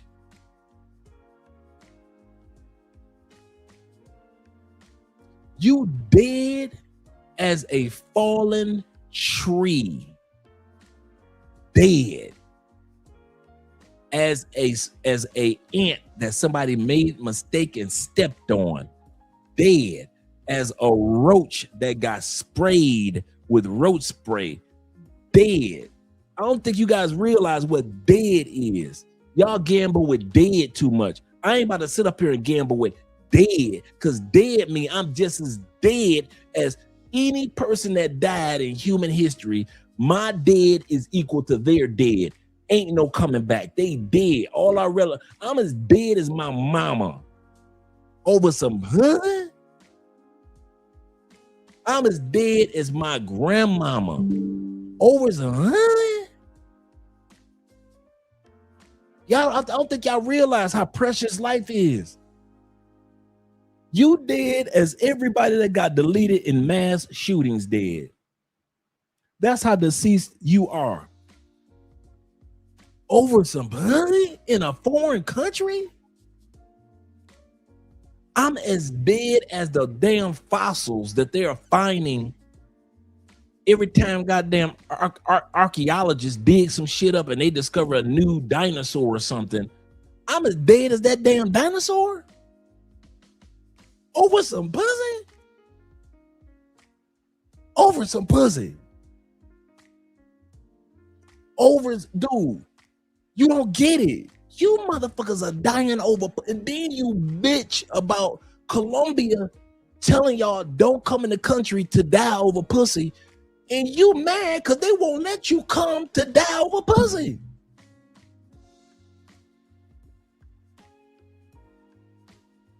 Y'all literally mad at Colombia for telling you you do not know what the fuck you doing on apps. So they're trying to save your life and tell you don't come here. And what do? You tell Colombia F you for trying to save my life. I want to die over pussy. Who are you, Colombia, to stop me for dying over pussy? That's literally what y'all been doing for the last 2 months. I ain't going to Colombia no more. Why? They don't let you die over pussy over there. What? What the? What?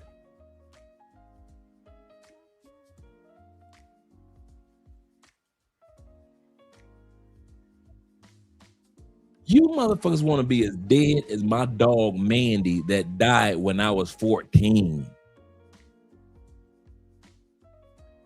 You motherfuckers want to be as dead as a dilapidated house. Dead. You want to be dead as bad credit. Dead. You want to be dead as motherfucking corporations that no longer exist. Dead. There have been houses that were in neighborhoods for 40 years. That house has been bulldozed and a new house sits there right now. You about as dead as that old house that used to sit there. Dead. Ain't nobody gonna remember you no more. Think about, man, okay, you think I'm playing? Ask the average Gen Zer who Teddy Pendergrass was. Marvin Gaye. These kids sitting around thinking that Drake is as famous as Michael Jackson.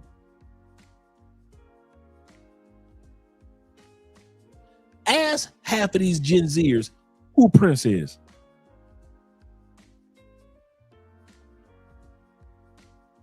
That's how dead you are. You ain't even as famous as these people that I name. Ain't nobody gonna remember your ass. Ain't nobody gonna remember Dre, except in my family. And then as generations go, ain't nobody gonna remember me then. Tell me who your great-great-grand uncle was. All you gotta do is give me the first name. Some of y'all can't remember who the hell your great-grand uncle, great-great-grand uncle was. We all gonna be forgotten. But guess what? I bet you I ain't gonna be forgotten over no bitch. Bet that. I bet you Andre ain't gonna die. But what did he die of? A bitch. Bet that. You will never. That's one you ain't never. It could be heart failure. He had a stroke. You know his kidneys gave. You know he was old. Andre was old. His kidneys gave out. Liver wasn't what it was all cracked up to be. You know, Andre just it was his time. But I bet you I'll go out like you motherfuckers over a bitch. Bet that. Even if I was single, I wouldn't go out over no bitch. And I love you enough to tell you. Get some fucking standards in your life. Get some boundaries. Stop letting every bitch in every country think they could just walk in. That's the part that makes me not hang out with you dudes. I swear it. I'm not talking about you dudes in the comments. I'm talking about you dudes that's gonna be watching afterwards. And all you bitch motherfuckers that's always criticizing when we're trying to give you good advice. I love you, brothers. I really do. But one of the reasons why I don't fuck with y'all, because you don't have standards. You ain't got no boundaries. Nigga, you gonna get me killed fucking around with you. You gonna get me killed fucking around with you.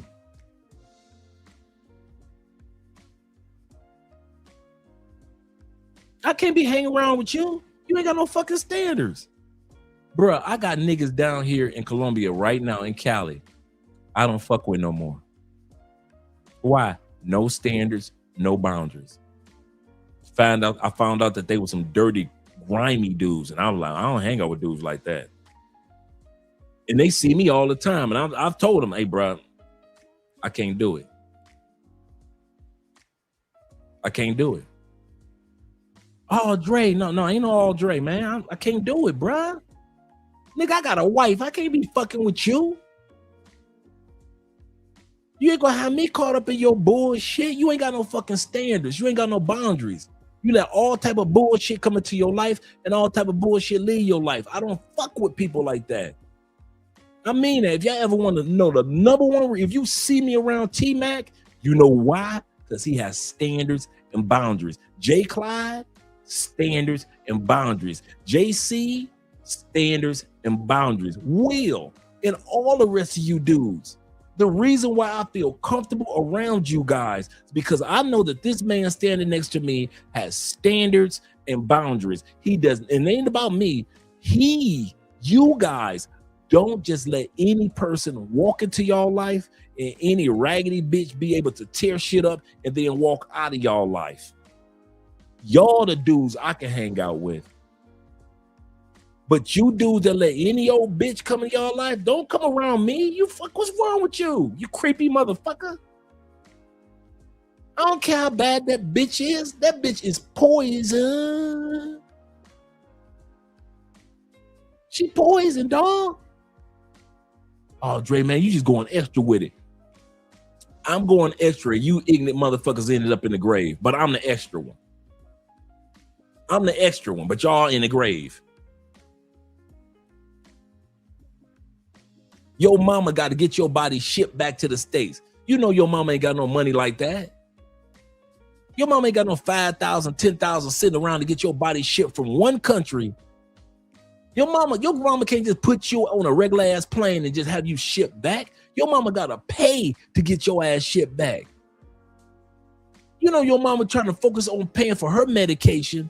Your mama older like my mama was. She ain't balling like that. She's just a regular woman trying to live out the rest of her days enjoying her grandkids. And here your bitch ass go, you want to get drugged, robbed, mugged, and now you in a fucking coffin in Cartagena. And your mama or your daddy gotta pay for your fucking body to be shipped back over a bitch. What they supposed to put on your obituary? He was a what? A hard worker? Nigga, please. What they supposed to put on your obituary? He was a father of 3. You ain't give a fuck about your kids. So what else? He helped the community. He didn't give a fuck about the community in his last moments. What else? Come on, what the fuck is your mama supposed to put on your obituary that ain't a lie? That she ain't lying to the world. Cause she sure can't put on your obituary, this dumb motherfucker went to Colombia and got drugged by 2 bitches who he thought he was gonna fuck. Now his dumb ass on the other side of Saturn. She can't put that on an obituary, can she? Not about her baby boy. So now you got your mama sit up there, gotta lie to everybody. He had a good job. He used to go to church when he was 13. He left behind 3 kids. You only took care of one of them. And you didn't give a damn about that one when you went out there and put your life in jeopardy. So don't tell me that you love your kids, but you out there putting your fucking life in jeopardy on a fucking app. Y'all full of shit. Every one of y'all, tell this to your boys. You know I don't give a fuck. I'm tired of y'all sitting up there coming to these countries, forgetting you got family back home and responsibilities back home. And when some shit go down, your kids gotta suffer because they daddy need to recoup for a year and a half after getting drugged because that shit stay in your system for so long. So now they daddy's still a fucking half zombie and shit, like he on a Michael Jackson Thriller video, because he was so busy trying to fuck bitches in DR that them bitches done drugged his ass. So don't tell me that you give a fuck about your kids, man. Fuck you, and you all you care about is fuck your kids. Because that's all you care about. Act like you got some sense of fucking boundaries. Let me be a father. I ain't swiping on shit. Let me be a single man, and I mean this, single man. I got kids. Fuck these raggedy bitches. Fuck these apps. If I'm gonna be in another country, I'm fucking with quality bitches because ain't none of these bitches gonna take me away from my fucking kids. I am not gonna end up on the other side of Saturn, and my family got to lie on the obituary because they can't tell the world the truth. My bitch ass was so thirsty for bitches, I ended up dead on the other side of fucking Saturn over a bitch. So you can sell that bullshit to somebody else, and I mean that one for real. I love my kids. Nigga, please. White boy, please. I don't give a fuck. I love my kids. Motherfucker, please. You can't tell me nothing about my kids. I can tell you this. You don't give a fuck about them. Because if you did, your ass wouldn't have got drugged. Bet that. All you fucking fathers that got drugged or damn near got drugged. All you fucking fathers that move recklessly in these countries with no standards, no boundaries. Fucking every bottom feeder that you can find because she's beautiful. Do not sell meat. Sell it to Tom Tucker, that dumb motherfucker. Don't try to sell it to Andre. Off camera. Sell that shit to yourself like you did in your mirror for the last 3-4 years. Don't try to sell that shit to Andre. Just because you sold that shit talking about you care about your kids, but you come bring your ass to Colombia and Brazil and Mexico and DR, countries that you know you can get your dumb ass drug for the stupid way that you move, but you want to tell me you care about your kids? Nigga, please. White boy, please. Please. Y'all talk to the wrong one. I am not Tom Tucker, that dumb motherfucker. That is you. That is your mirror you look into and that you tell yourself that lie. You ain't gonna tell me that lie. Nigga, you can't tell me you don't love my kids. Bruh, you can yell that shit from the mountaintops. I'm watching your actions. I don't give a fuck if you got 5,000 Father's Day cards. I'm here to tell you now, if you come to Colombia and keep moving recklessly, ain't no way you can tell me you love your kids. You don't give a fuck about your kids. You don't even give a damn about the future kids that God even had planned for you. Some of you dudes that got drugged and robbed, you ain't got no kids. God had planned for you to have 2 kids once your ass settled down. Your dumb ass is dead on the other side of Saturn. Those kids ain't gonna never be born, not through you. You don't even give a fuck about your future kids.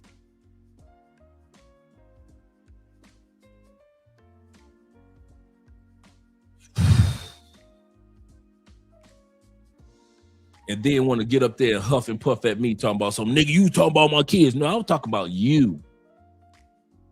Nigga, say it to my face. Nigga, I'm telling you to your face. Y'all know how I am. I talk this exact way in public. Do not tell me you can't give a fuck about your kids, but you don't know how to even swipe on a fucking app like a little ass kid. Chick that told you, can my friend come over? You got a choice. Think about your kids and your mother and your dad and be responsible and say, no, your friend can't come over. Or think about fucking 2 Colombian bitches or fucking 2 Venezuelan bitches. Okay. I'm fucking the Venezuelan bitches. Fuck my family. Fuck my family. Give me them 2 Venezuelans. And the police got to put fucking duct tape around your body in Brazil, in Colombia, in Mexico, in DR, because you said fuck your family. No, I didn't. I'm watching what you do, not the bullshit you say. I watch what y'all do. I don't give a fuck about what y'all say. What you try to tell me is the lie that you told you. Y'all ever notice that? Y'all try to convince us other brothers that ain't on your bullshit the shit that you convinced yourself when you on that bullshit. Hey Dre, I met one, man. I met her on Tinder, dog. She good people. I believe you, because most dudes go on Tinder, know what the fuck they doing. I believe you that you met a good one on Tinder. I really do. But the small pool, you don't know what you're doing on Tinder. On no app.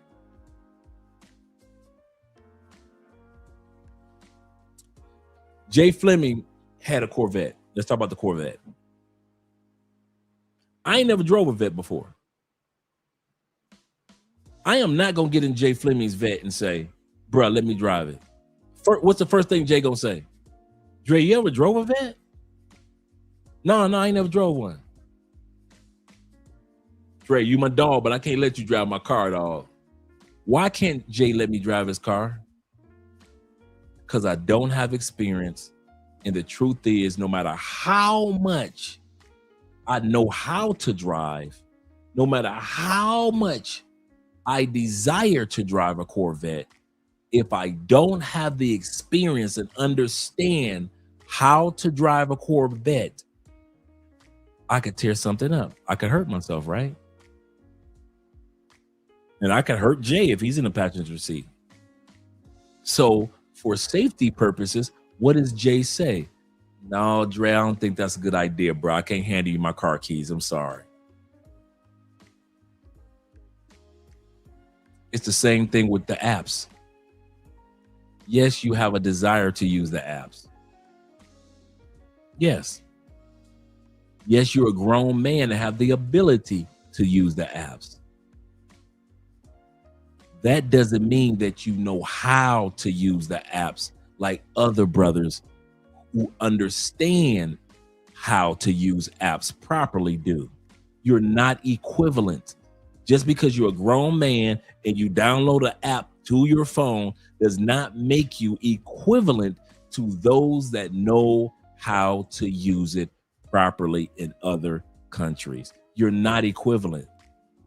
Yes, you might be the same height, same race, same economics, same country, blah, blah, blah, blah. That makes you seem the same. Just like me and Jay Fleming can be both black men, mainly the same height, coming from the same type of communities. That still does not make me a person that knows how to drive a Corvette.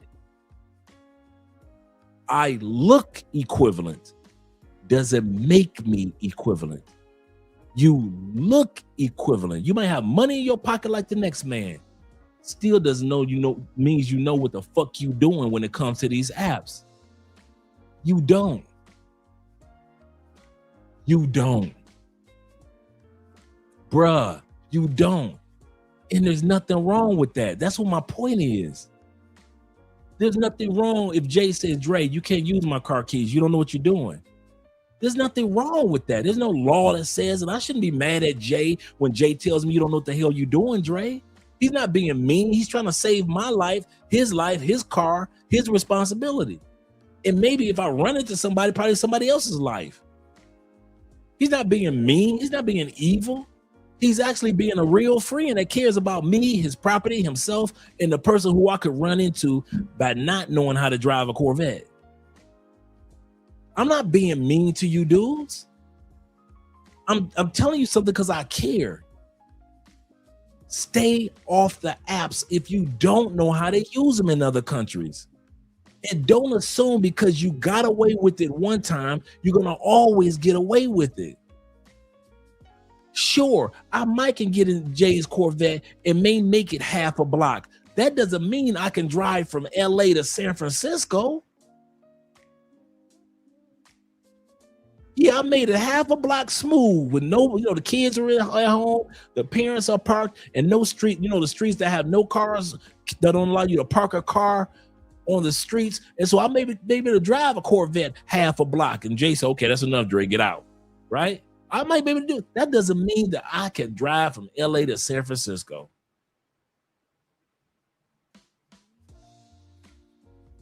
And there's nothing wrong with that. I can get out of Jay's Corvette from driving half a block and be like, you know what? That's all I need. That experience to say I drove a Vet one time. And now I understand the power that a Corvette has. I'm not just a passenger anymore. I understand why you have to have enough sense in how this car is used. It's not a regular car. So I can't drive it like a regular car, so I thought. Nothing wrong with that, Dre. Life is not going to end. Same thing with you dudes with these apps. If you know that you're not an app type dude, stay off them fucking apps, man. There's nothing wrong with that. I don't know why y'all feel shame that if you can't do everything that another man does, I don't know what it is, especially with us brothers. If we can't do everything that another brother does, we get mad at ourselves and mad at everybody else. No, don't do that. I mean it. Don't get mad at yourself because you realize once this live stream is over, you don't know what the fuck you doing with these apps. Nothing wrong with that. There's nothing wrong with that. I don't know why you try to make yourself feel bad because you can't do it. I can't do everything that you guys do. You guys are you got Will who makes music in a studio. Dude, I sit back and I do not sit back and feel like I need to be able to do that too. You got T-Mac who has so many connections and so many people, things that he's building in Medellin, working with the community and things like that. It is not my place to sit up there and I'm going to do it too. I'm going to do the same thing they doing in Cali. That's not my job if it's not called on my heart. There's nothing wrong with not being able to do something. Do what you can do best. Stop trying to imitate, in other words, old school, perpetrate what another man can do. That's why y'all end up dying, man. That's why Colombia got to turn you motherfuckers around at the airport because you don't know what the fuck you doing in this country. That's the sad part, man. I kid you not. That is the saddest part. We are in so much competition with the next man. If he can do it, then I can do it. For some of us, you can't. You can't. At home, you the app king. You are the app king at home. But once you leave, it's like driving a Corvette. You do not know what the hell you are doing in any country. You fuck up swiping in Thailand, you fuck up swiping in DR. You fuck up swiping in Philippines, you fucked up swiping in Vietnam. You are not good at that, man. I don't know why you guys get mad.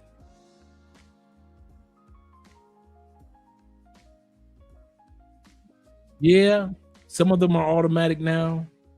Just drive slow.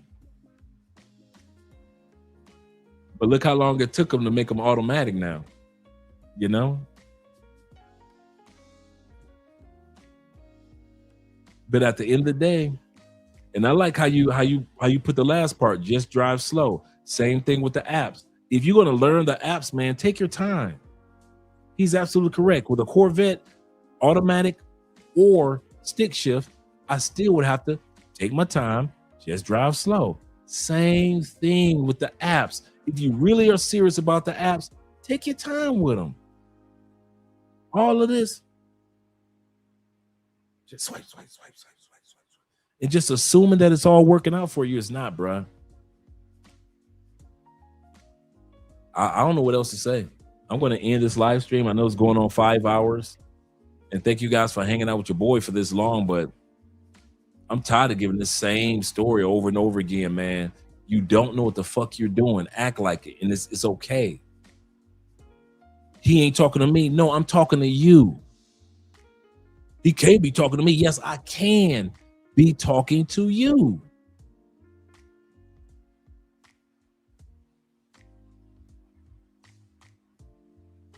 I don't know how we don't get that, man. I don't know how we don't understand that everything is not for everybody. And I'm not going to risk my life to prove a point that I can use an app just as good as the next man.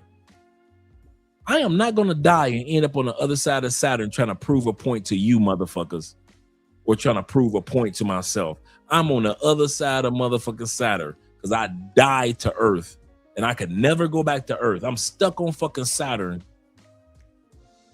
because I tried to prove a point that I could use an app, and that bitch drugged me. She drugged me. I can never go back to Earth. Never, ever. History on histories on histories will come and go, and I can't go back. I will never see my family again, ever, ever over a bitch, ever. I don't care how many generations of family members are born. I'll never be able to come back. Why? Over a bitch. Over a bitch. And you know what the funny part is? Like I said, it's not the apps that cause the problem. I know some guys that have met some wonderful women. I mean, wonderful women on apps. It is never the apps. Just like it's not the Corvette. It's just that you don't know what the hell you're doing, and you need to stay off of them. So look at me crazy and tell me I don't know what I'm doing. Like I said, I've been watching you guys for almost 10 years. And most guys know exactly how to use an app with no issues. Now I'll say that again. Most guys know how to come to Colombia, use the dating apps, and have no issues for years. But it's a growing pool of guys that are using these apps that have no idea on how to use them, no matter what country they go to. So it's not just Colombia. You are horrible with apps in Brazil. Bruh, you can land in Switzerland. You will fuck up an app situation in Switzerland. You can't get no safer than that. You will still somehow, some way swipe on the worst bitch in Switzerland. That's how bad you are with apps. You've always been that way. You've always been horrible with apps. Bruh, hear me. I know you don't think I'm talking to you. I'm literally talking to you. You do not know how to use dating apps in other countries. Back in the States, yes. In other countries, you are horrible when it comes to using dating apps. So stop looking at the next. Andre must be talking to another dude on this live stream. Negro, I'm talking to you. White boy, Bubba, I'm talking to you. You are horrible with these apps. Just do us a favor. Tell us what you want to put on your mama, what your mama to put on the obituary. Because like I said, anything that your mama put on that obituary other than what your ass did in your final moments is going to be a lie. It's a cover-up. Your mama can't put on that obituary, Robert Earl was a good man, but he took his dumb ass to Colombia, swiped on the wrong bitch. They drugged him, enjoyed the drinks and the music for the rest of the night. Robert Earl died because he didn't get his insulin shots that them bitches didn't even know that he needed to take was insulin. And Robert Earl died and his ass on the other side of Saturn. Your mama can't put that on no obituary, could she? She can't put that truth on there, can she? Why? Why your mama gotta lie? Why your daddy gotta lie on the obituary? Why your kids gotta lie on your obituary? Because you wouldn't be man enough to say I have standards and boundaries, and one of my standards is I don't mess with dating apps because I don't fuck around with them. I'm not good with them. My experiences have not been that great, so I leave them alone. My boundaries don't allow me to do that. My standards don't allow me to do that. And I don't feel bad if I have them boundaries and standards. Another man can do that and it succeeds for him. That's cool. I'm happy with that. But as for me, I don't go on the dating apps because they just don't work well or gel for me.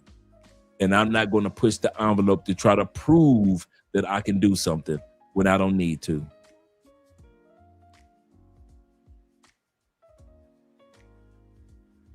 In the Michael Jackson movie, I'm going to end it with this.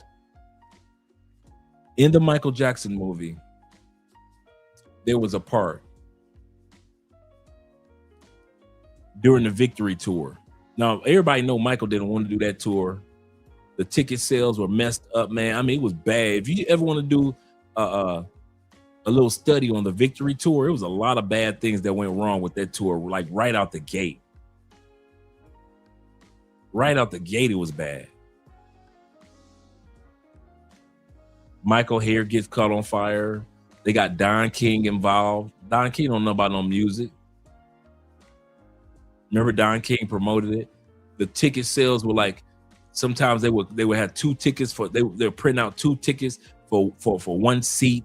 It was all type of crazy stuff going on in the beginning. Michael had to end up donate. They had to do a public apology about the ticket sales, refund certain people, do an extra show in certain cities.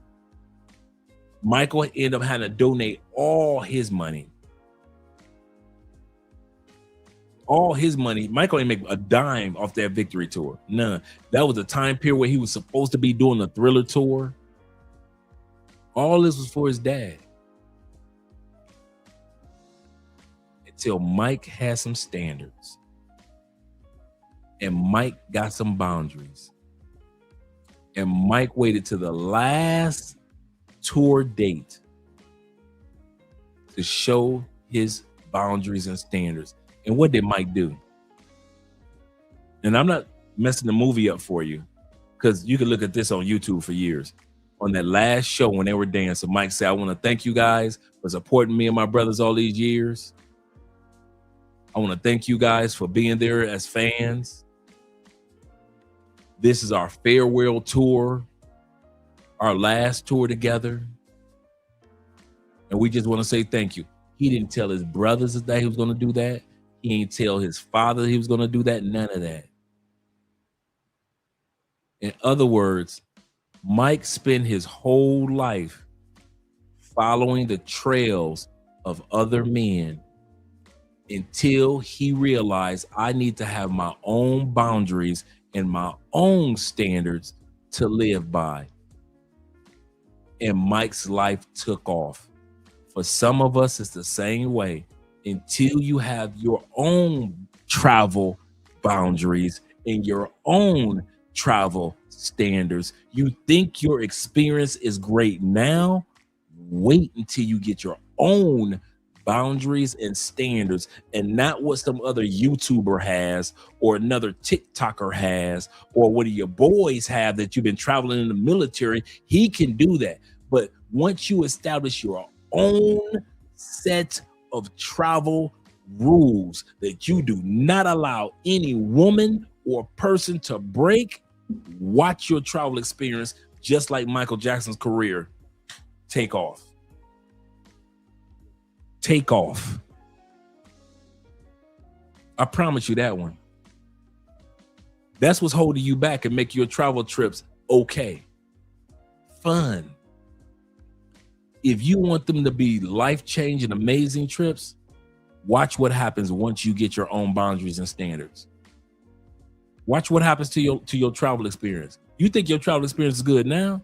Wait until you start doing it the way that you want to, and you're no longer imitating what the next man has been doing in DR, and what the next man has done in Mexico, and what the next person has done in Colombia, and the next person, the other dude that you heard about and you watched him on YouTube and he went to Brazil. Once you stop imitating other dudes' experiences and you start walking in your own travel experiences, shit.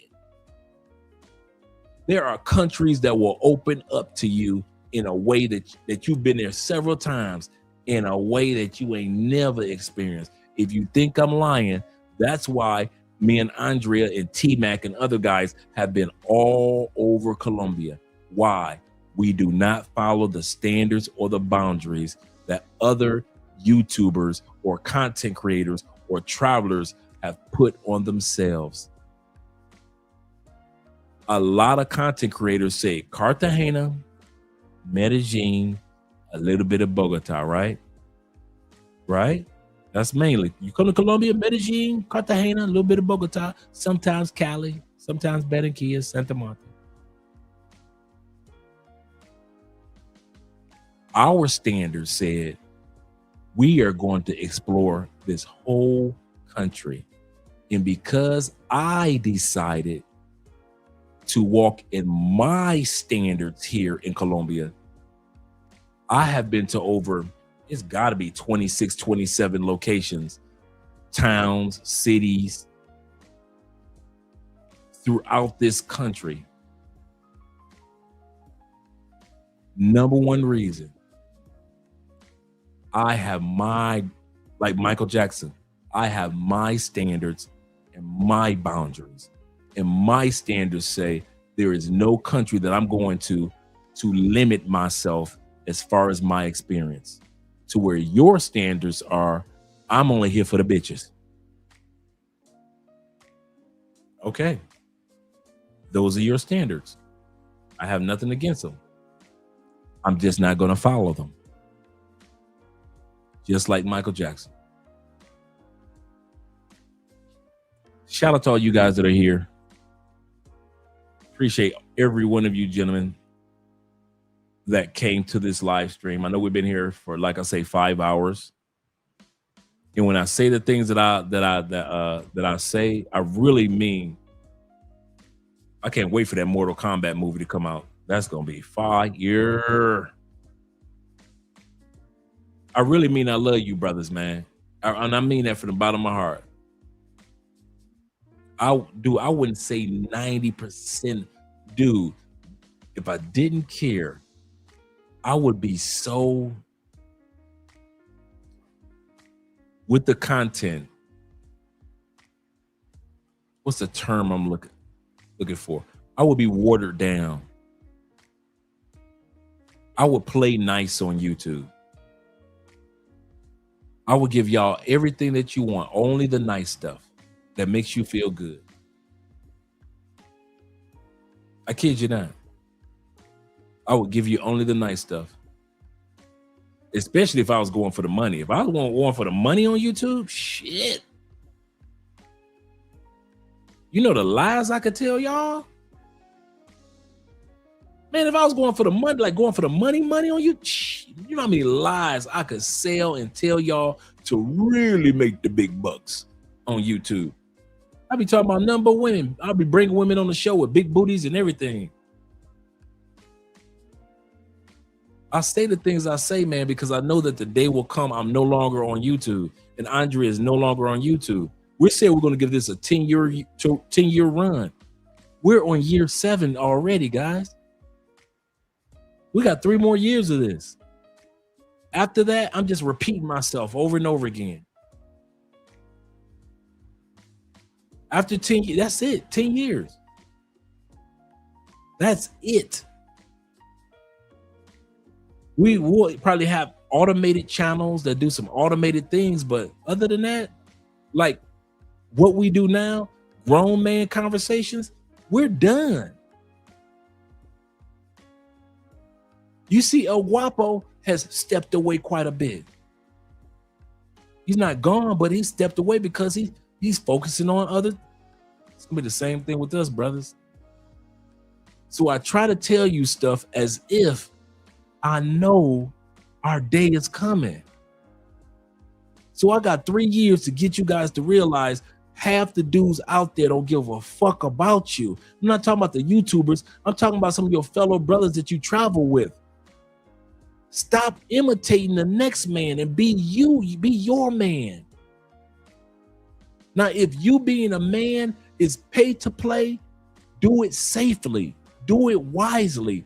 Don't follow everybody else's pattern of pay for play. That's how they got drugged. That's how you got drugged at one time. From following other niggas' way of pay for play.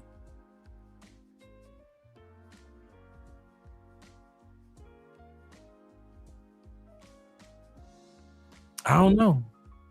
I don't know what to say. But I love you, brothers, man. I really do. Let me get ready to do this outro. Let me do this outro. Let's catch one of the videos. Oh, let's hit this one. You got me overthinking, yeah, where we could be. Needed some clarity. I'm in too deep now. Gives up a picture, fantasy. Just you and me. Like it's meant to be.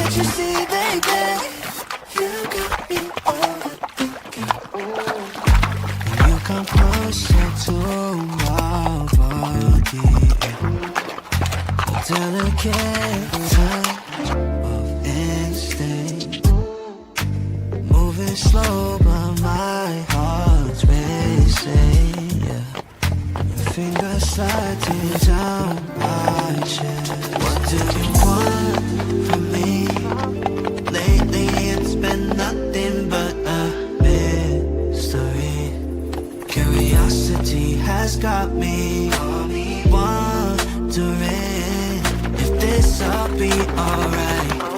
I put you in my life for more than a night. You got me overthinking. Here, where we could be. Needed some clarity.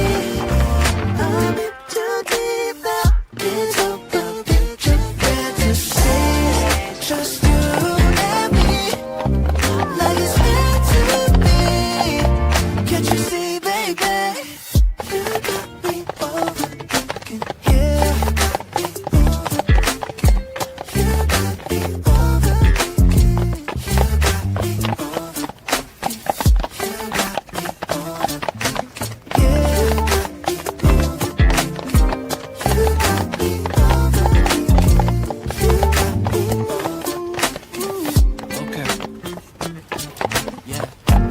Logically, it don't make sense to me. I don't see what you see. For making me wait to call you my lady. Making me contemplate, trying to calculate what your signs state. Tell me why hesitate. Why you keeping me at bay? Don't wanna be in the gray. Baby, I really love your curves, but I need my answer straight. Do you want from me? Lately it's been nothing but a mystery. Curiosity has got me wondering if this'll be alright. I want you in my life for more than just a night. You got